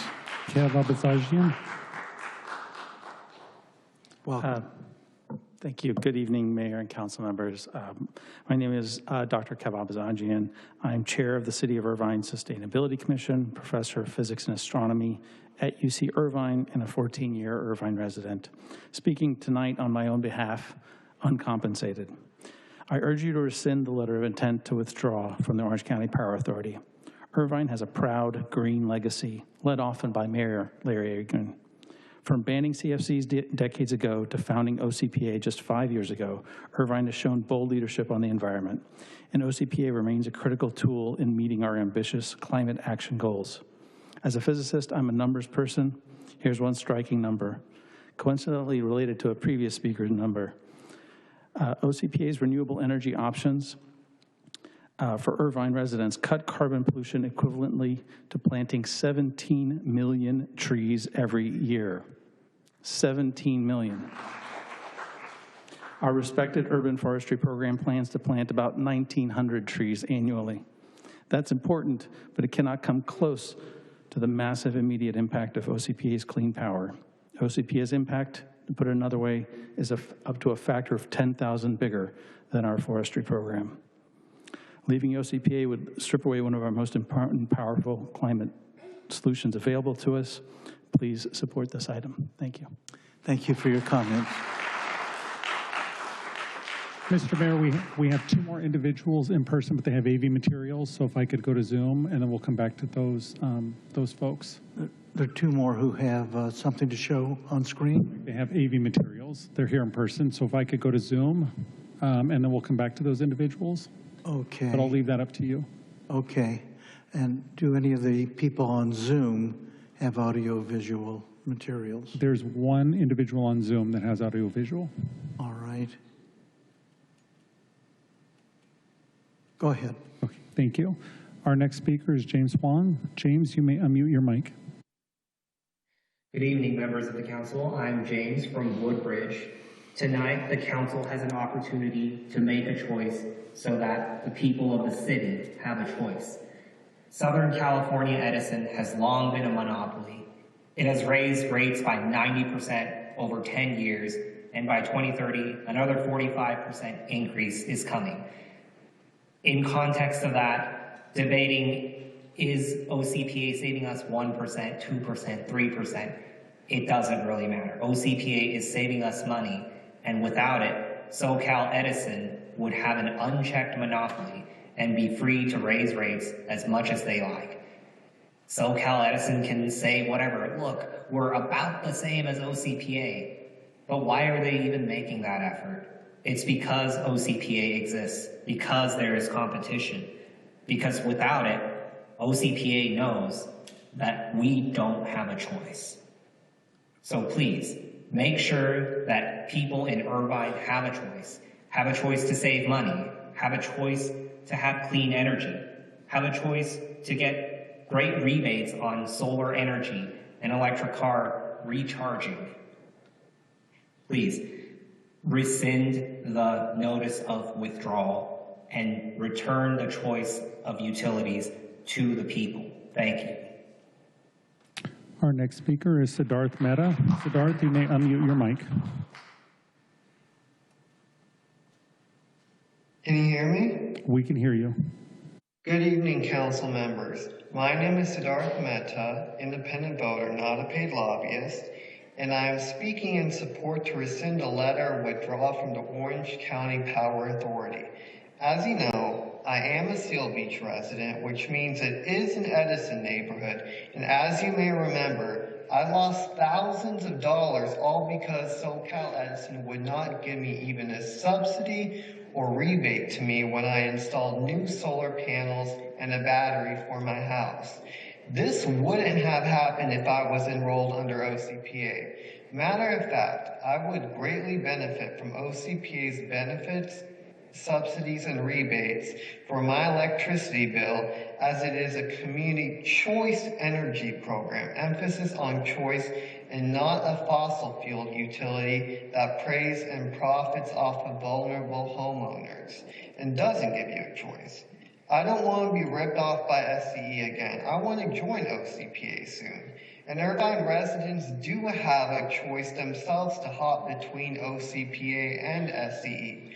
Remember that Stanton is waiting, Costa Mesa is waiting, my city of Seal Beach is waiting. The entirety of Orange County is waiting for Irvine to make a decision, and that decision must be to stay in OCPA. We need to burn down Edison before they burn Thank you. Your time is up. Thank you. Our next speaker is Dominic Bendinelli. Dominic, you may unmute your mic. Hi, can you hear me? We can hear you.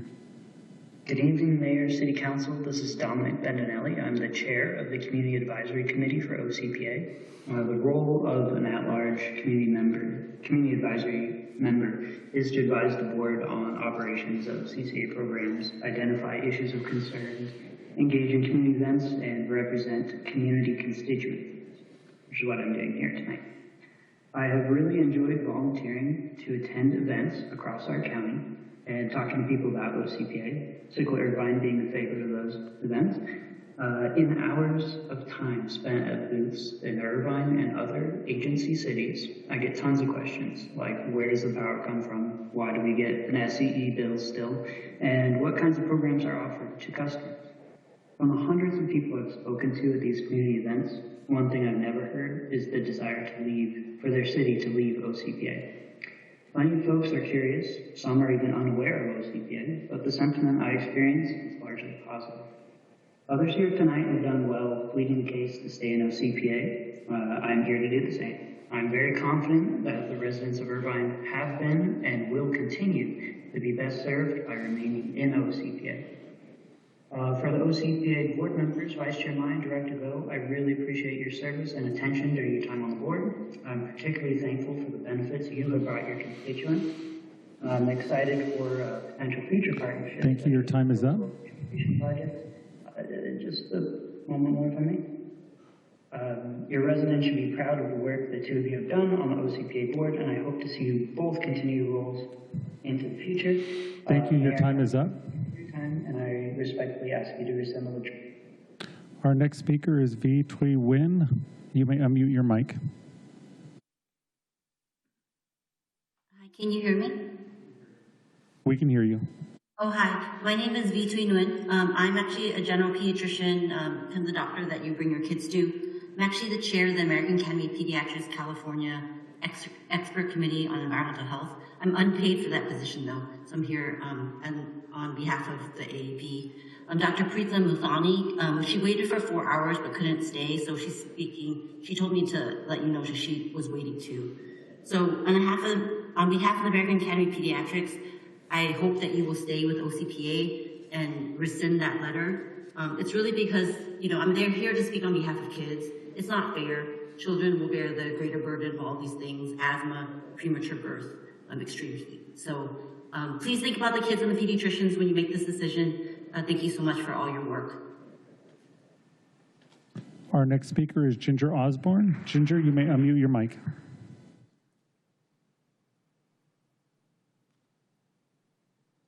Hello, Ginger. Agrin and council members. I'm Ginger Osborne from Laguna Beach.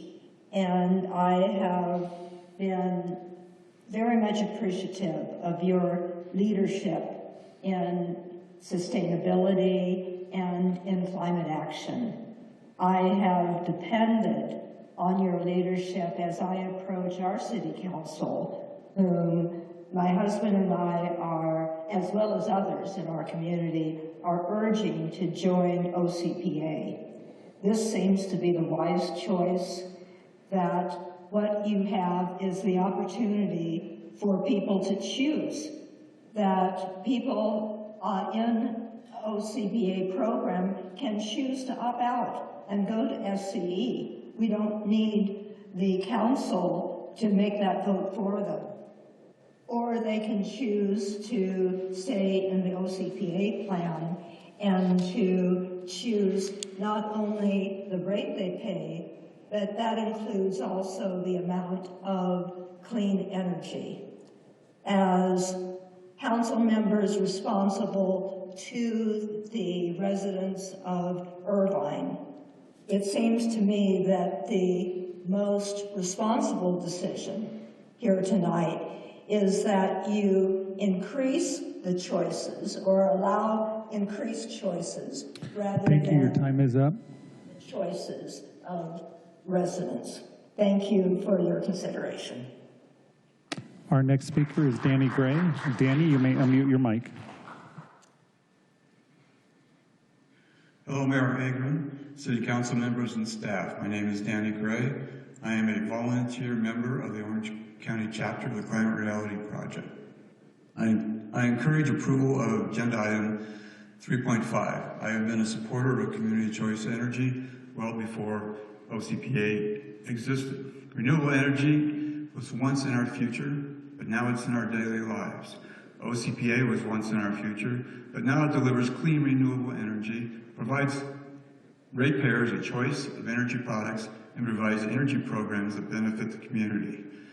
I've always worked for companies located in Orange County, and most of them have been in the city of Irvine.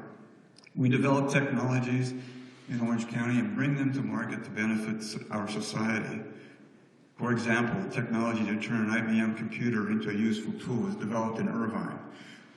People's eye vision has been improved utilizing technology developed in Irvine. My point is that progress is made in Irvine.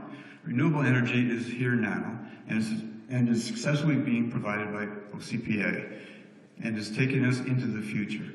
I do not believe pulling out of OCPA and going back to investor-owned utility is in the best interest of the community or in the interest of a sustainable future. Thank you. Our next speaker is Eric Nishanian. Mr. Nishanian, you may unmute your mic. Thank you, council members, Mayor Agrin, Eric Nishanian. I just direct everybody back to May 23rd, 2023, when this council talked about the OCPA. The OCPA has slipped further since that date, when people like Councilmember Mike Carroll were really concerned about the future of the OCPA. And he's the one that drove the joint power agreement that the OCPA complained about being flawed and required them to seek city approval to go to a lower rate. Another shift away from what was promised. This is not going to prove that the OCPA is not meeting the climate action program. They've fallen away from their promises. Larry, have they met your California Public Records Act requests? I don't think they ever complied with any of those things. And as far as choice, there was nothing about this organization that was about choice. The city opted everybody in. Where was the choice? What choice? I mean, if you guys go along with Councilmember Treseder, she must be feeding you the same mushrooms she got from her laboratory samples. Because that was batshit crazy what she proposed as far as being the reason for moving away from the OCPA. The OCPA had a meeting today. Did either of our representatives disclose what happened at that meeting, talking about transparency? Did they bring this agenda item forward? Did William Go or James Meyer bring this forward? Did they disclose what happened at the OCPA today? Do you guys know what happened? I don't recall ever getting a report about the OCPA. Thank you. Your time is up. Our next speaker is Julie Tapp. Julie, you may unmute your mic. Hi, thank you. Wow, Irvine City Council members, the future is in the House tonight. I am so impressed with all the young people for their passion and their eloquent advocacy on this policy issue in Irvine. What a pleasure, what a gift they are to come and be a part of this. Thank you to all of you who are speaking on this issue. I'm here to ask every city council member to repeal the notice of intent to withdraw from OCPA. Frankly, I've never understood the rationale behind withdrawing. Maybe it just hasn't been explained. I have been following this issue since community choice energy was a dream that many of us had so many years ago. And as has been said tonight, Irvine was a leader in making that dream a reality. And we've had that dream. We've been living it. We've had OCPA for the last few years, and we have benefited, some of us, from 100% renewable energy coming to our homes. I'm so proud of that, and I thank you for making it happen. But to take it away now doesn't make any sense to me. I don't see the rationale. Why in the world would the city council want Irvine residents to go back to being subject to the rate increases of the monopoly that is SCE? I don't get it. I celebrate what we've done here in Irvine with community choice energy. Thank you. Your time is up. Request all of. Our next speaker is Adriana Maestas. Adriana, you may unmute your mic. Hi there. I'm on the Community and Library Services Commission, but I'm only speaking for myself, and I'm not paid by any energy provider. I'm in favor of rescinding the withdrawal notice from OCPA, primarily because the rates with OCPA are lower. Every dollar counts for working families in this economic environment. Please continue to give us choice and a clean energy alternative. Choice is good for consumers. Finally, the council can easily communicate and engage with OCPA. The council simply does not have that kind of access with SCE. Thank you. Our next speaker is Casey Gallagher. Casey, you may unmute your mic. Good evening. My name is Casey Gallagher. I'm a lifelong Orange County resident and environmental professional. I'm calling all the way from Chicago, which is facing quite a few problems of its own if you've seen the news. But tonight, this is what is most important to me. Irvine must rescind the letter of intent to withdraw from OCPA. There really isn't much more to say that hasn't been said ad nauseum, but I'm taking this time out of my night because Orange County deserves energy choice. And currently, the primary blockade to that reality sits before us on the council. Without Irvine's participation in OCPA, the agency will lose over 60% of its customer base. Don't you want a return on your investment? I can go on and on about the cost savings, community benefits, and positive environmental impacts, but at this point, it's just about doing the right thing for your residents. Residents deserve the choice. That is the whole point here. If you are a resident who dislikes OCPA, you have the freedom to opt out, and that is the beauty of choice. This country is already overrun with corporate brown-nosing at every level of government. Let's not assist a Wall Street-backed utilities monopoly in its pursuit of pleasing shareholders instead of stakeholders. Quite frankly, it's really exhausting to have to consistently beg this council to take action on low-hanging fruit climate policy. So tonight, I ask that this council grants Irvine residents energy choice by rescinding the letter of intent to withdraw from OCPA. Thank you for your time. Our next speaker is Pam Wyckoff. Pam, you may unmute your mic. Hello. I want to withdraw from this OCPA. However, there is one exception that could change my mind, and I'll start with that. The red flag raised by SoCal Edison is that they are 9.9% owned by BlackRock.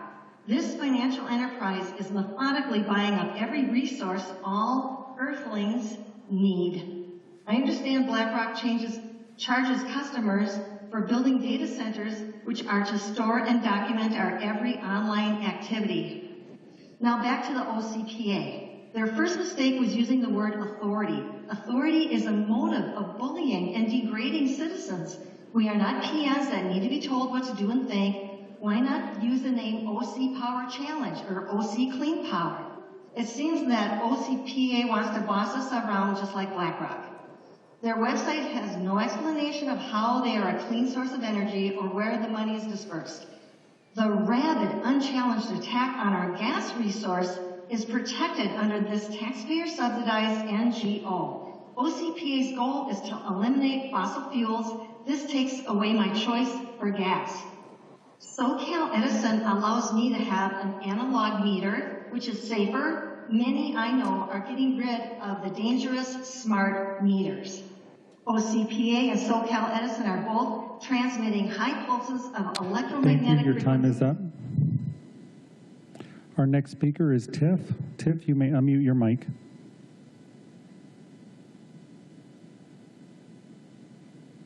Thank you and good evening. My name is Tiffany. I'm an Irvine resident in the village of Woodbury. I was calling in support of OCPA. Initially, I was very critical with the rollout as I thought it was very flawed. However, earlier this evening, we did discuss celebrating our American values and paying tribute to 250 years as a country. I think having just voted that, we should also remember one of the core American values is that of competition, so much so that we actually have agencies that enforce antitrust legislation to prevent anti-competitive mergers and practices that could harm customers. I think having more options available for our local residents is a benefit, and it also keeps SCE in check and holds them accountable through our representation on the board for OCPA. Also, I think having a very inexpensive option that's cheaper is a great offering for our residents who are maybe struggling. They do work with a vulnerable population, and costs are very sensitive to many of them. So I would encourage continued activity within the OCPA and just supporting our American value of competition. Thank you so much. Our next speaker is Craig Preston. Craig, you may unmute your mic.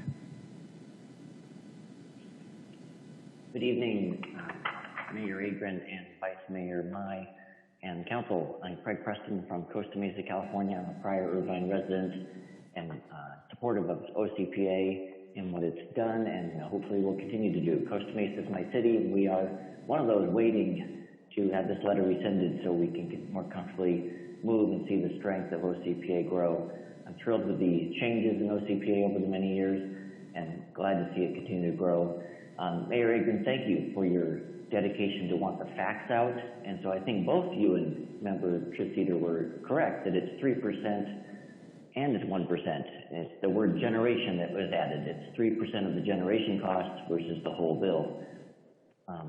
So thank you for that clarification. I just want to say from my standpoint, I'm an accountant by profession and I look at the costs. And if you'll follow the insurance companies, they see the costs going up, billions of dollars of costs for the Eaton and Palisades fire. And so here we are, where in the 1990s, it would be about $66 per resident in America for the billion-dollar event. Now it's gone up 7 times. And we see these costs just continue to grow. So if we want to save money for our children, let's stay in OCPA and give people like me a chance to have 100% renewable energy. Thank you. Our next speaker is Harvey Liss. Harvey, you may unmute your mic.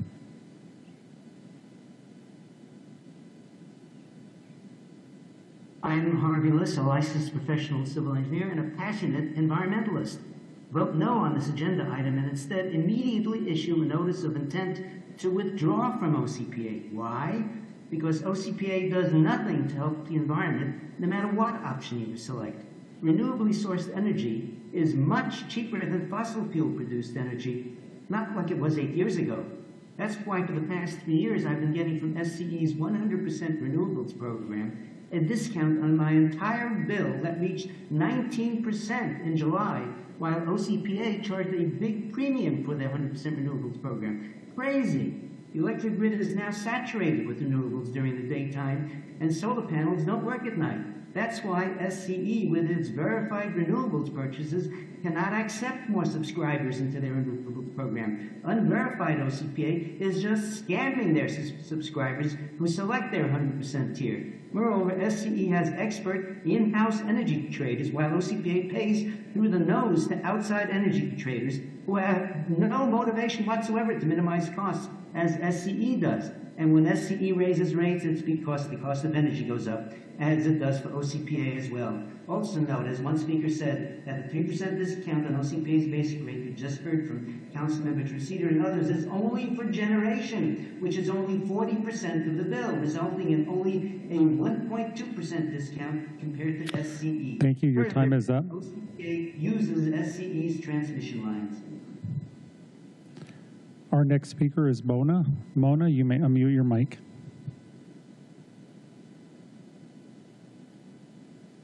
Good evening. I'm sorry I'm not with you today. No, I didn't want to bring my sickness to you. I'm sitting here listening to everybody speak. It started with Kathleen being a little bit aggressive. I don't know if most of these people were there when OCPA was presenting. And they said at the time, I believe they had like $90 million in the bank, yet they owe Irvine $7.5 million. Why isn't that paid back? And why is it that we, as Irvine, are carrying the burden for all these cities? Also, Kathleen, we know your involvement with the OCPA, with your previous cohort on the council. And Fountain Valley, if I recall, there were some galas or fundraisers done there which enticed them to join OCPA. So that's not a plus. I don't know why everybody's waiting on Irvine. Why doesn't somebody else put the money out like Irvine did, and Irvine gets its money back? I also believe that maybe it should go to the Finance Committee again and be looked at logically. SEC is the one doing Thank you. Your delivery. time is up. So our next speaker is telephone number 347. 347, you may unmute your mic. Yes, this is Deepak. Mayor, I may need a little extra time. Hopefully you'll allow me to. Kathleen Treseder's memo is so misleading. She talks about Southern California Edison rate increases, but OCPA mirrors their rate after SCE. And let's not forget, renewable energy is cheaper, and OCPA CEO had announced that the renewable energy rate had increased by 400% and requested that Irvine opt down. But no mention of that in her memo, and so much for freedom of choice when you're told to opt down. And since the City of Irvine's default rate is now at the basic rate, how is the OCPA helping in our climate action goals? Also, as far as transparency, the OCPA is still rubber stamping checks behind the scenes to some board members' favorite city events that would have otherwise been paid for by their city if they could afford it. Irvine's opt-out rate was at 35%, but what has it increased to? We have no idea. 35% is the highest opt-out rate of any city of a JPA in California, and makes you wonder, how are they compensating for the loss of accounts when the study said any more than 7% would be detrimental to the organization? And what about Irvine's loan repayment? The OCPA has shown no signs of any repayment. We need to keep our letter of intent with the OCPA for a whole host of reasons that clearly cannot be. Thank you. Your time is up. Oh, can I just have a couple more minutes? Our next speaker is Jeremy. Jeremy, you may unmute your mic. Let me be clear for the record. We're a little more brutal on the clock when it comes to people who are phoning in, and in a way that's in deference to those who take the time and trouble to come here and testify in person. We try to be, at least I try to be, a little more flexible. I just want everybody to know that Mr. Peterson is a very kind man, and the fact that he shuts people off is no reflection on his personality or his job performance either. Thank you. Thank you, Mayor. Jeremy, you may unmute your mic. Yes, good evening, City Council and Mayor. I'm in support of OCPA, in support of this item of rescinding the letter to withdraw from OCPA. There's not a lot else that I could say that hasn't already been said. Other than I want to speak to some of the council members that are on the OCPA board. This is a great opportunity to stick with OCPA, make it better. If leadership needs to be changed, since you're a board member, you have the power of changing that leadership to make OCPA better. It's not without its faults, but I certainly personally want the choice. It's just basic competition. If more cities enter into OCPA's universe, then prices could potentially get better. It's already actually lower, whether it's 1% or 3%, it's still a better rate than SCE. I also would like to see, well, also, the council members on the board, if you withdraw now, you're taking the loss. That L will be under your record. So I say stick with it and let's see it play out. Let's not prematurely withdraw from OCPA. Thank you. Our next speaker is Amira. Amira, you may unmute your mic. Hi, this is Amira Mansour, and I've been a resident here for, 20 some odd years.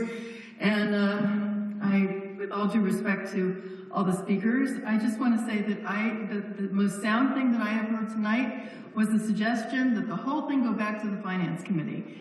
That finance is my background, and quite frankly, there should be some terms connected with repayment of our loan. The city of Irvine should not be the one and only city at which OCPA is staking its future.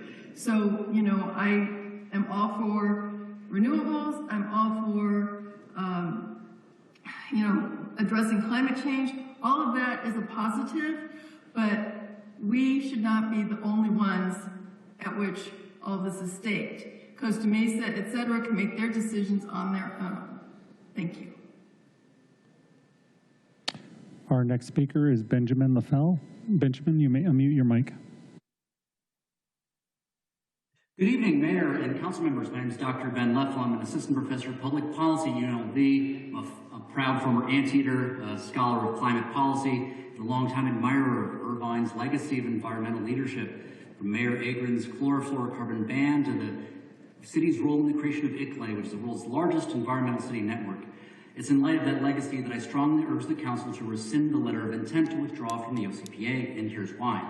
When a city decarbonizes, it doesn't just reduce emissions from inside its boundaries or Scope 1 emissions, but also its greenhouse gas emissions from its purchases or Scope 2 emissions. So whenever we flip the light switch on, we have to ask how much of that is powered by fossil fuels. And SoCal Edison doesn't provide electricity that's powered by majority renewable energy, much like every other utility in the country. And this is why community choice aggregations like OCPA exist. And so it would allow residents to plug into other greener grids. It's a common way that cities in the US and globally reduce their carbon footprint, and without it, there would be no viable path to reduce the city's energy-based greenhouse gas emissions, which is the biggest chunk. And so OCPA is stronger the more members it has, and Irvine's participation in it is crucial to its own success in climate action and to the county's. I want to see Irvine's legacy as a global environmental leader maintained, and to do that, we must stay in the OCPA. Thank you.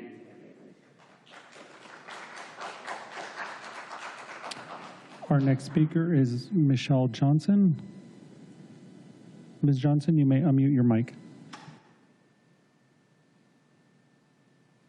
Can you put up my slide, please? Your slide is up. Over the past 8 months, OCPA's trends have shown significant deterioration.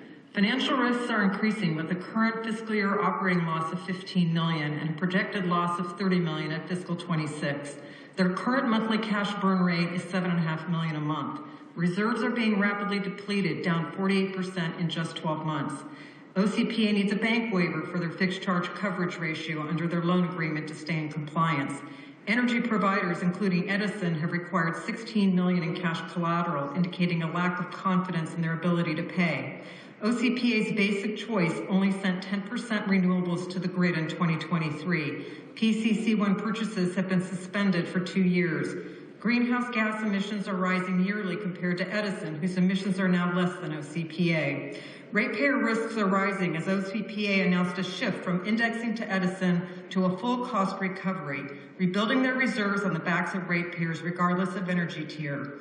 AB 205 is going live in November, and that will mandate a rate reduction for Edison customers, reducing average monthly bills 12 to 17% below OCPA. As Mike Carroll suggested in February 2023, you should request immediate repayment of our loan and agendize OCPA in December to evaluate the rate outlook based on AB 205, their new cost recovery, and make the final determination of the exit letter. Thank you. Your time is up. Mr. Mayor, to give you an idea of where we're at with public speakers, we still have the 2 individuals that were part of the original speaker list that have AV materials. We have since had another 11, 12 individuals jump in on Zoom. So I'll defer to you as to how you'd like me to proceed. Well, let's take those 2. And did you say they had a video presentation as well? They have AV materials, correct. The 2 in person. Why don't we take those, and the others all jumped in the last what? It's been over time. So far my count is, actually it's 12 additional speakers that have jumped in since we announced the first. Let's defer that decision until we hear from the other 2, all right? Thank you, Mayor. If I could call forward Obed Leon and Vicki Johnson. And we'll start with Obed.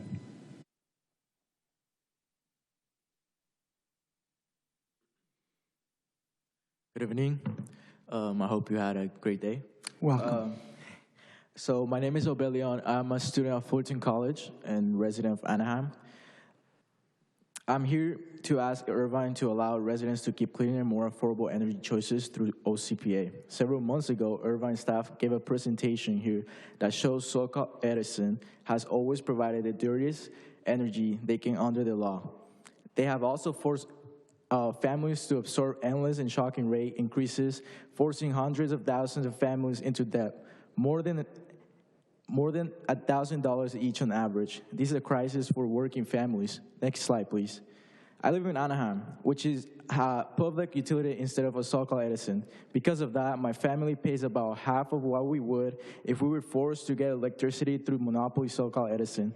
Anaheim family get lower bills and many more community benefits like EV chargers because of Anaheim public utility is not for profit, while SCE is an investor-owned utility focused on generating billions in profit for their shareholders.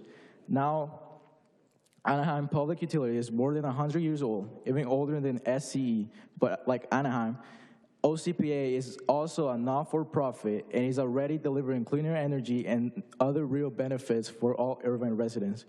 OCPA gives Irvine residents a fair, practical path to clean energy and real savings. That's why I urge to take an important step to protect OCPA. Thank you.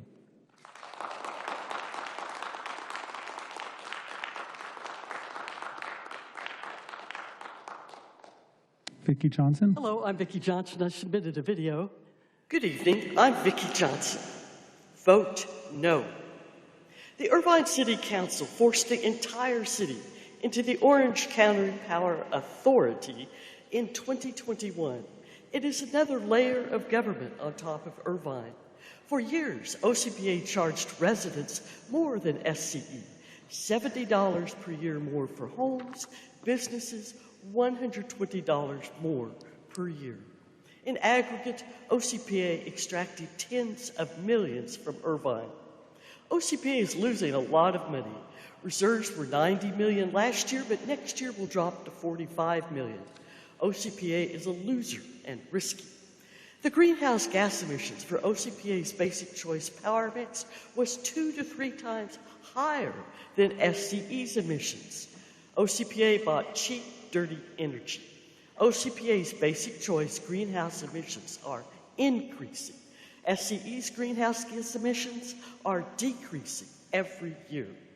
Yesterday, OCPA gave $20,000 each to groups that employ political friends and shills. Farah Khan, Tomas Castro, Ein Creation. Get Irvine out of this. City manager, use your authority to exit from OCPA. Everyone else, opt out of OCPA right now. Google how. And that is all, Mayor, of the original speakers. Thank you. I'm going to turn to my colleagues. Apparently, number a number of people, 12 altogether. We're down to 10, so 2 people dropped 10 out. have jumped into the queue. I mean, personally, I'm ready to listen to them if my colleagues feel otherwise, but it's shut down now, is it not? We can limit to the list of speakers. Yeah, there's no one else other than those 10. All right. Anybody object to listening to the final 10? If there are only 10 and they're going 90 seconds per speaker, I'm willing to listen. All right. With that sentiment expressed, take them one at a time, please. Thank you. Thank you, Mayor. Our next speaker is Ebony Guerrero. Ebony, you may unmute your mic. Hi, my name is Ebony Guerrero, and I'm part of the California Youth Leadership Corps, a program that prepares historically marginalized community college students to become community organizers and leaders in community change. I am here to speak in support of non-corporate, not-for-profit energy choice for Orange County families in order to expand a healthier and more affordable energy. According to CPUC, SoCal Edison's rates have increased 90% over the last 10 years and will increase an additional 45% by 2030, joining the 7,784 families already falling behind on their bills to Edison. Edison does this on the backs of working families. Electricity is not a luxury. It is a necessity for every home, every business, and every student trying to complete homework in a sweltering apartment. That is why Irvine must stay committed to the Orange County Power Authority. Unlike Edison, OCPA's mission is not to maximize profits for shareholders. Its mission is to provide affordable, clean, and reliable power to the people it serves. If Irvine City Council cares about the financial stability of Irvine families, you will rescind the exit letter tonight so that OCPA can grow stronger faster and further reduce climate pollution. Doing this will give us cleaner air and cleaner water. Meanwhile, Edison does the state-required minimum, delivering the dirtiest energy they can under the law. Families deserve the right to choose what's best for them. Rescinding the notice of intent to withdraw will also help bring energy choice to other Orange County cities, creating a better future for thousands of families. Thank you for your time. Our next speaker is Lisa Ryder. Lisa, you may unmute your mic. Good evening, Mayor and City Council members. My name is Lisa Ryder, and I manage the Green Business Program in the City of Irvine, and I fully support the city staying in the OCPA. Our program works with all types of businesses, from Fortune 100 to mom and pops in the city, and they support having a choice, and they all have chosen in the past year to opt up to 100% renewable energy option as it aligns with their company's mission. Many businesses have written letters of support for staying in OCPA. If I may, I'd like to read a note from one of the businesses, Enron Corporation, that was recently sent to the City Council. Enron is a security management software company, by the way. Dear City of Irvine Council members, as a proud Irvine-based business and certified Irvine Green business, we have chosen to opt into the 100% renewable energy through the OCPA. This aligns with our mission to promote safety, innovation, and sustainability across the communities we serve. We strongly support maintaining energy choice and access to clean, renewable energy options in Irvine. OCPA's not-for-profit model and commitment to providing 100% renewable energy to businesses and residents are essential to achieving a greener future for our city. We respectfully urge you to continue supporting OCPA and Irvine's clean energy leadership. Sincerely, Enron Corporation, Discovery in Irvine. And lastly, I just want to make a quick comment about SCE's 100% renewable green rate. We used to refer that to our businesses. Thank you. Your time is up. Our next speaker is Tiffany. Tiffany, you may unmute your mic. Hello, everybody. My name's Tiffany. I work in a clinical lab. I volunteer with Sunrise Movement Orange County, and I am not paid to speak today. I urge Irvine City Council to stay in the OCPA. We should act with the urgency that the climate crisis requires, and OCPA offers an equitable path towards that goal. It invests in more renewable energy and will help Irvine meet its cap. SoCal Edison, as an energy monopoly, has no incentive to reduce rates for its customers, and I want to reiterate that we should protect the people's choice, and as a democracy, that's what we should value, and Irvine should stay in the OCPA. Thank you for your time. Our next speaker is Walter. Walter, you may unmute your mic. Good evening, Mayor, City Council members, Walt McGregor. I'm amazed that many of the speakers tonight have done little to no research. The OCPA claims they are green. They procure wind and then substitute it with unspecified energy, which is mostly fossil fuel energy. Also, Councilmember Treseder, SCE does not make a profit on generated energy. Thank you. Our next speaker is Ankur. Ankur, you may unmute your mic. Hello, council members and Mayor Agrin. My name is Ankur Parikh, and I am a senior at Woodbridge High School, where I am the president of an environmental club called Green Team. I am very passionate about the environment because I've seen what the effects of climate crisis are doing. Like, we had the LA fires here in January, which is outside of fire season. And it's so close to home. We can see that these climate impacts are happening all around us. And so when I've met with leaders here in our community, one of the questions when I brought up about why we need to stay in OCPA was, well, what is OCPA? What have they done?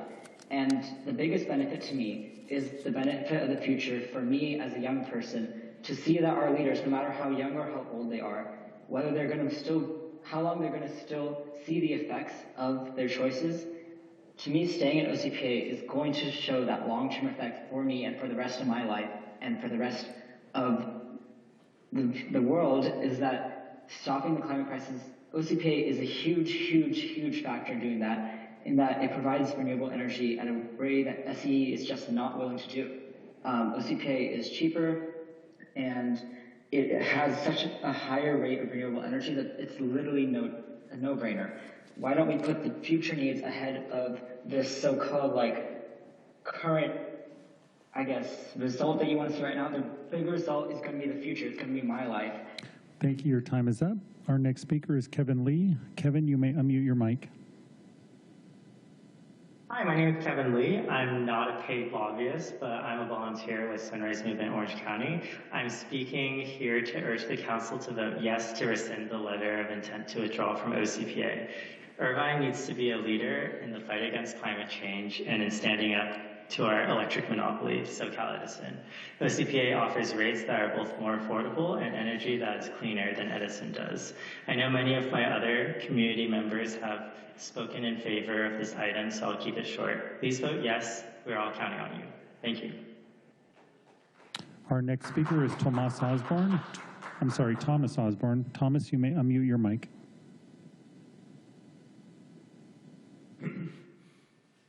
I'm an environmental historian, and I live in Laguna Beach, and I'm not paid to be speaking tonight on this issue, and I'm urging council to rescind the letter of withdrawal. Climate action at the federal level now looks highly unlikely.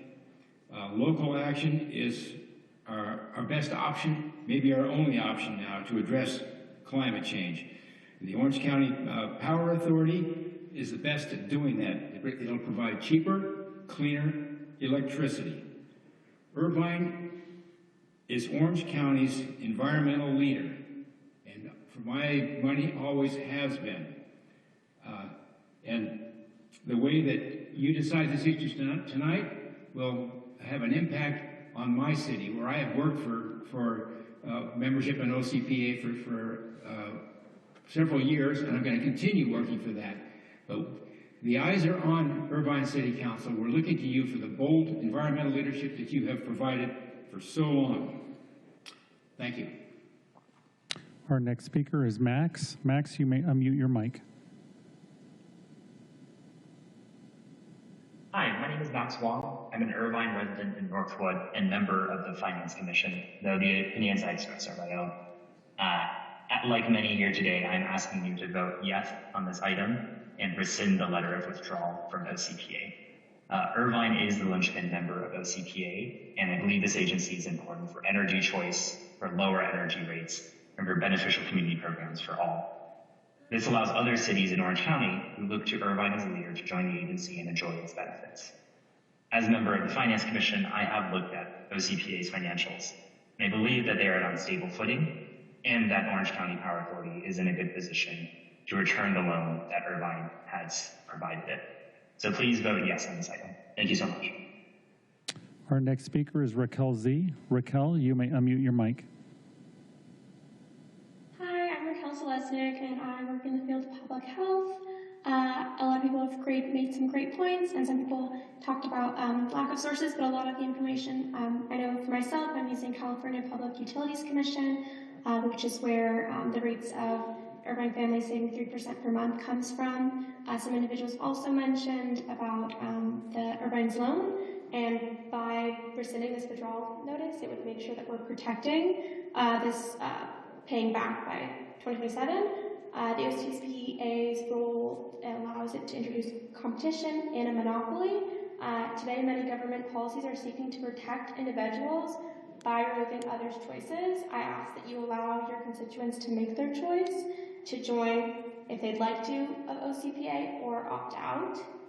With this lens, we can be sure to allow for investment in green energy and allow, especially as we've seen with cuts with the quote, big beautiful bill, we're able to reinvest in our community and make these local changes while national changes are looking to cut our investments and focus on green energy. Thank you. Our next speaker is Dee Dee. Dee Dee, you may unmute your mic. Dear council members and mayor, I'm a UCI student and Irvine resident, and I wanted to speak in support of staying in OCPA.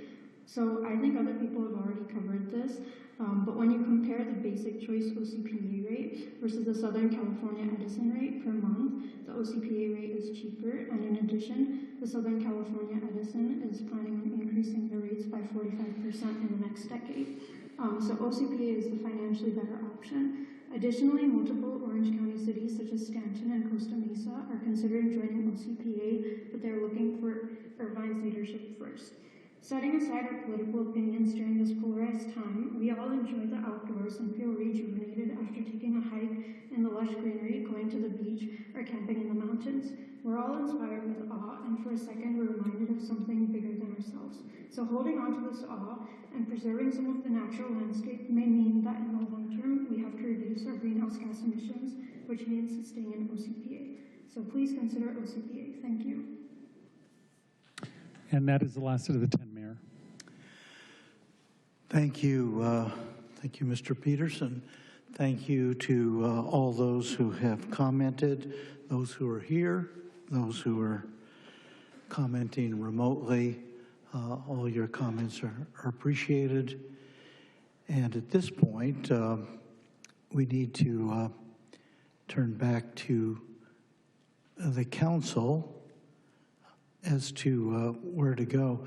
I see Councilmember Liu that you're first in the queue, but I wanted to just take a moment maybe to defer to Councilmember Treseder. Do you have a motion actually that you'd like to introduce? Yes, thank you. It's kind of you to... All right, let's do that and then we can respond to your motion, all right? Okay, thank you. So I am simply moving to rescind Section 2 of the motion adopted at the December 12th, 2024 special meeting.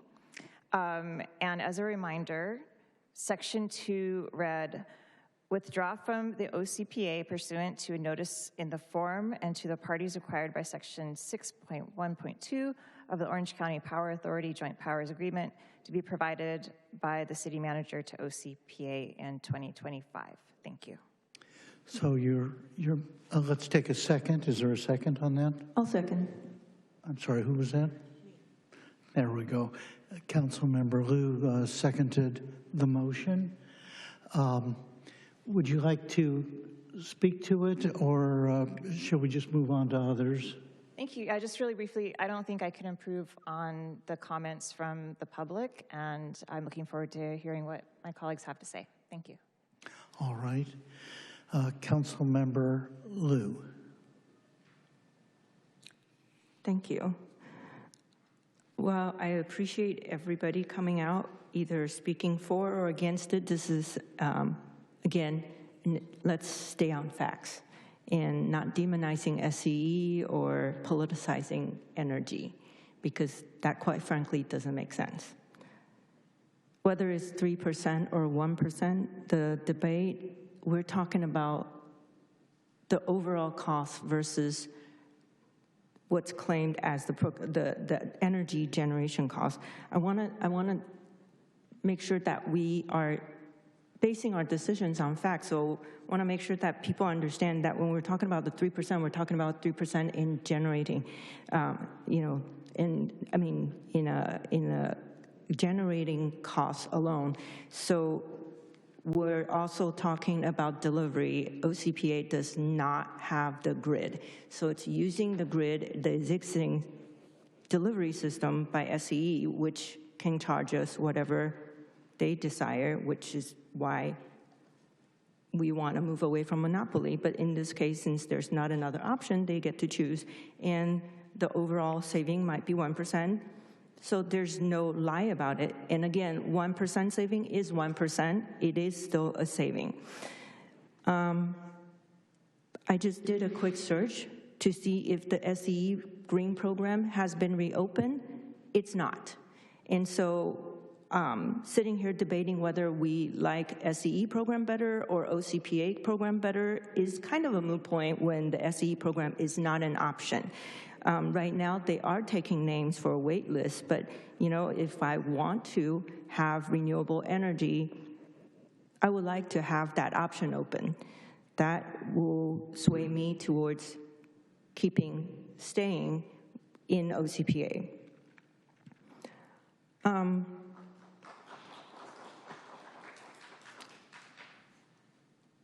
Chair Geller made a good point that the city of Irvine, since moving down to basic choice, has saved the city about $1 million, which is a good thing, right? I would think that we shouldn't object to saving $1 million, which is not a small amount of money.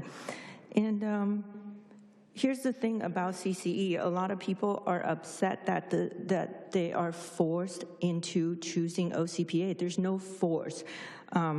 I encourage everybody once again to look at the California AB 117 bill from 2002, which requires automatic opt-in just to have a CCA set up. But automatic opt-in doesn't mean you don't have that choice. You have the choice to leave, which is a basic economic idea in capitalism, that we have that choice, the competition to make things better, to make things cheaper, especially when it comes to utility like electricity, things that we can't live without.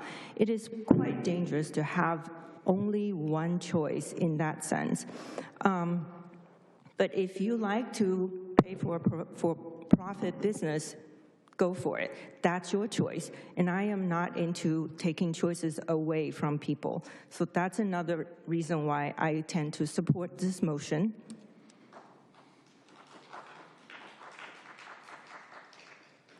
In the case of a CCA, OCPA is required to reinvest its profits back into the community as opposed to SCE. I'm not saying they're not investing, they are, but they're not required to do so. So let's stay on the facts here again. If I'm not mistaken, I think it takes 18 months for us to start the withdrawing process, even after we issue the letter, right? During the last discussion, I believe that was the whole point. But a lot could happen. I mean, whether it's 18 months or not, it's not like with withdrawal and then it immediately happens. So there's been a talk about how once we withdraw, we're immediately able to come into a large sum of money, which I don't think that's the case, whether it is 18 months or not. I'm not sure if that's the case. Now, with regard to the $7.5 million, I highly, highly appreciate the leadership of previous councils to decide on advancing this loan to create the CCA. And that payment, I believe it's starting, the repayment process will start in 2027. And we're not giving this loan for no reason. We actually do get some kind of interest back. So they are paying interest back to Irvine based on the average investment that the city of Irvine is receiving elsewhere. So I don't think that is such a terrible deal for us in that sense. And 2027 is just around the corner. So I don't understand why there is an urgency for us to ask for the repayment right now. I also want to take this opportunity right now to thank Vice Mayor Mai and Councilmember Go for their leadership in properly representing the city of Irvine, being on the OCPA board. Thank you for your advocacy. We decided to send this notice because of transparency reasons, and apparently that has been improved, and you're able to bring community benefits back to Irvine. So thank you both for being the advocate for the city of Irvine to give more benefits to Irvine residents. Now, sitting here and listening to all of the residents, the speakers here, I can't help to think that the future of Irvine is speaking to us and asking us, begging us to leave that option open for them. I have young children, I mean, not young, but young adult children, and I'm not gonna be around for a long time. And so I feel like every decision I make will impact them way more than how it will impact myself. And I feel like saving that choice for them is my obligation rather than taking it all away. We're talking about the ability to choose. If you feel like paying SEE, go for it. If you feel like opting for 100% renewable energy with OCPA, go for it. I'm on basic and I have solar panels. And every month, even if I turn on the air conditioner and with my kids playing on video games, I still get about $100 back. So that's my choice. And I am quite frankly enjoying that choice right now. So I, for that reason, intend to support this motion. And thank you. Thank you, Councilmember Liu. Councilmember Martinez-Franco. Thank you. Well, it's no secret that when I started the campaign, I wanted to exit LCPA. I didn't know too much about CCAs, but thanks to the community, I learned a lot about CCAs. I did my own research on my own, and I see the benefits of all CCAs. I think they provide an opportunity to dilute the monopoly that exists right now. But for me, the most attractive, it wasn't the rate, it wasn't the clean energy, it was the community benefits that we were going to receive. I always say that sometimes in the name of environment, we kind of like don't care about low-income communities. And that's one of the problems that I hope as a community we can solve together, because we have to balance environment and the humans. They have to coexist. Obviously, we cannot live without the other. But when you don't have the next day, when you have only 50 cents or to buy a top ramen, you're gonna decide into live invest in environment and feed your children. So I think we need to first take care of the needs that are more pressing, right? But with that saying, I did change my mind, and I told them that I will support I want to support OCPA, and I want to see them succeed. It is important for the conflict center around the city withdrawal, the withdrawal and tonight, and I'm willing to support a motion to do that. Although OCPA is required to repay the loan in 2027, it is time for OCPA to return Irvine's initial investment now so that Irvine can use those funds in other areas. I was just complaining about the flags, right? That we can invest that money in immigration. Well, I mean, if OCPA repay us, the city of Irvine could greatly benefit from that money by expanding transportation options and keeping our parks and streets safe and clean. When that loan is repaid, the city has its representation on the OCPA board reduced from 2 members to 1 member. With the investment and care that Irvine has shown towards OCPA, I believe there should always be a minimum of 2 seats on the OCPA board. My job is to focus on the residents of Irvine and what is more important for them. I believe OCPA has a great mission to help our residents. But for the last 4 months on the city council that I have been elected, I have not seen OCPA throughout the city as much as I would like to. I have seen them invested in other cities through social media more than I have seen them invested in the city of Irvine. And that needs to change. It is important that OCPA provide as much transparency as possible, just as any other CCA will do. I believe OCPA should provide annual reports of their financial and budgetary process so the city can work hand in hand with them moving forward. With all that being said, will the maker of the motion be open to a friendly amendment?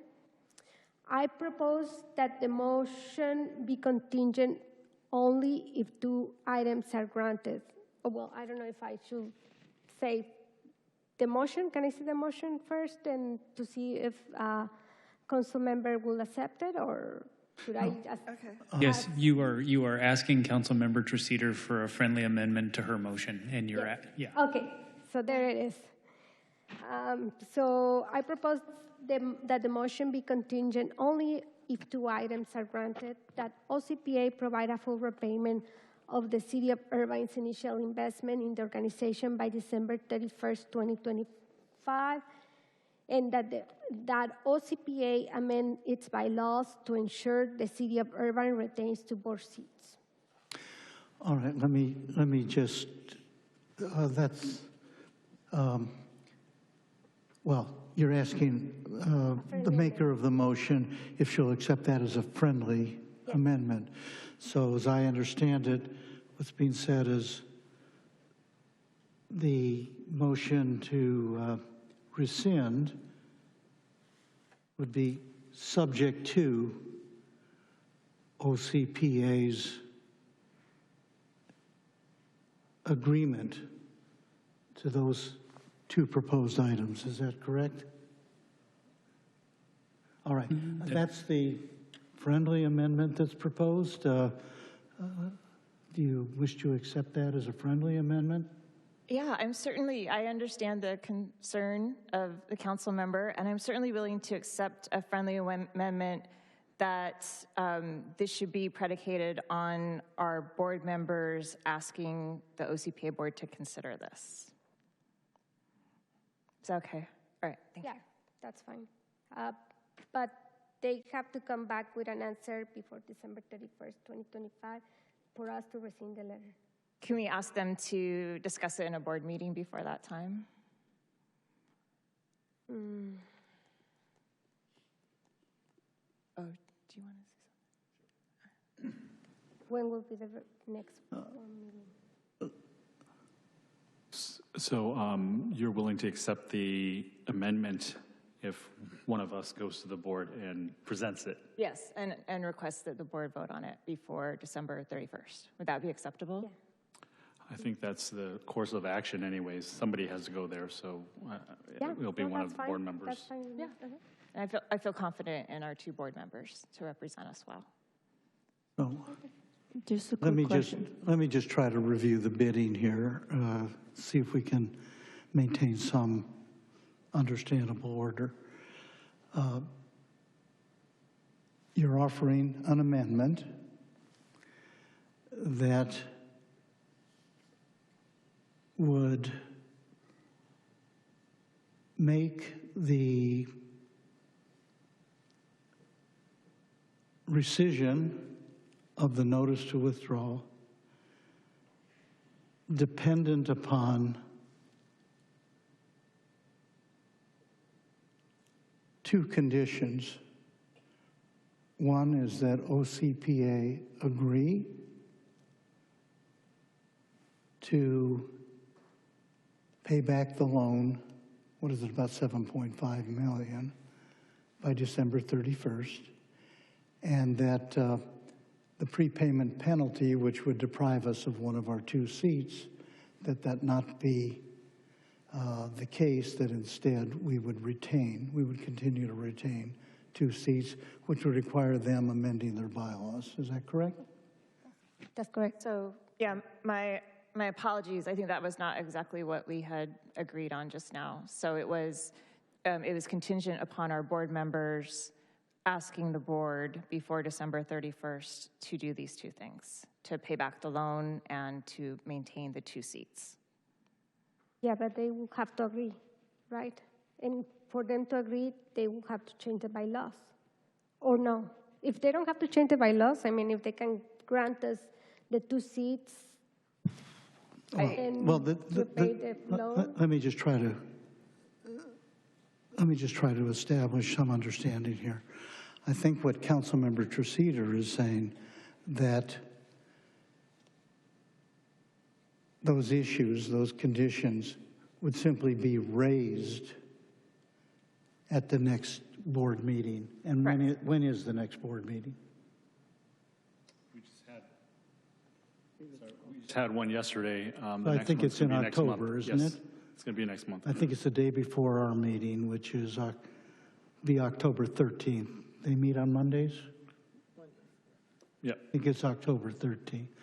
So that's simply being raised with them.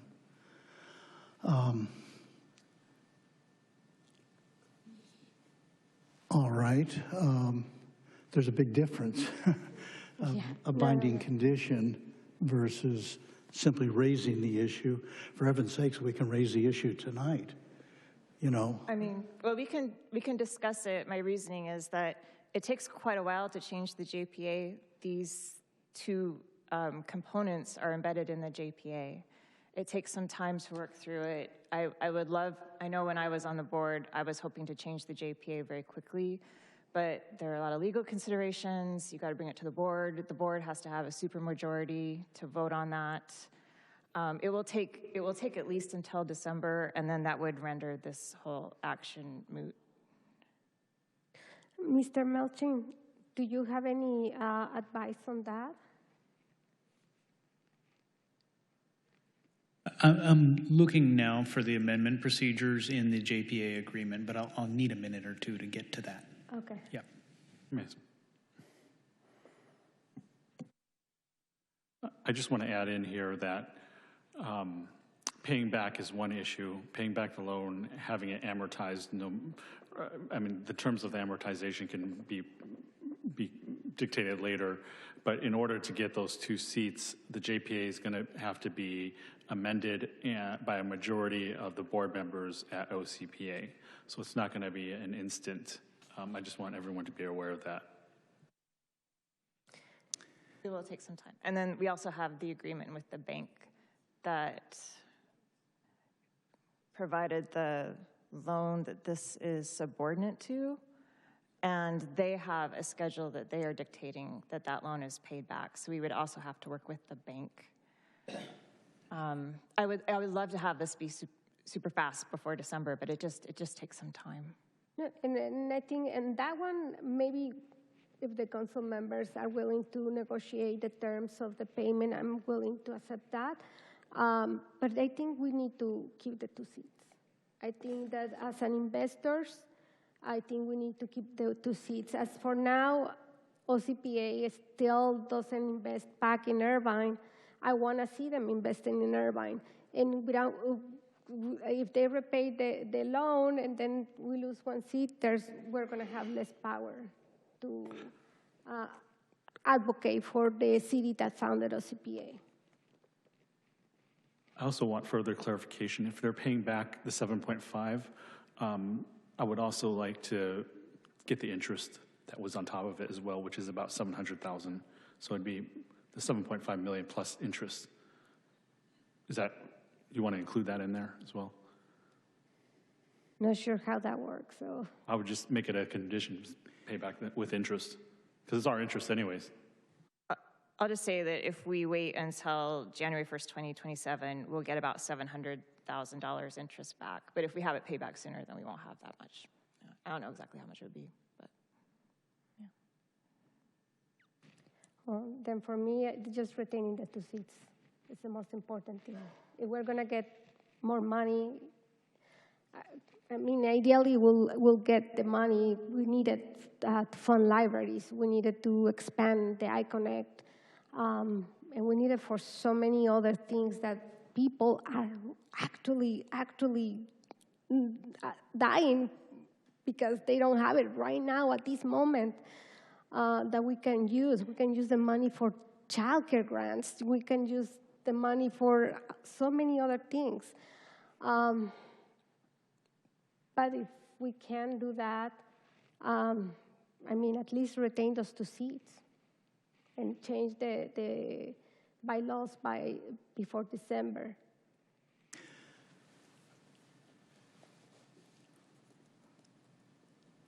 What do you think about just asking the board before December? Can I ask a question? In point of order, I did second the motion, so if that amendment needs to be made, I also need to agree. Is that correct? Yeah. Yes.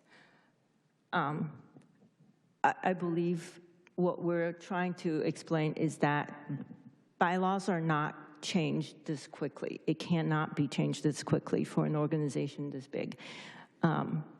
So by making this time limit requirement, you're essentially putting a poison pill that in this motion that is not going to happen. So in the interest of actually having a viable motion, I would say I agree with Councilmember Treseder's interpretation to raise this issue by December 31st, 2025, and instead of having an actual result on changing this. I agree that, I mean, you know, as a big city, I think all of my council colleagues can agree that Irvine probably should have 2 seats everywhere we go. And I am in support of keeping the 2 seats. But because of the impossibility of having this done by the end of this year, I believe having this requirement is not going to work, and we might as well not make any motion and just, you know, not vote on this. So in the interest of actually having a motion that is viable, I would agree with Councilmember Treseder's interpretation. I mean, we have so many passionate people here that can go and advocate for us to OCPA to change the bylaws. When there is a will, there's a way. Unless there's laws that prevent us to do it, but that's why I'm asking. Let me try to bring some clarity to all this. I've allowed discussion to take place to try to see if we can clarify where we are on this.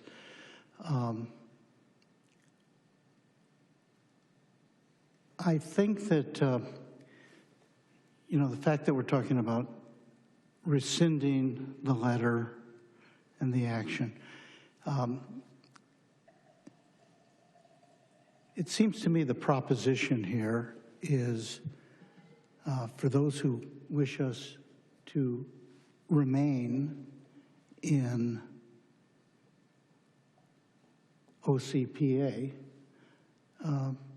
to simply state a motion that way, which is in the affirmative, that we would be proposing to stay in OCA without conditions, I'm just trying to articulate some clarification here. I'll tell you what I could support. I could support staying in OCPA for yet another year, provided 4 conditions were met. The first is that they agree to pay back that loan, prepay it with interest, and that they do that before December 31st, agree to that.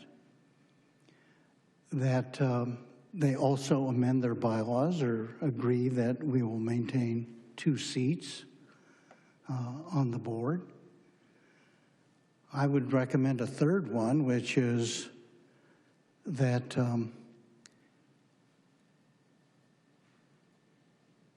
with the onboarding of yet one more small city, be it Stanton or Costa Mesa, that we get a third seat.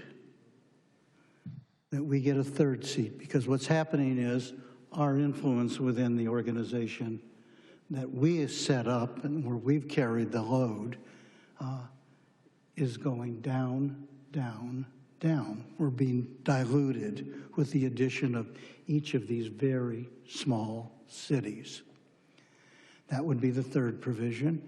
And the fourth, and the most important, is that we get agreement from OCPA that now that we're at the cost-saving basic tier, that our rates not be raised through the balance of 2026.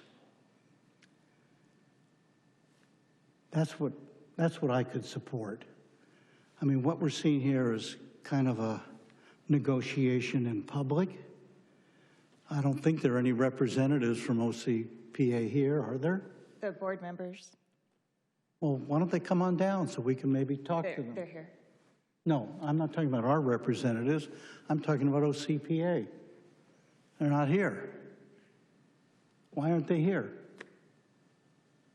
So I don't know if you're offering that as a friendly amendment, but I'm sorry, I must decline. But I think that I've been talking a lot. I see that Councilmember Liu and Councilmember Martinez-Franco have. Yeah, well, I have an opportunity to talk as well. So let me make things simple now. I'll simply offer a substitute motion that states that we will maintain our membership in OCPA beyond December 31st, subject to 4 conditions being met. OCPA's agreement that they will repay the loan with interest by December 31st. OCPA, and second, OCPA's agreement that they will amend their bylaws to see to it that we retain 2 seats. Third, that OCPA agrees in their bylaws and amend their bylaws accordingly, that with the addition of 1 more city, that Irvine will receive a 3rd seat. And fourth, that they'll freeze the cost to our ratepayers who are on the basic plan at the current rate through the balance of 2026. That's the substitute motion. I'd appreciate a second so it can be discussed. I second the motion. Thank you. I think we need some response from OCPA.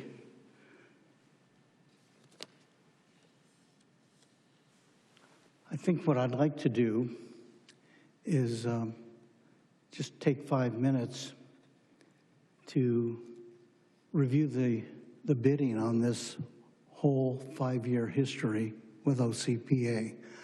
I wasn't there at the very start, but I did come into the picture in 2020 at the very end, and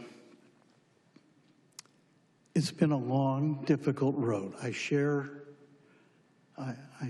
the hopeful, the idealism that we've heard expressed tonight, that this would be an entity that, as promised, would provide cheaper, cleaner, electricity,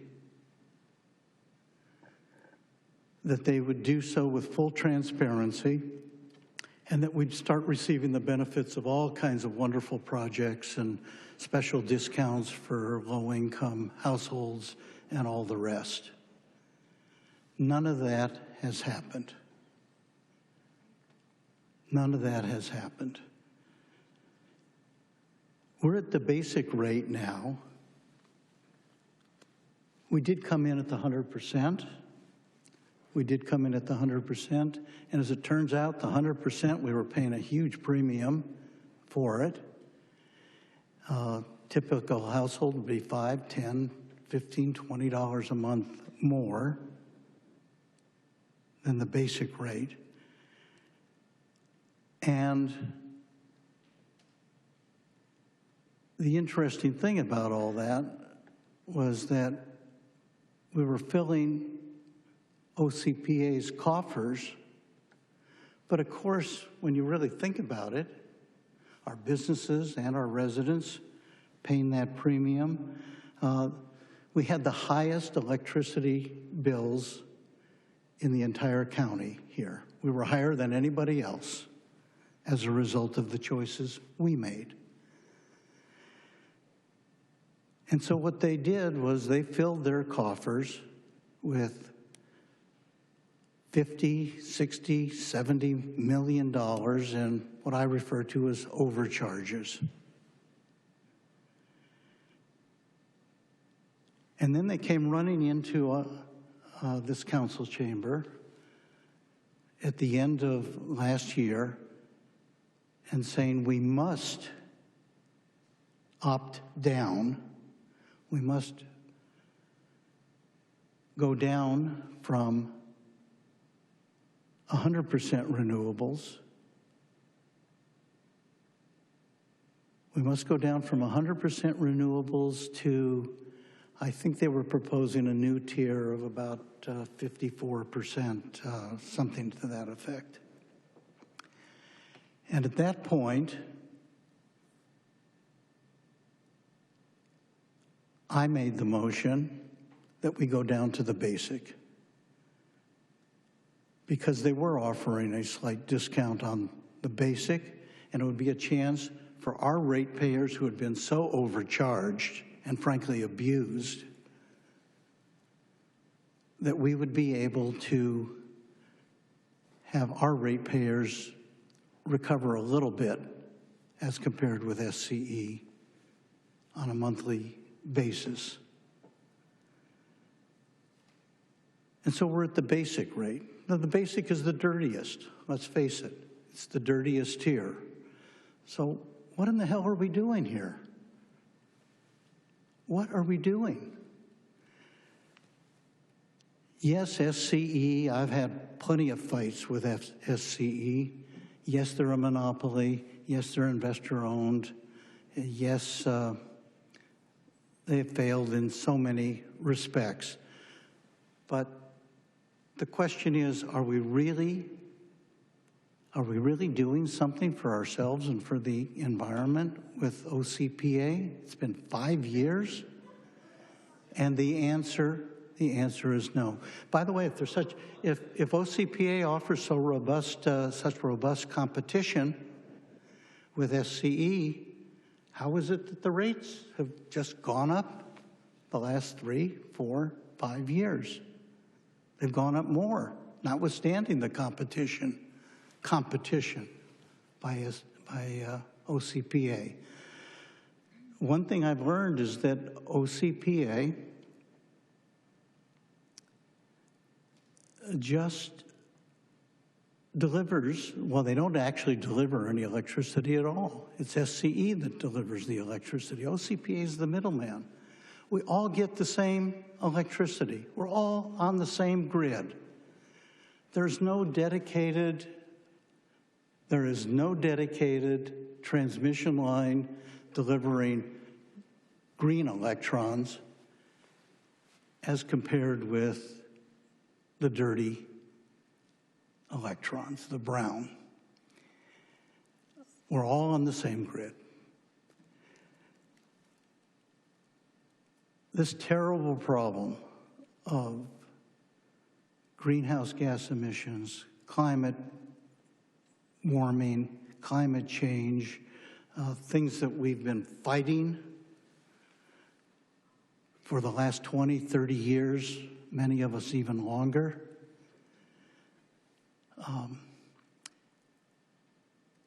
We're not going to win that battle one city at a time, I can promise you. It's going to be won maybe with the state muscling up and taking some leadership, even though SCE is obviously very powerful at the state level. Well, we've got to have some state legislators who actually show some courage and stand up to them and all the other utilities. That would make a huge contribution. Obviously, there's not going to be a national policy in the foreseeable future that meets the moment. So the question is, what can we do locally? I'll tell you what I wish. I wish we had that $50, $60, $70 million in overcharges that we had paid to OCPA. I wish we had those dollars available to us so that we could directly invest in rooftop solar and battery systems and a transit system that would be electric run and so forth. But we don't have those dollars. Let's at least get our loan back. Let's at least get our loan back. And frankly, from the very start, OCPA has disrespected the city of Irvine, and as a result, we've had no influence on policy there. And this business of bringing other cities in and further diluting our power makes no sense at all.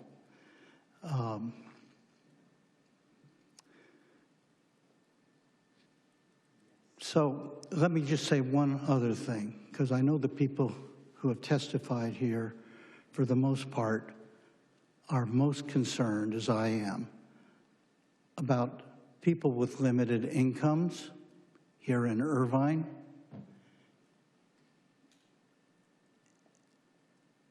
And what about them? The fact of the matter that they've been overcharged, paying more than they would in any other city. That's just wrong. And does somebody care about them? You know, for me, an extra $5, $10, $20 a month, it's not going to affect my standard of living. But somebody who's trying to get by in an overpriced Irvine apartment on an income of maybe $40,000 a year, they're really up against it. And those overcharges take a toll. And no programs to help those people have materialized.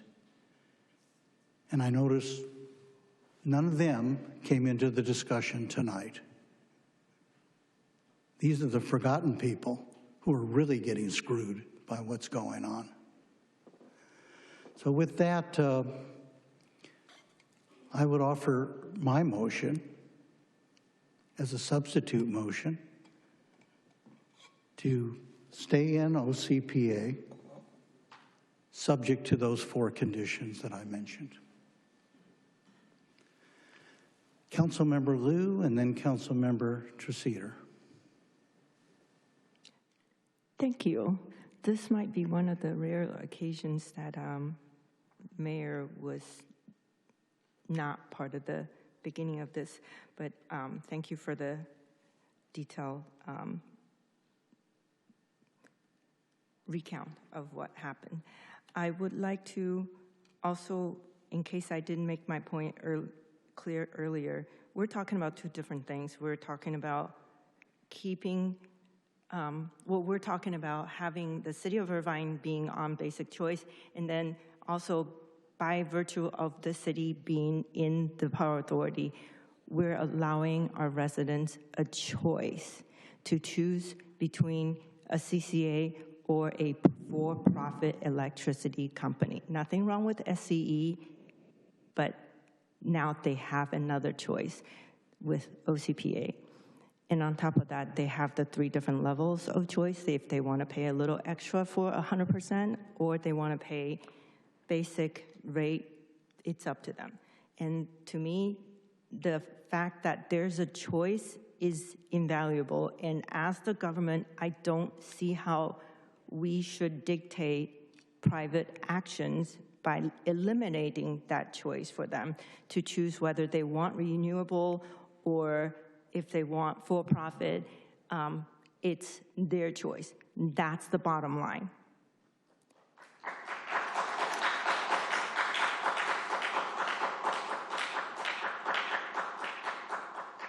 Now, again, I am not quite understanding, maybe it's because I'm a lawyer and I'm not good at math. I'm not quite understanding what the issue is with saving a little versus saving a lot. You know, that the fact that there is a choice to save is enough for me, that serves its purpose. We're once comparing SCE to OCPA and said OCPA is apparently not big enough to make SCE change any behavior, and then also saying that SCE is too big, that it will overwhelm OCPA and it's a better option than OCPA. So I'm not quite understanding that logic right here. The other thing that I have a real confusion about is what is the hurry of getting that loan back if we are getting the interest, and also to push for a 3rd seat on the board. I mean, having 2 seats, that's great. I understand some cities, and I've been asked by many other cities that they're on the sideline watching to see if OCPA is sustainable. And by politicizing this organization, we're essentially trying to kill it. I'm going to be very blunt about that because I have other cities say this sounds like a great idea, but you know, I'm not sure. You guys are not acting very rationally and we can't follow. So we're not sure if this thing's going to be around if we ever decide to join. And we all know governments don't work so fast, including any power authority or agency, joint agency. And, you know, to require everything to be changed by the end of this year, it's essentially asking for an impossible task. We're having this discussion so many times with the same misunderstanding over and over. I really can't understand why this, maybe it's because I'm new to council, I don't understand why this has become such a politicized issue. We're talking about electricity. We're talking about utilities, something that people can't live without. Unfortunately, Irvine did not have the foresight of the city of Anaheim or city of Riverside to have our own public utility, and now we are offering that option to our residents. And again, it's an option. If you feel like paying to SCE, more power to you. So I think what we should do is maybe take that vote. We have 2 motions in front of us. Maybe what we should do is just to take that vote and see what will work. And so with that, I very well, Councilmember Treseder. Councilmember Treseder. Thank you. I agree. We have heard out the mayor's comments and concerns. We've all listened to them. I think that it's clear what the substitute motion is intended to do, and I am ready to vote on it. I'm prepared to call the question subject to just one comment, which is that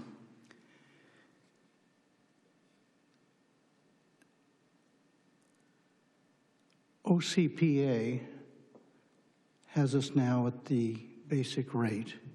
There's no guarantee, of course, we'll remain at that rate.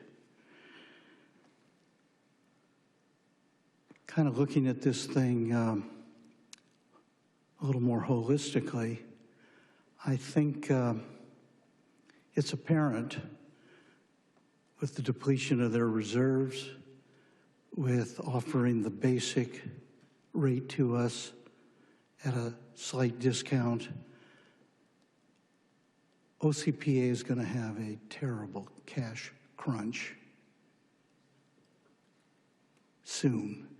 And in fact, I would go a little further and say that organization is in a slow death spiral.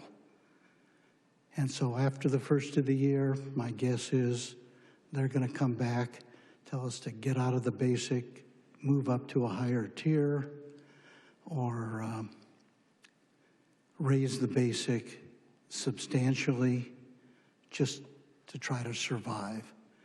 You can't look at their numbers and think anything but, wow, this organization is in deep, deep financial trouble. That's what mystifies me, that they aren't even here tonight, because they'd have to answer some tough questions from me and perhaps from others. With that, there's a motion. Oh, I'm sorry, Councilmember Mai, Councilmember Martinez-Franco. If you want me to call the question, I will at this point. If you want to be heard, though, you have an opportunity to be heard now. Thank you, Mayor. I would like to be heard. I would like to see if I can make a friendly amendment to the original motion by. You can't do that now. Well, there's a substitute motion in front of us. Okay, so procedurally we'll have to go through that, and then I will have to vote on the substitute motion first. Councilmember Martinez-Franco. Yeah, so I don't want to see the CCA fail. I still want to give them a chance. So unfortunately, I'm not going to support this motion, but I also want to do back to my friendly suggestion and maybe add something else in there, but let's vote. The substitute motion is before us. Let's call the roll. Councilmember Carroll. Yes. A clarification. What are we voting for? Which motion? This is Mayor Agrin's substitute motion, which is the rescinding of the notice of intention with the 4 contingencies, which I'm happy to go through. Perhaps the city attorney can recite it as he has transcribed it or taken it down. Thank you, Mayor. It is in the affirmative to stay in. Understand. So the substitute motion, the motion that is now before the council, is to stay in the Orange County Power Authority provided 4 conditions are met. Condition number 1, the loan of approximately $7.5 million is paid back by December 31st of this year. Condition number 2, that even with the repayment of the loan, the City of Irvine retains 2 seats on the Orange County Power Authority Board of Directors. Condition number 3, that if the Orange County Power Authority adds a new member, city, that the City of Irvine gets a 3rd seat on the Board of Directors. And condition number 4, that the basic tier rate charged in Irvine remain fixed through the end of 2026. If those 4 conditions are satisfied, the city would remain in the Power Authority. Sorry, the loan, this back to the $7.5 million loan, a clarification, paid back with interest. Everybody understand the motion? All right, call the roll, please. Councilmember Carroll. Councilmember Go. No. Councilmember Liu. No. Councilmember Martinez-Franco. No. Councilmember Treseder. No. Vice Mayor Mai. No. Mayor Agrin. Yes. Motion fails 2-5 with Councilmember Go, Councilmember Liu, Councilmember Martinez-Franco, Councilmember Treseder, and Vice Mayor Mai voting no. Very well. We're back now to the main motion offered by Councilmember Treseder, which, as I understood it, is simply to rescind the previous letter of notice, right? That's correct. It was to rescind Section 2 of the motion that was made last December, which was to issue the letter notice indicating that we would withdraw this year. Just to remind me, what was section 1? I don't recall. Okay, it was obviously not consequential with respect to this. No, remember in that motion, we dealt with things like the rate that Irvine was moving to, so it may have been that, but it isn't the subject of this motion. Okay. So there's the main motion. Is there further discussion on the main motion? Councilmember Mai. Yes, I'd like to make a substitute motion. You can do that. Okay, thank you. So before I go into this, I want to make some things clear here. For one, I'm not for monopolies at all. We have money on the table. We have money in OCPA, and I don't want to leave any money on the table. But I want, people are asking, well, what's the big deal about the loan being paid back? It's good faith. I understand that our money is sitting there. U.S. Bank has a position also, and their money is sitting there. My substitute motion is for the process of getting the loan, the original $7.5 million, paid back with interest immediately, not entirely, but the process to begin. Also, to keep our ratepayers at the basic level. People can move up if they want, but we should always be on the basic level. The third is that the rest of the terms are to be negotiated. I will personally negotiate it with the board and with OCPA, and I'm confident that we'll get some of our terms, but this makes it a little bit more. We have a little bit more chance of success if I go to them and negotiate the terms of the amortization, and then also amending their JPA if they can. And there's no problem with me doing that. Obviously, I'm the vice chair of the organization, and I will negotiate on the behalf of our ratepayers as a city. So basically, those are my terms, and that's a substitute motion. It's a friendly, but it's a substitute motion, whichever. Well, are you suggesting some kind of amendment or a substitute motion? I don't want to. A friendly motion, sorry. I worded a friendly amendment? A friendly amendment, yes. All right. Can somebody recite again what that is? I could take a shot at it. Recall the main motion was to rescind the withdrawal notice. The friendly amendment would add to that, number one, that the Power Authority would immediately commence repayment of the loan, the $7.5 million loan, on terms to be negotiated by Vice Mayor Mai with the Power Authority.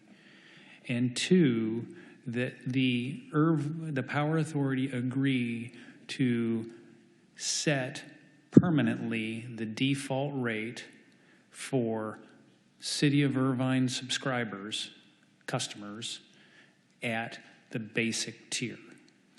And then, if I understood correctly, that third, Councilmember Mai would seek to negotiate on behalf of the city, but only seek to negotiate, no guaranteed outcomes, the question of board membership, retaining the 2 seats after the loan is paid back and or enhancing the number of seats that the city would get as additional members are brought on. I think I said that right, Vice Mayor Mai, but if you would know. Everything was right, except you didn't address me as Vice Mayor Mai in the middle. But I got it right at the end. But everything was right, yes, that was correct, those items. All right, that's being offered as a friendly amendment. All right, I just want to understand, there's nothing in there that is required. In other words, OCPA could just say no. That is correct. And we're still in the entity then. Subject to one qualification. I think that Vice Mayor Mai indicated that the setting of the Irvine subscribers at the basic tier was a hard and fast requirement, not a to be negotiated requirement. Yes, and the reason I put that in there is we have no control over the rates, but we have control over the tier.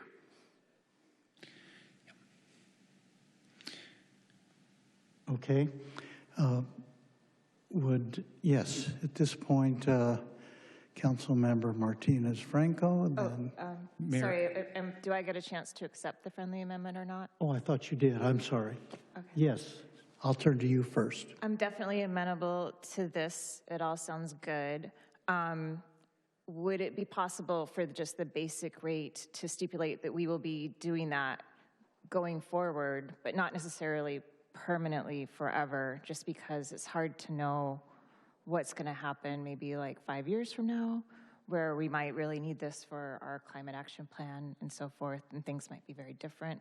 I'd hate to lock us into this tier permanently.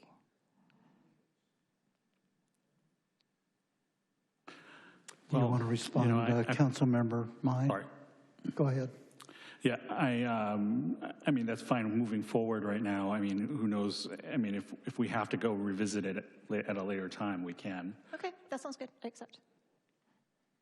And I believe I have to accept that as well.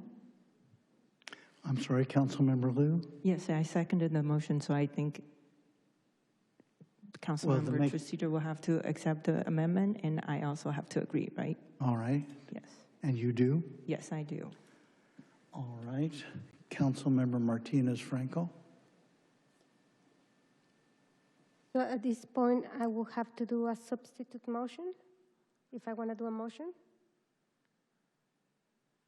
That is an option that's available to you. I know. Okay, I want to do. Sorry, you could also offer a further friendly amendment if you want, depending on what you're going to say next.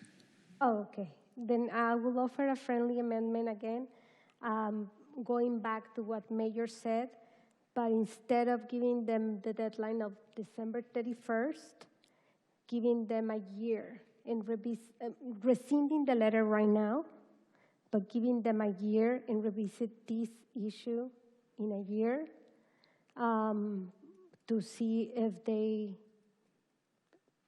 change the bylaws. If I understand that, so we rescind the withdrawal right now, and then we give them a year to change the bylaws on the 2 members of Irvine. I think that is similar to what Vice Mayor Mai was saying. Is that true? We're asking. Him, they will try. No, it's either or. We are going to come back to council member to vote on this.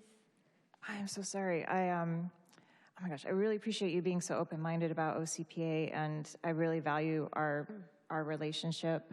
I would love to accommodate you on this, but I just really have to apologize. I cannot. I don't want to hamstring OCPA over the next year. I just want to move forward. And so I apologize. Normally I would want to. I'm sorry. Then I do a substitute motion with those requirements that in a year we revisit the issue with the same requirements that the mayor said, but giving them, rescinding the letter right now. And so OCPA have also a chance to show other cities that they can join because we rescinded the letter. But our only requirements is that we keep the tier for 1 year. Can you repeat, Mayor, what you just said? I mean, before the motion. The requirements keep.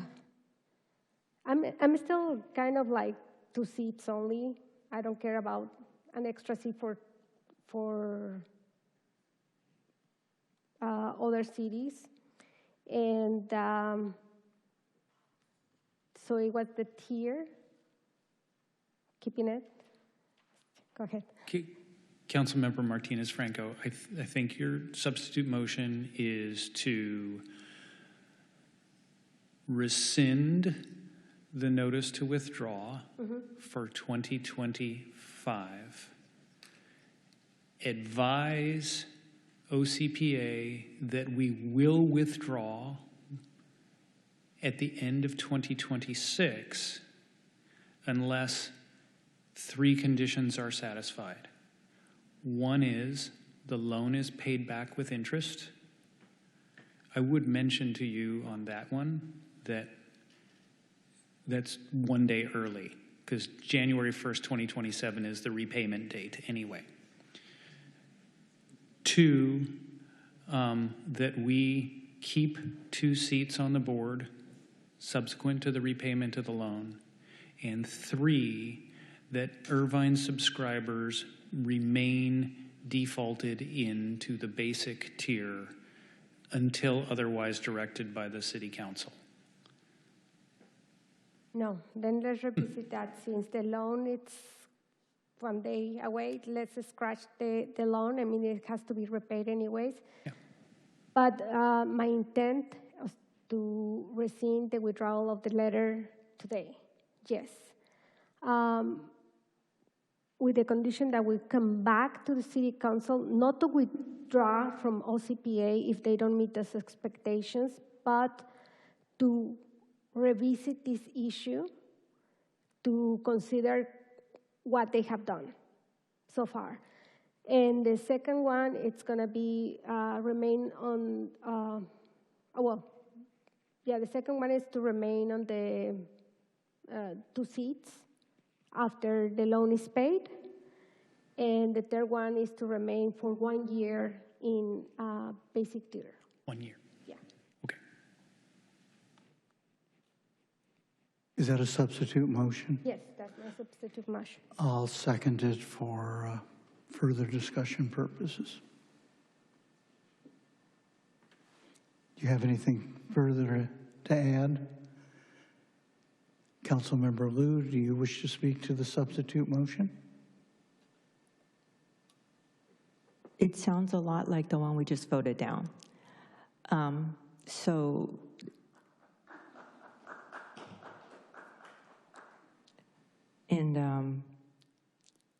With all due respect, that just didn't, I feel like we're going in circles. And the fact that this is, if I did not make it clear, what we're doing right now is essentially keeping everybody who wants to join away. And I think we've heard enough about how much Irvine residents wants to keep their choice, and we are, again, dictating their choices. And the fact that we have failed them 100 years ago to set up, well, not 100 years ago, but 50 some years ago, when we set up the city to have a public utility company, we have this chance to keep it for them. And I don't see the reason why we are so intent on killing this organization.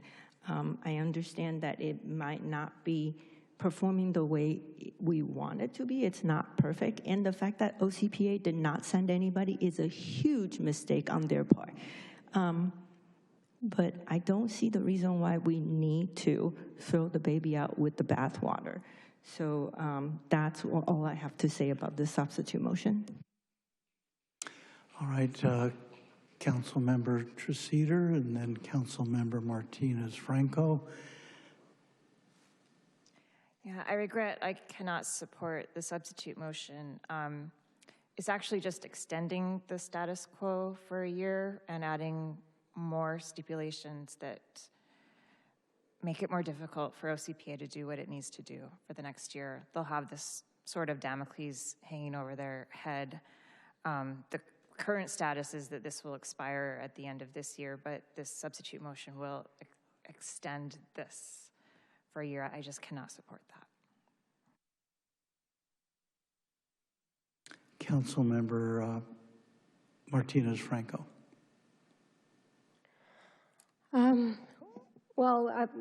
It's not the same motion that we just voted down, because I just said rescind the letter right now, come back and revisit, not to withdraw, but to revisit what they have done, and to keep 2 board seats and remain on a tier, basic tier. And here's my fear. I don't know this council member, but I overheard him asking someone else to raise the rates for Irvine. Mm-hmm. And I don't like that. I didn't like that. Why will this, I mean, what is the point on him saying that? I don't know. Don't ask me what council member was because I don't know him. But I know that he was a council member. And that's not cool. I immediately turn and say, I will not support that. So I want to guarantee our low-income people that they are going to have a choice of basic rate. So I agree with that basic rate. If anyone else wants to vote me no, and I mean, I don't know where I'm going to go from there. I still support CCA. I want to see it succeed. But if we are going to just give them a free card without making them accountable, I want to keep on making accountable. And that was one of my promises. I want to make them accountable. And I want to make sure that they succeed as well. And they're not giving me the chance to do either. So I don't know what to do now. All right. That concludes the discussion on the substitute motion. Did you wish to say something? No, we're just going to vote on this, right? On the substitute. Actually, I do. All right. Councilmember Carroll wishes to be heard. Just very briefly, I think maybe we can go back to maybe something a little different. And I don't know, Councilmember, if you would want to just go ahead and I think it maybe it kind of wound out complicated and then got more narrow, and then it feels like it's a little amorphous that we're going to rescind it based on some negotiating that may or may not be successful. We may or may not have repayment. Maybe, Councilmember, if you want to perhaps amend your motion to keep everything in place, but that it goes away, meaning the rescission, that it goes away if we are repaid the money that we loaned to the entity, just repayment, one, and two, the maintenance of our 2 board members, because the agreement, of course, says that once that loan is repaid, it goes down to 1 board member. So the 2 things would just be, 1, repayment of the loan on or before, I guess they probably need a few days, December 25th, Christmas to December 26th, so it's in place. And 2, just maintenance of the 2 board members from Irvine. I don't know if that you're amenable to something like that, but I would just throw it out there. So my initial request, is that what you're talking? It does sound to me like your initial motion. Yeah. And I think the suggestion is you may wish to offer that. Let me just say, if you offered that, that's something I could vote for.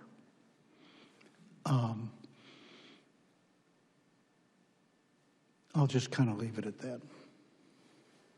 Yeah, I'm willing to go back to the initial request. All right. That's a motion that you're offering? Yes. I'll second that. The initial substitute motion just goes away. I'd like you to restate the motion, Mr. Melching. No, you, not the other Mr. Melching. You're Mr. Melching. Oh, there we are. I'm sorry, I can't see it. Sit on the screen here. So the motion would be to rescind the December 12th motion, section 2, to withdraw if those 2 conditions on the screen are satisfied. 1, that the city is repaid the loan with interest by the end of the year, and 2, that OCPA amend its bylaws, and it would also be its joint powers agreement to require that Irvine maintain 2 members on the board after the repayment of the loan.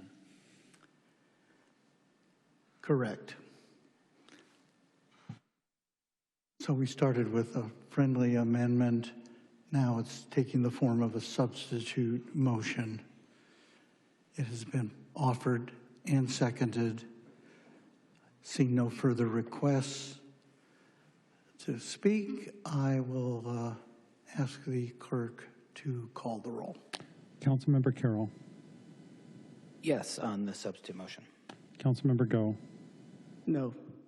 Councilmember Liu. No. Councilmember Martinez Franco. Yes. Councilmember Treseder. No. Vice Mayor Mai. No. Mayor Agron. Yes. Motion fails 4-3. Councilmember Go, Councilmember Liu, Councilmember Treseder, and Vice Mayor Mai voted no. All right. That takes us back to the main motion. Please, Mr. Melching, state the main motion.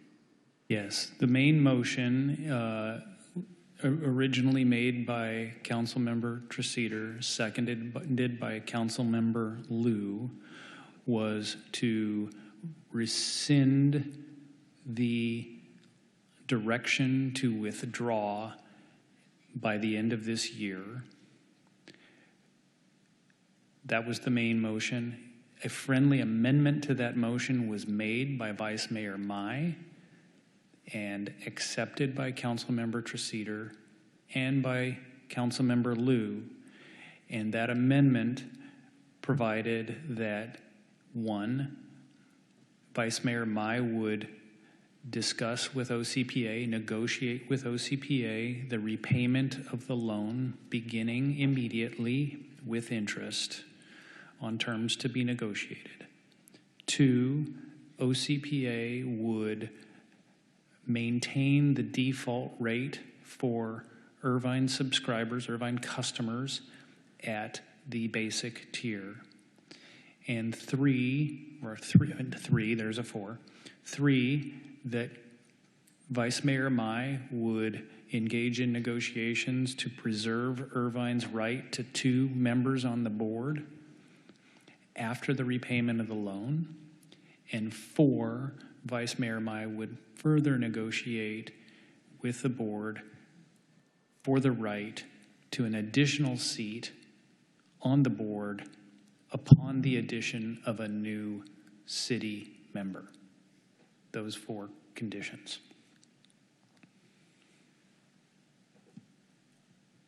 So the rescission is not subject to OCPA's agreement. It's simply direction to negotiate these matters. That is correct. Point of clarification. Well, there's the repayment that needs to be addressed, and to keep us on basic, our ratepayers on basic, the rest of it is up for negotiation. That's right. Though the terms of the repayment are to be negotiated by you. Correct. Yeah. Yes, Just to clarify, Councilmember Carroll. Just City Attorney, just want to. So the active withdrawal from OCPA this year goes away as part of all this. Is that what we're doing? Yes, I think as a practical matter, I think what will happen next is Vice Mayor Mai will commence discussions with the Orange County Power Authority, and if those discussions aren't going well, he's going to come back to the council and revisit that issue. I think that's what, as a practical matter, happens in the wake of this motion. Why do we have to couple that then with the rescission of the withdrawal notice? So that we don't have to come back later this year and revisit whether or not to issue the withdrawal notice before the end of the year. But the repayment could be, there's no threshold of the repayment. There's no threshold. No, it's to be negotiated by Vice Mayor Mai. But we're taking away the one thing that we have, Irvine's leverage, as part of this. Well, that's subjective. We're taking away we're taking away the rescission notice that this council put in place last year as part of this. I want to try to get there, but I just want to clarify what we're doing. It's become a little we're subjecting it to a negotiation. So in other words, the only real triggering thing is the commencement of negotiation. And if repayment is 50 cents or $1 of principal amount, that's sort of valid, right? How do you interpret that legally? I really don't. I appreciate that, and I'm happy to offer a legal interpretation, but I really think your question is better directed at the vice mayor, because it's his motion, and ultimately, okay. Well, let me ask you. What do you want to have a threshold vice mayor, or how do you? Let me, oh, I'm sorry. Through the chair. Let me. I'm done. No. Let me invite you to, through me, direct your question or comment to Vice Mayor Mai. Please do. I don't really have much of. I've talked about this issue for numerous years, Mayor. I am okay with the idea that this entity would live, provided that every city bears a fair share here.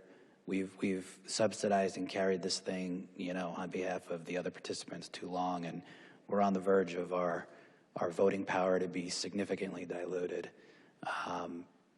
We have a multitude of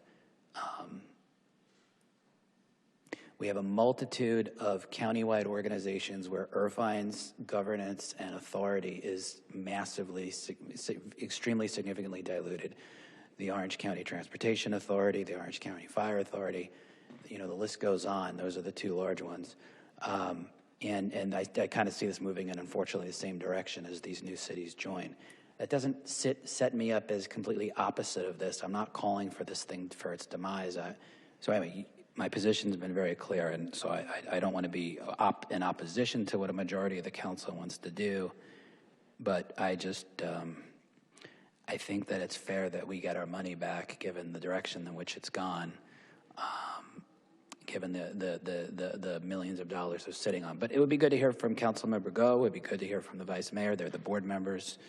We haven't really heard too much in kind of full clarity. There may be a split between the two of them. I don't know. But I have some significant concerns that these cities come in for free. They don't incur anything. Our ratepayers' money gets continually exported and sent to organizations that stand here and don't say that they've gotten thousands of dollars before they speak from the organization, and it's just really disappointing. So that's my 2 cents. All right, Councilmember Liu, then Councilmember Mai, then Councilmember Treseder, then Councilmember Go.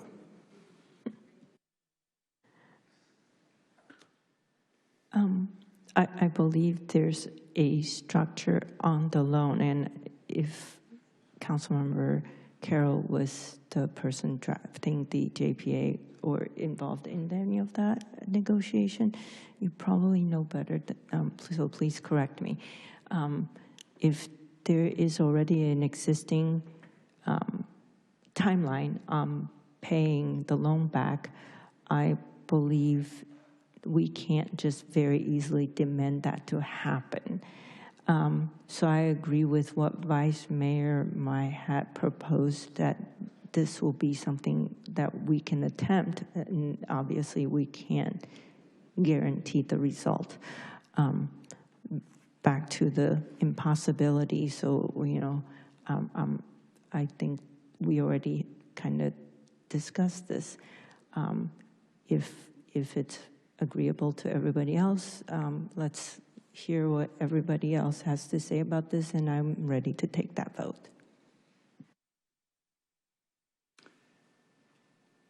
Councilmember Mai. Thank you. Yeah, I just wanted to address Councilmember Carroll on the question as well, along with Councilmember Liu. Yeah, there's going to be a payment term that's already in place, but I mean that's all going to go away when we're doing the repayment immediately, and then also negotiations of the payment terms. And I see this as a compromise, and for me to go to them and work these terms as well. If anyone thinks I'm going to let go of 2 seats from Irvine that easily, it's not going to happen. I'm just being very transparent here. It's part of this this package here. You know, I'm going to try to retain 2 seats for Irvine as much as possible. I believe that we should, and you know, it's up for negotiations. Once I get there, I'll deal with it then. But we just need to get there. The way that this is structured out here, I think it's a good compromise for everyone, and it makes the most sense to me. My friendly amendment, that is. Thank you. Councilmember Treseder. Thank you. Yeah, I just want OCPA to be successful. I don't want to hamper them any more than they already are by our deliberations on the council. I appreciate the Vice Mayor's amendment. I'm ready to vote on it myself. I hope that we can support it. Thank you. Councilmember Go. Thank you, Mayor. I've read the JPA. I didn't memorize every word of it. I had to review back on some of the promissory notes, the loan terms. There could be some creative ways where we can, some people might not want to hear this. You can extend the loan to hold the seats. I'm sure there's creative options there. So I'm happy to work with them and Vice Mayor Mai, as well as Vice Chair Mai. I've been putting a lot of time at OCPA. I spend quite a bit of time there, as some of you know. You've seen me there. I've worked on multiple programs with them. I still currently work on another program, which City Manager Sean's familiar with, in terms of credits for solar rooftops and batteries. I'm supportive of a choice, like Councilmember Liu has spoke of. I think at the end of the day, you know, as far as going from SCE to OCPA, I understand the markets well enough now. There could be a day where renewables is less expensive than traditional fuel. I mean, I wish there was that day, and someday that will come. So I have hope, and I want to make sure that we do the right thing here. Thank you so much. Councilmember Martinez Franco. Yeah, I just want, again, a clarification about the new motion, if you don't mind reading it, or just having a complete description. Sure. The main part of the motion is to rescind the option to withdraw this year. Then there are 4 friendly amendments, or 4 parts to a single friendly amendment. The first part is that Vice Mayor Mai will commence negotiations with OCPA to begin immediately repaying the loan with interest on terms to be determined. Second, that OCPA will place Irvine customers in the lowest tier by default. 3, that Vice Mayor Mai will negotiate to maintain the 2 seats on the OCPA board following the repayment of the loan. And 4th, that Vice Mayor Mai will negotiate to expand the City of Irvine's number of seats to 3 if an additional member city is added to OCPA. Those are the 4 parts to the friendly amendment. So question, what happened if nothing of that, I think this is a question for Vice Mayor. What happened if nothing of that succeeds? You're addressing me?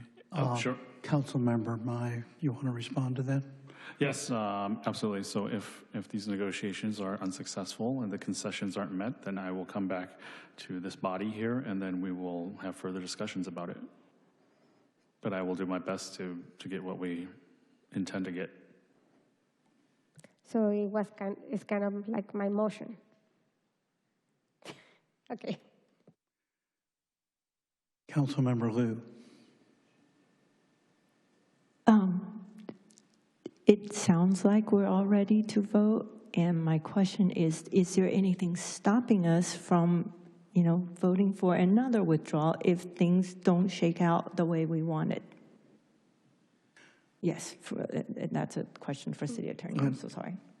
Let me see if I can answer that, which is we could withdraw before the end of the year if this council chose to.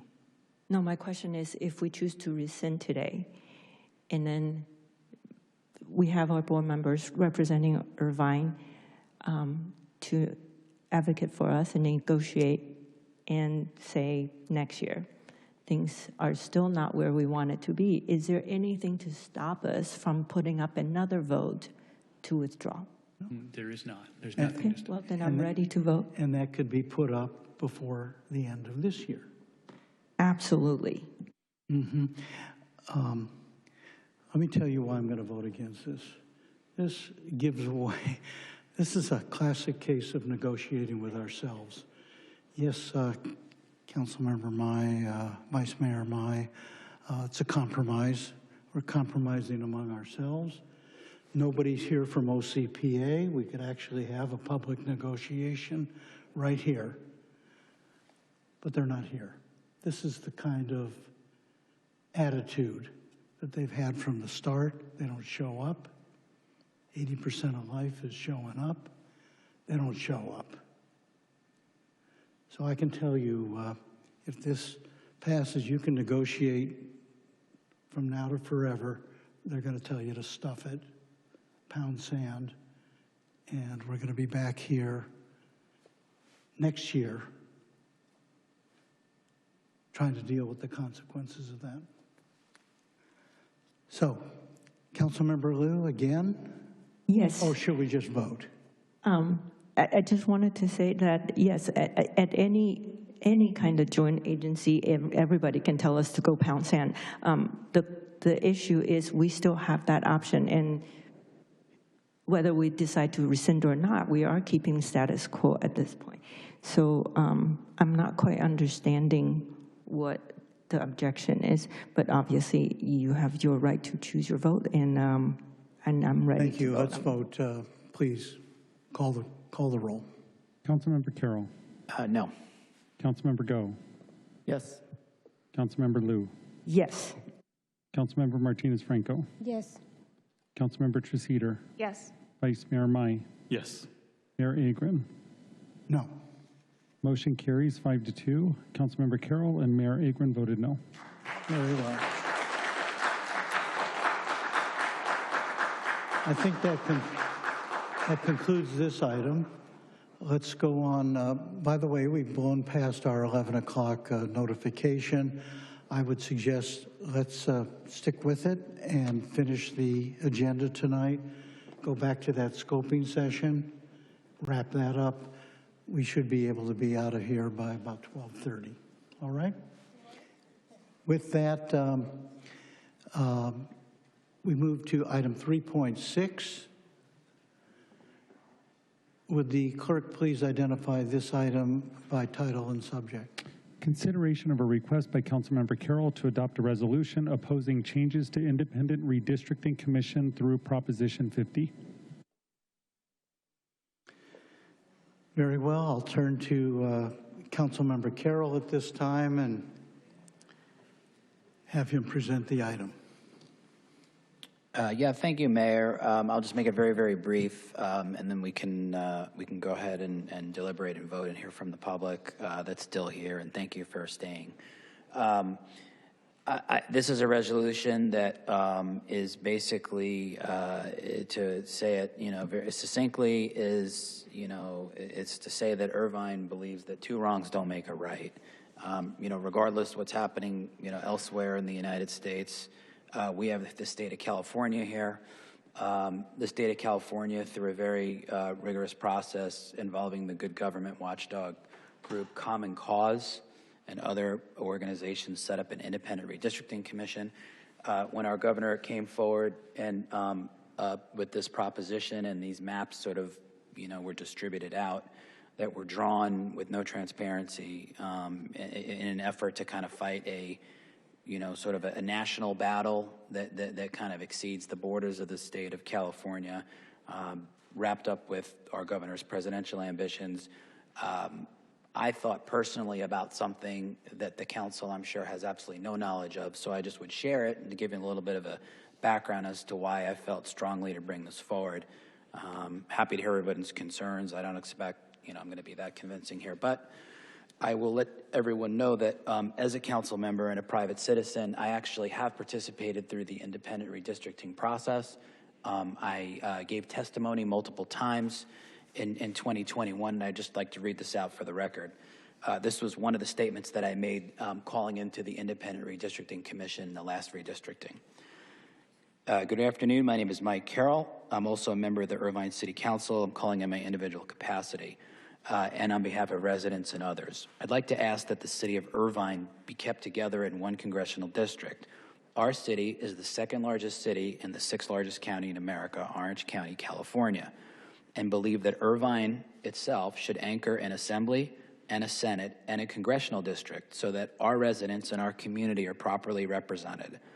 I know that the commission has discussed in the past separating Irvine because of housing differences in the city or perhaps the line of the 405 freeway, but I'm calling in today to stress that it makes really no sense to anyone who resides in Irvine that wishes to keep our master plan community whole and properly represented. Yes, the commission has difficult choices to make, and I respect their choices greatly. I am sure that all cities would hope to be kept together and whole, even in those instances where that cannot happen. But we do believe here, and I do believe that we should prioritize major population centers and ensure that large cities like Santa Ana, Anaheim, Huntington Beach, and Irvine, my community, are kept whole as we build these districts. I would ask that the commission consider this decision and honor the city lines that exist at Irvine while building a congressional district as well as the other districts.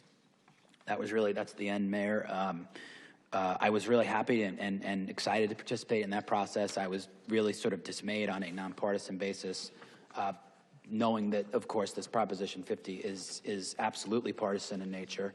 I don't think anyone would disagree with that. The irony, kind of the funny irony is, you know, here I was as an individual advocating before the independent commission of a process that was put together by, you know, Common Cause and other groups that I may not always agree with.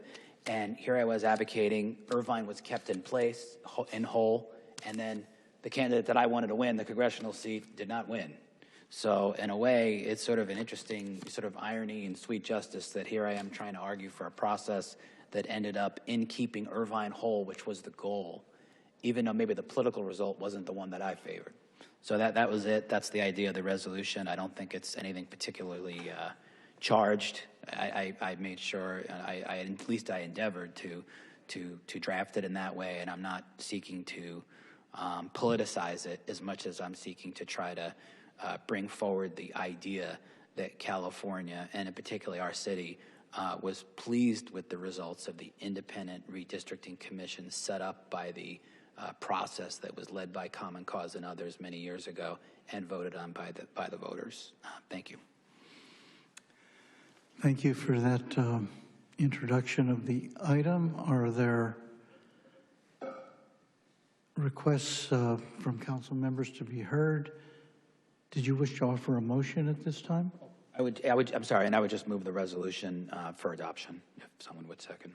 Very well. Is there a second? I'll second. Seconded. And I'd like to speak to it. Seconded by Councilmember Vice Mayor James Mai, who wishes to be recognized at this time. Yeah, thank you. You know, I recognize that redistricting is ultimately a state issue, but it doesn't mean that we should remain silent on this. The term gerrymandering, no matter which party benefits, undermines democracy and really erodes public trust. This isn't about Democrats or Republicans. It's about whether politicians should be allowed to pick their voters, or whether voters should have the right to, and voters should always have the right to pick their politicians. Independent citizen commissions have shown us that fair and transparent representation is possible. And as leaders in Irvine, we have a responsibility to voice concerns when the process puts powers into the hands of politicians instead of the people. Gerrymandering is wrong no matter who it benefits. This isn't about who wins or loses politically, it's about who holds the pen, and right now, it's the politicians and not the people. Again, politicians should never pick their voters. Voters should always pick their politicians. So I'd just like to add my commentary on that. Thank you. Thank you, Councilmember Mai. The clerk advises me that there are 12 people. We actually have 15. 15. All right. right, we're going to make it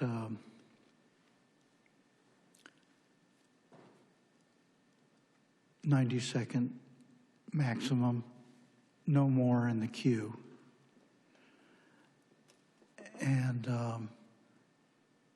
Councilmember Liu, you can speak, or we can hear from the public first. I'll wait. Thank you. Why don't we start calling on those right now?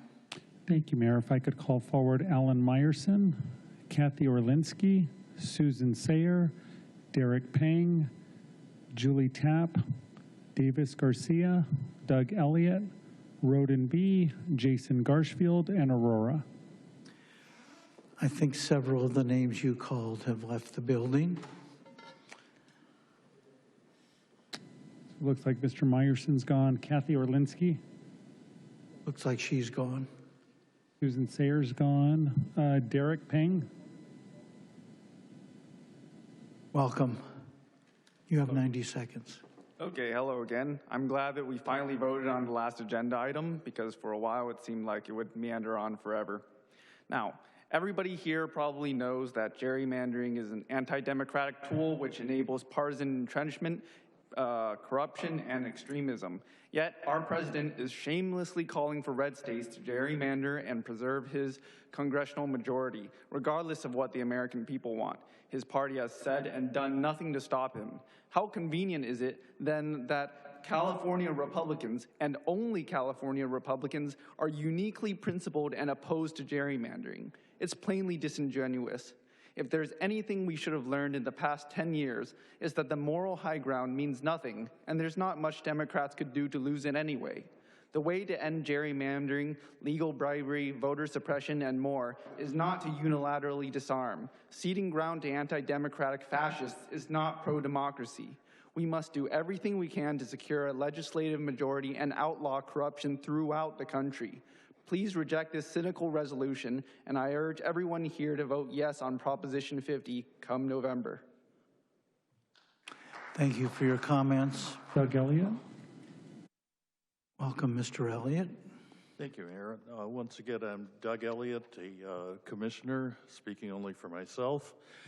Article 2, Section 1 of the state constitution establishes the bedrock principle that all political power is inherent in the people. Government is instituted for their protection, security, and benefit, and they have the right to alter or reform it as the public good may require.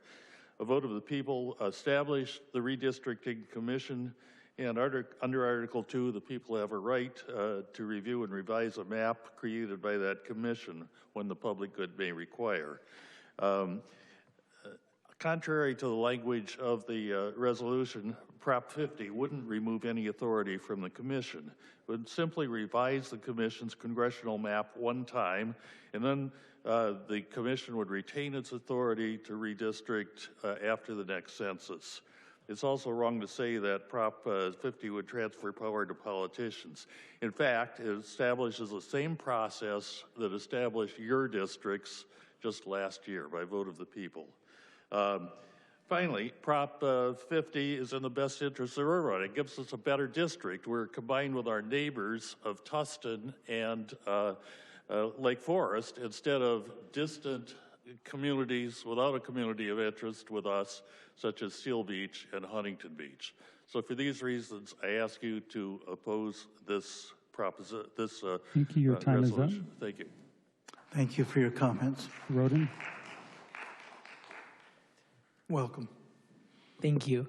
I'd like to say good morning to everyone because it is now past midnight. You guys last heard from me 4 hours ago, so I intend to keep this brief because I hope this agenda item doesn't take 4 hours as well. I'd like to address Mayor Mai's comments briefly and say that I fully agree with you that gerrymandering is wrong and it does not have any place in a country like the United States of America where we are free people and we are supposed to be a representative democracy. Unfortunately, that's not really how the United States turned out, so emergency measures are required to ensure that we return to a state of somewhat not crazy. I don't even want to say normal at this point. I would like to make clear, Proposition 50 is not required by law. There was no law saying that Proposition 50 had to be passed. We chose, as a state, to make Proposition 50 because we wanted voter input. With that being said, let's leave it to the voters. We chose to let the voters vote, so we should let the voters vote without any input from the city of Irvine. Quite frankly, this is a municipality that is supposed to serve all of our citizens and is supposed to serve in the best interest of everyone. So I don't really believe that it has any place putting in a political ideology and inserting itself in such a politicized proposition. And opposed to what Mr. Carroll may say, this is a very politicized proposition. So I would like to just no on this agenda, please. Thank you so much and have a great rest of your morning. Thank you. Jason Garfield. Welcome. Thank you, Mr. Mayor. So I'd like to thank Councilmember Carroll for bringing this forward. I fully support it. As far as redistricting in Texas, we're not at fault for that. We're not responsible. None of us in here can be held to account for what Republicans in Texas decided to do. None of us in here can be held to account for what went through the mind of Donald Trump on any given morning. And I don't think that we in California deserve to be punished for it. And by the way, the notion that if one side in politics plays dirty, then so should the other side is the notion that got us Donald Trump in the first place. So good luck with that. Thank you. Next Aurora. Welcome. Hello again. Good morning. To echo some of the previous commenters, I also don't agree with gerrymandering. Everyone deserves representation, and unfortunately, not everyone is adequately represented. At the same time, this unprecedented situation calls for an unprecedented response. I am so tired of hearing the word unprecedented. I wish we could just get back to precedented times, but that's not the world that we're living in. I've also always wondered, why do a handful of districts in Texas or Michigan or Iowa matter more than our district, right? Why do the votes of those constituents matter more than my vote? Now, our voters will have the chance to oppose this quid pro quo situation in Texas.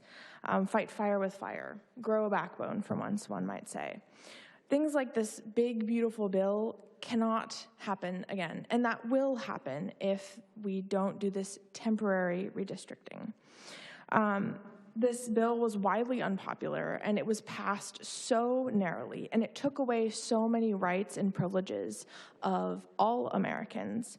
I myself grew up on SNAP, and I cannot imagine, or I mean, I can, we're living in it, the loss that will happen. I know I have 2 seconds left, but I hope you'll bear with me. Thank you. Your time is up. Why don't you just take another 10 or 15 seconds, please? Thank you. I appreciate that, Mr. Mayor.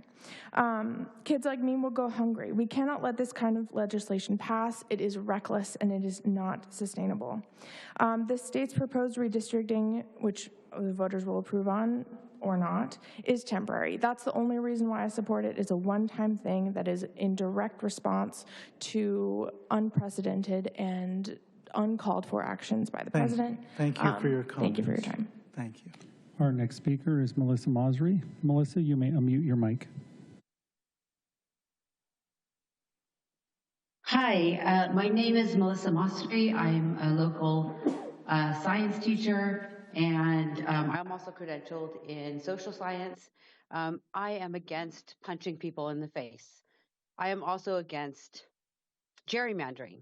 But if somebody punches me in the face, I reserve the right to punch them back. That's Newton's law. That's equal and opposite reaction, and that's self-defense. And in this case, gerrymandering was brought up by the Trump administration and is put into play without our consent. Therefore, we have a right to defend ourselves, and Proposition 50 is important to defend democracy. So therefore, I strongly support Proposition 50, and I do not support Mike Carroll. Thank you. Our next speaker is Siddharth Mehta. Siddharth, you may unmute your mic. Hello, council members. Thank you for having me on this lovely midnight. I just want to say I understand Councilmember Carroll's concerns about losing our independent redistricting commission, but I would say that Prop 50 is a temporary measure so that in the future that there will be independent redistricting commissions in all 50 states, because that's what we need. Until then, we still have to kind of fight fire with fire, because that's how you put the fire out, is with other fire. So I do support Prop 50, and I think the new maps actually look fair to me, even though they're pretty gerrymandered.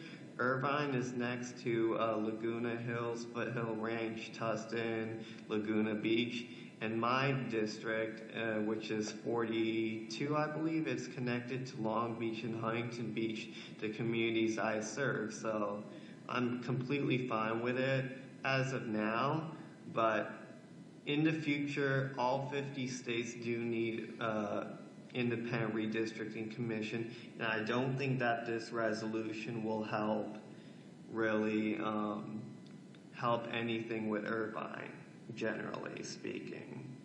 This is more of a state and federal issue. Thank you. Our next speaker is Amira M. Amira, you may unmute your mic. This is Amira Mansour. I appreciate that Councilmember Carroll testified to the commission. I actually have probably 25 or more years as a member of the League of Women Voters and of Common Cause, both of whom are specifically not taking action against this.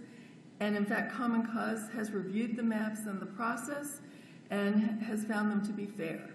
That's number one. Number two, I actually applied to be on the commission, which is a little bit more than just talking to it.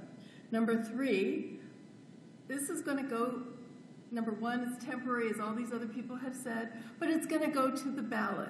Let's let the city deal with the city business and let the rest of the electorate deal with what goes on the ballot. Thank you. Our next speaker is Mona. Mona, you may unmute your mic. Well, good morning. Mike, I absolutely respect you. I agree about the gerrymandering, but I also believe that it's up to the voters coming up to make this decision. And a resolution like this is not going to do us any good in Irvine.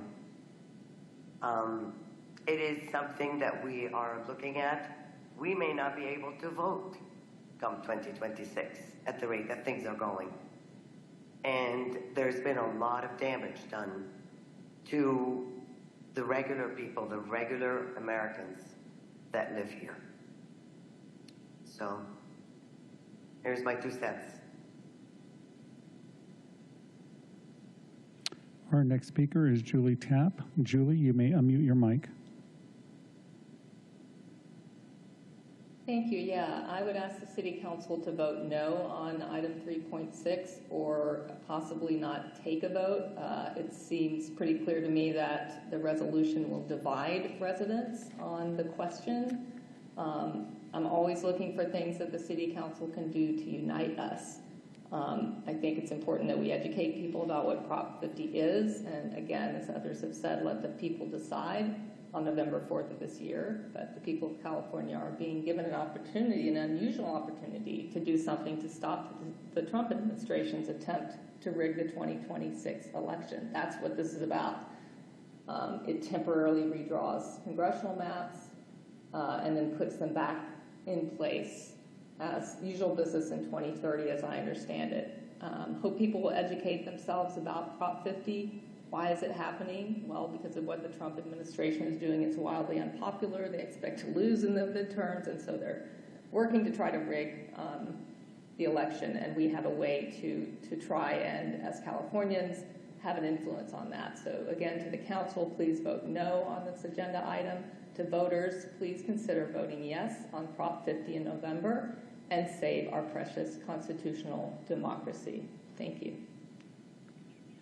And that is all, Mayor.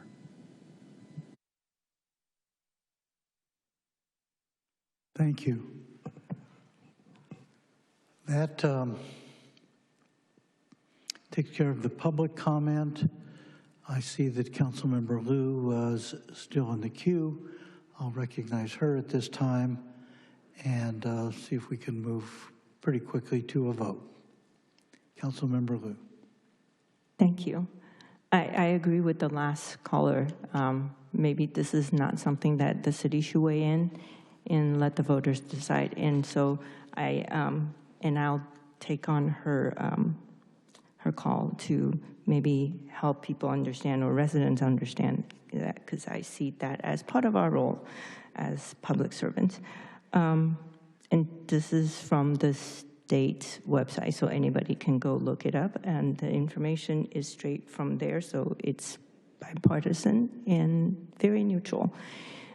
We are in an existential crisis right now, which is not where we want to be. This, as we're getting ready to celebrate the country's 250th birthday, we unfortunately face this issue.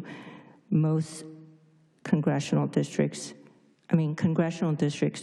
are customarily drawn after census, based on census data, which means the last time we did it was 2020, and we're not supposed to have any redistricting until 2030, but here we are trying to counter the effect of other states gerrymandering. California, I'm proud to say, that is one of the states that actually play by the rules and have a citizens commissions. And so these are the things that I found about Prop 50 and how it's distinguishable from the gerrymandering that's happening in Texas in several major ways. One, it allows the voters to choose in a democratic process. It is a voter ballot that is to be approved by California voters rather than through a legislative action. Two, it's a response to other states. It will not go into effect unless the other states are making that midterm gerrymandering, the unusual issue. Three, it's temporary. Congressional district lines are drawn every 10 years based on the census, like I just mentioned, and this is only going to be in effect until the next time we need to draw it, which is 2030. And fourth, it advocates for fair districting practices nationwide. Although California cannot make Congress act, Prop 50 asks for federal law change and proposes a constitutional amendment to require redistricting done by, quote, fair, independent, and nonpartisan redistricting commissions nationwide. Fiscal effect-wise, there's a minor one-time cost to county and state election officials. And so with that information and with the comment on by the last caller, I would say this is my public service announcements to help people understand what we're all voting on. Thank you. I see no one else in the queue. Councilmember Carroll, I'll give you the last opportunity, and then let's go to a vote. Yeah, thank you, Mayor. Yeah, let's please vote, yeah. You just prepared to go to a vote now? Absolutely. Thank you. All right. Please, Mr. Peterson, call the roll. Councilmember Carroll. Yes. Councilmember Go. No. Councilmember Liu. No. Councilmember Martinez-Franco. No. Councilmember Treseder. Vice Mayor Mai. Yes. Mayor Agron. No. Motion fails 2-5 with Councilmember Go, Councilmember Liu, Councilmember Martinez-Franco, Councilmember Treseder, and Mayor Agron voting no. Thank you. That concludes our business for our regular council meeting. And so in a moment, I'll make a motion to adjourn, but before we call the roll on the motion, for those who have enjoyed the evening, there's yet more, which is a scoping session of about 15 minutes to come in a moment under our special meeting that we held earlier. So with that, Let's see, I guess we need a motion. I'll move we adjourn. Is there a second? Second. Seconded by Councilmember Liu. Would the clerk please call the roll? Councilmember Carroll. Yes. Councilmember Go. Yes. Councilmember Liu. Yes. Councilmember Martinez Franco. Yes. Councilmember Treseder. Yes. Vice Mayor Mai. Yes. Mayor Agron. Yes. Carried Meeting 7-0. adjourned. Our regular meeting is adjourned. At this point, I'll call to order once again. The time is 12:20 a.m. And this is the scoping session that was left on our special council meeting agenda. Would the clerk please identify that item by title and subject? Thank you, Mayor. Item 2.1 is scoping session for a general plan amendment for Planning Area 51, Great Park. Before having our staff introduce themselves, I want to thank my colleagues who have really hung in there in a very, very long council day. And we're waiting with absolute bated breath to hear what you have to say. Please introduce yourselves. Good morning, Mayor Agron and members of the City Council. My name is Hernando Santos, Senior Planner with the Community Development Department. And along with the Principal Planner, Nick Maloney, we'll be presenting the last item on your agenda, which is a general plan amendment scoping session for Planning Area 51. The applicant, 5 Point Communities, has submitted a general plan amendment application that would impact Planning Area 51. The amendment proposes to add up to 1,300 new dwelling units to Plan Area 51 by converting previously approved, vested, yet not constructed non-residential square footage. According to City Council Resolution number 87-108, it requires City Council scoping sessions for all general plan amendments to request direction and input.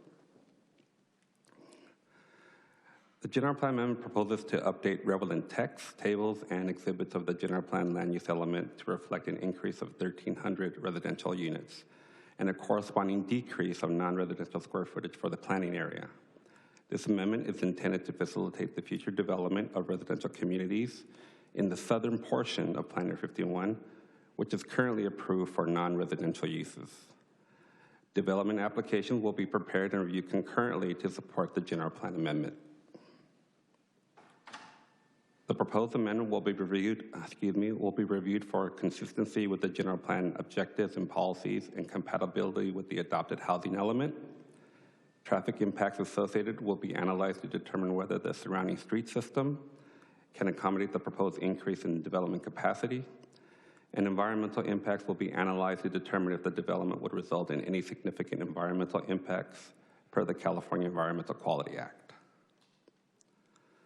With regard to public participation and input, notifications shall be sent out to interested parties and affected property owners. Project updates shall be provided on the city website as necessary, and public notices for meetings and hearings will be mailed and posted in accordance with city requirements. Regarding the project schedule for the application, staff will be meeting with the Native American tribes for consultation on the general plan amendment per Senate Bill 18. Staff will present the traffic analysis to the Transportation Commission for recommendation. Staff will present the associated park plans to the Community and Library Services Commission for recommendation. Staff will present the associated tentative track maps to the Subdivision Committee for recommendation. The plan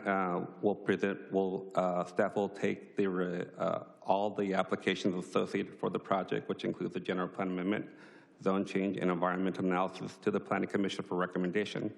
Additionally, staff will also take the master plans, the maps, and the park plans to the Planning Commission for consideration. And lastly, the City Council will have the final approval of the general plan amendment, zone change, and the environmental analysis for the project. With that, staff recommends that the City Council provide input for subsequent analysis and authorize staff to proceed with the proposed general plan amendment for Planning Area 51. That concludes my presentations. I'm available for any questions that you might have, and I believe the applicant is still here to answer your questions as well. Thank you. And the applicant is not presenting, but just is standing at the ready if there are questions. Is that the case? Excellent. Well, let's turn to council members here. Councilmember Go. Hello. As you guys know, I live in the master plan communities of Great Park neighborhoods. I've reviewed CC&Rs, but correct me if I'm wrong, I don't quite have on top of my head. In terms of annexation, does our current CC&Rs allow for you to annex non-contiguous properties?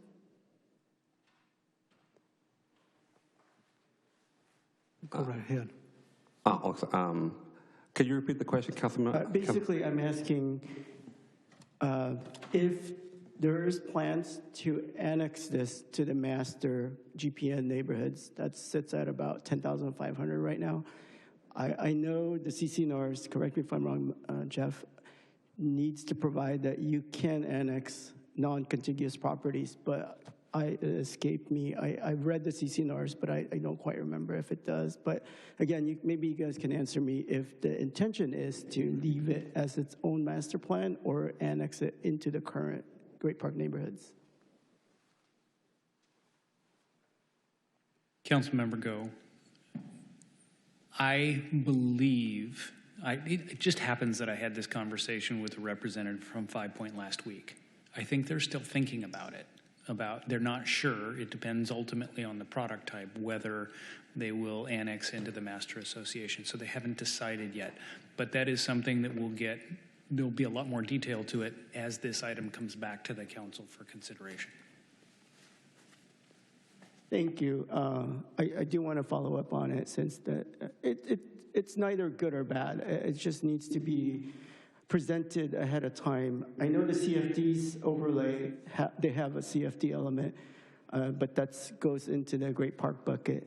But the HOA side, the concern my neighbors have is that as new elements get brought on and get annexed, we want to make sure the developer does stay honest and build the amenities as needed instead of just falling back on, let's say, something 5 miles away. While it's great those amenities are planned for a larger audience, but it is 5 miles away, and that's the concern of the neighbors. So I just want to make that aware, and if the intention is there, we'd like to be a part of that process. Thank you, Councilmember Go. I don't see any others who wish to be heard. Let me just put my 2 cents worth in here. As with any major project that comes before us, I want us to be thinking transit, transit, transit. I want to really see a robust plan for transit being built right into the project so that people who have 2 cars can survive on one, so that people who have 1 car might even consider living in a community where they were free of reliance on a private automobile. And that means looking at how the iConnect system could connect to that, how it might relate to the aerial tram system, indeed, if that comes to pass, and all other manner of transportation as an alternative to the private automobile. And if this comes in as just another ho-hum, 2-car garages, overparked application, I'm going to be not only disappointed, but probably hostile. All right? Anybody else? This is a scoping session. No other requests. It's a receive and file. I'll so move. Is there a second? I'll second. Moved and seconded to receive and file. We don't need to do a roll call vote, but let's take it. Okay. Also, Mayor, too, just for the record, there are no public commenters. Oh, thank you. Thank you for reminding me. Of course. Councilmember Carroll. Yes. Councilmember Go. Yes. Councilmember Liu. Yes. Councilmember Martinez-Franco. Yes. Councilmember Treseder. Yes. Vice Mayor Mai. Yes. Mayor Agron. Yes. Carry 7-0. Thank you. Thank you to our staff. Thanks to executive management team and all the rest. Thanks to my colleagues having completed the agenda on this special session. The meeting is now adjourned.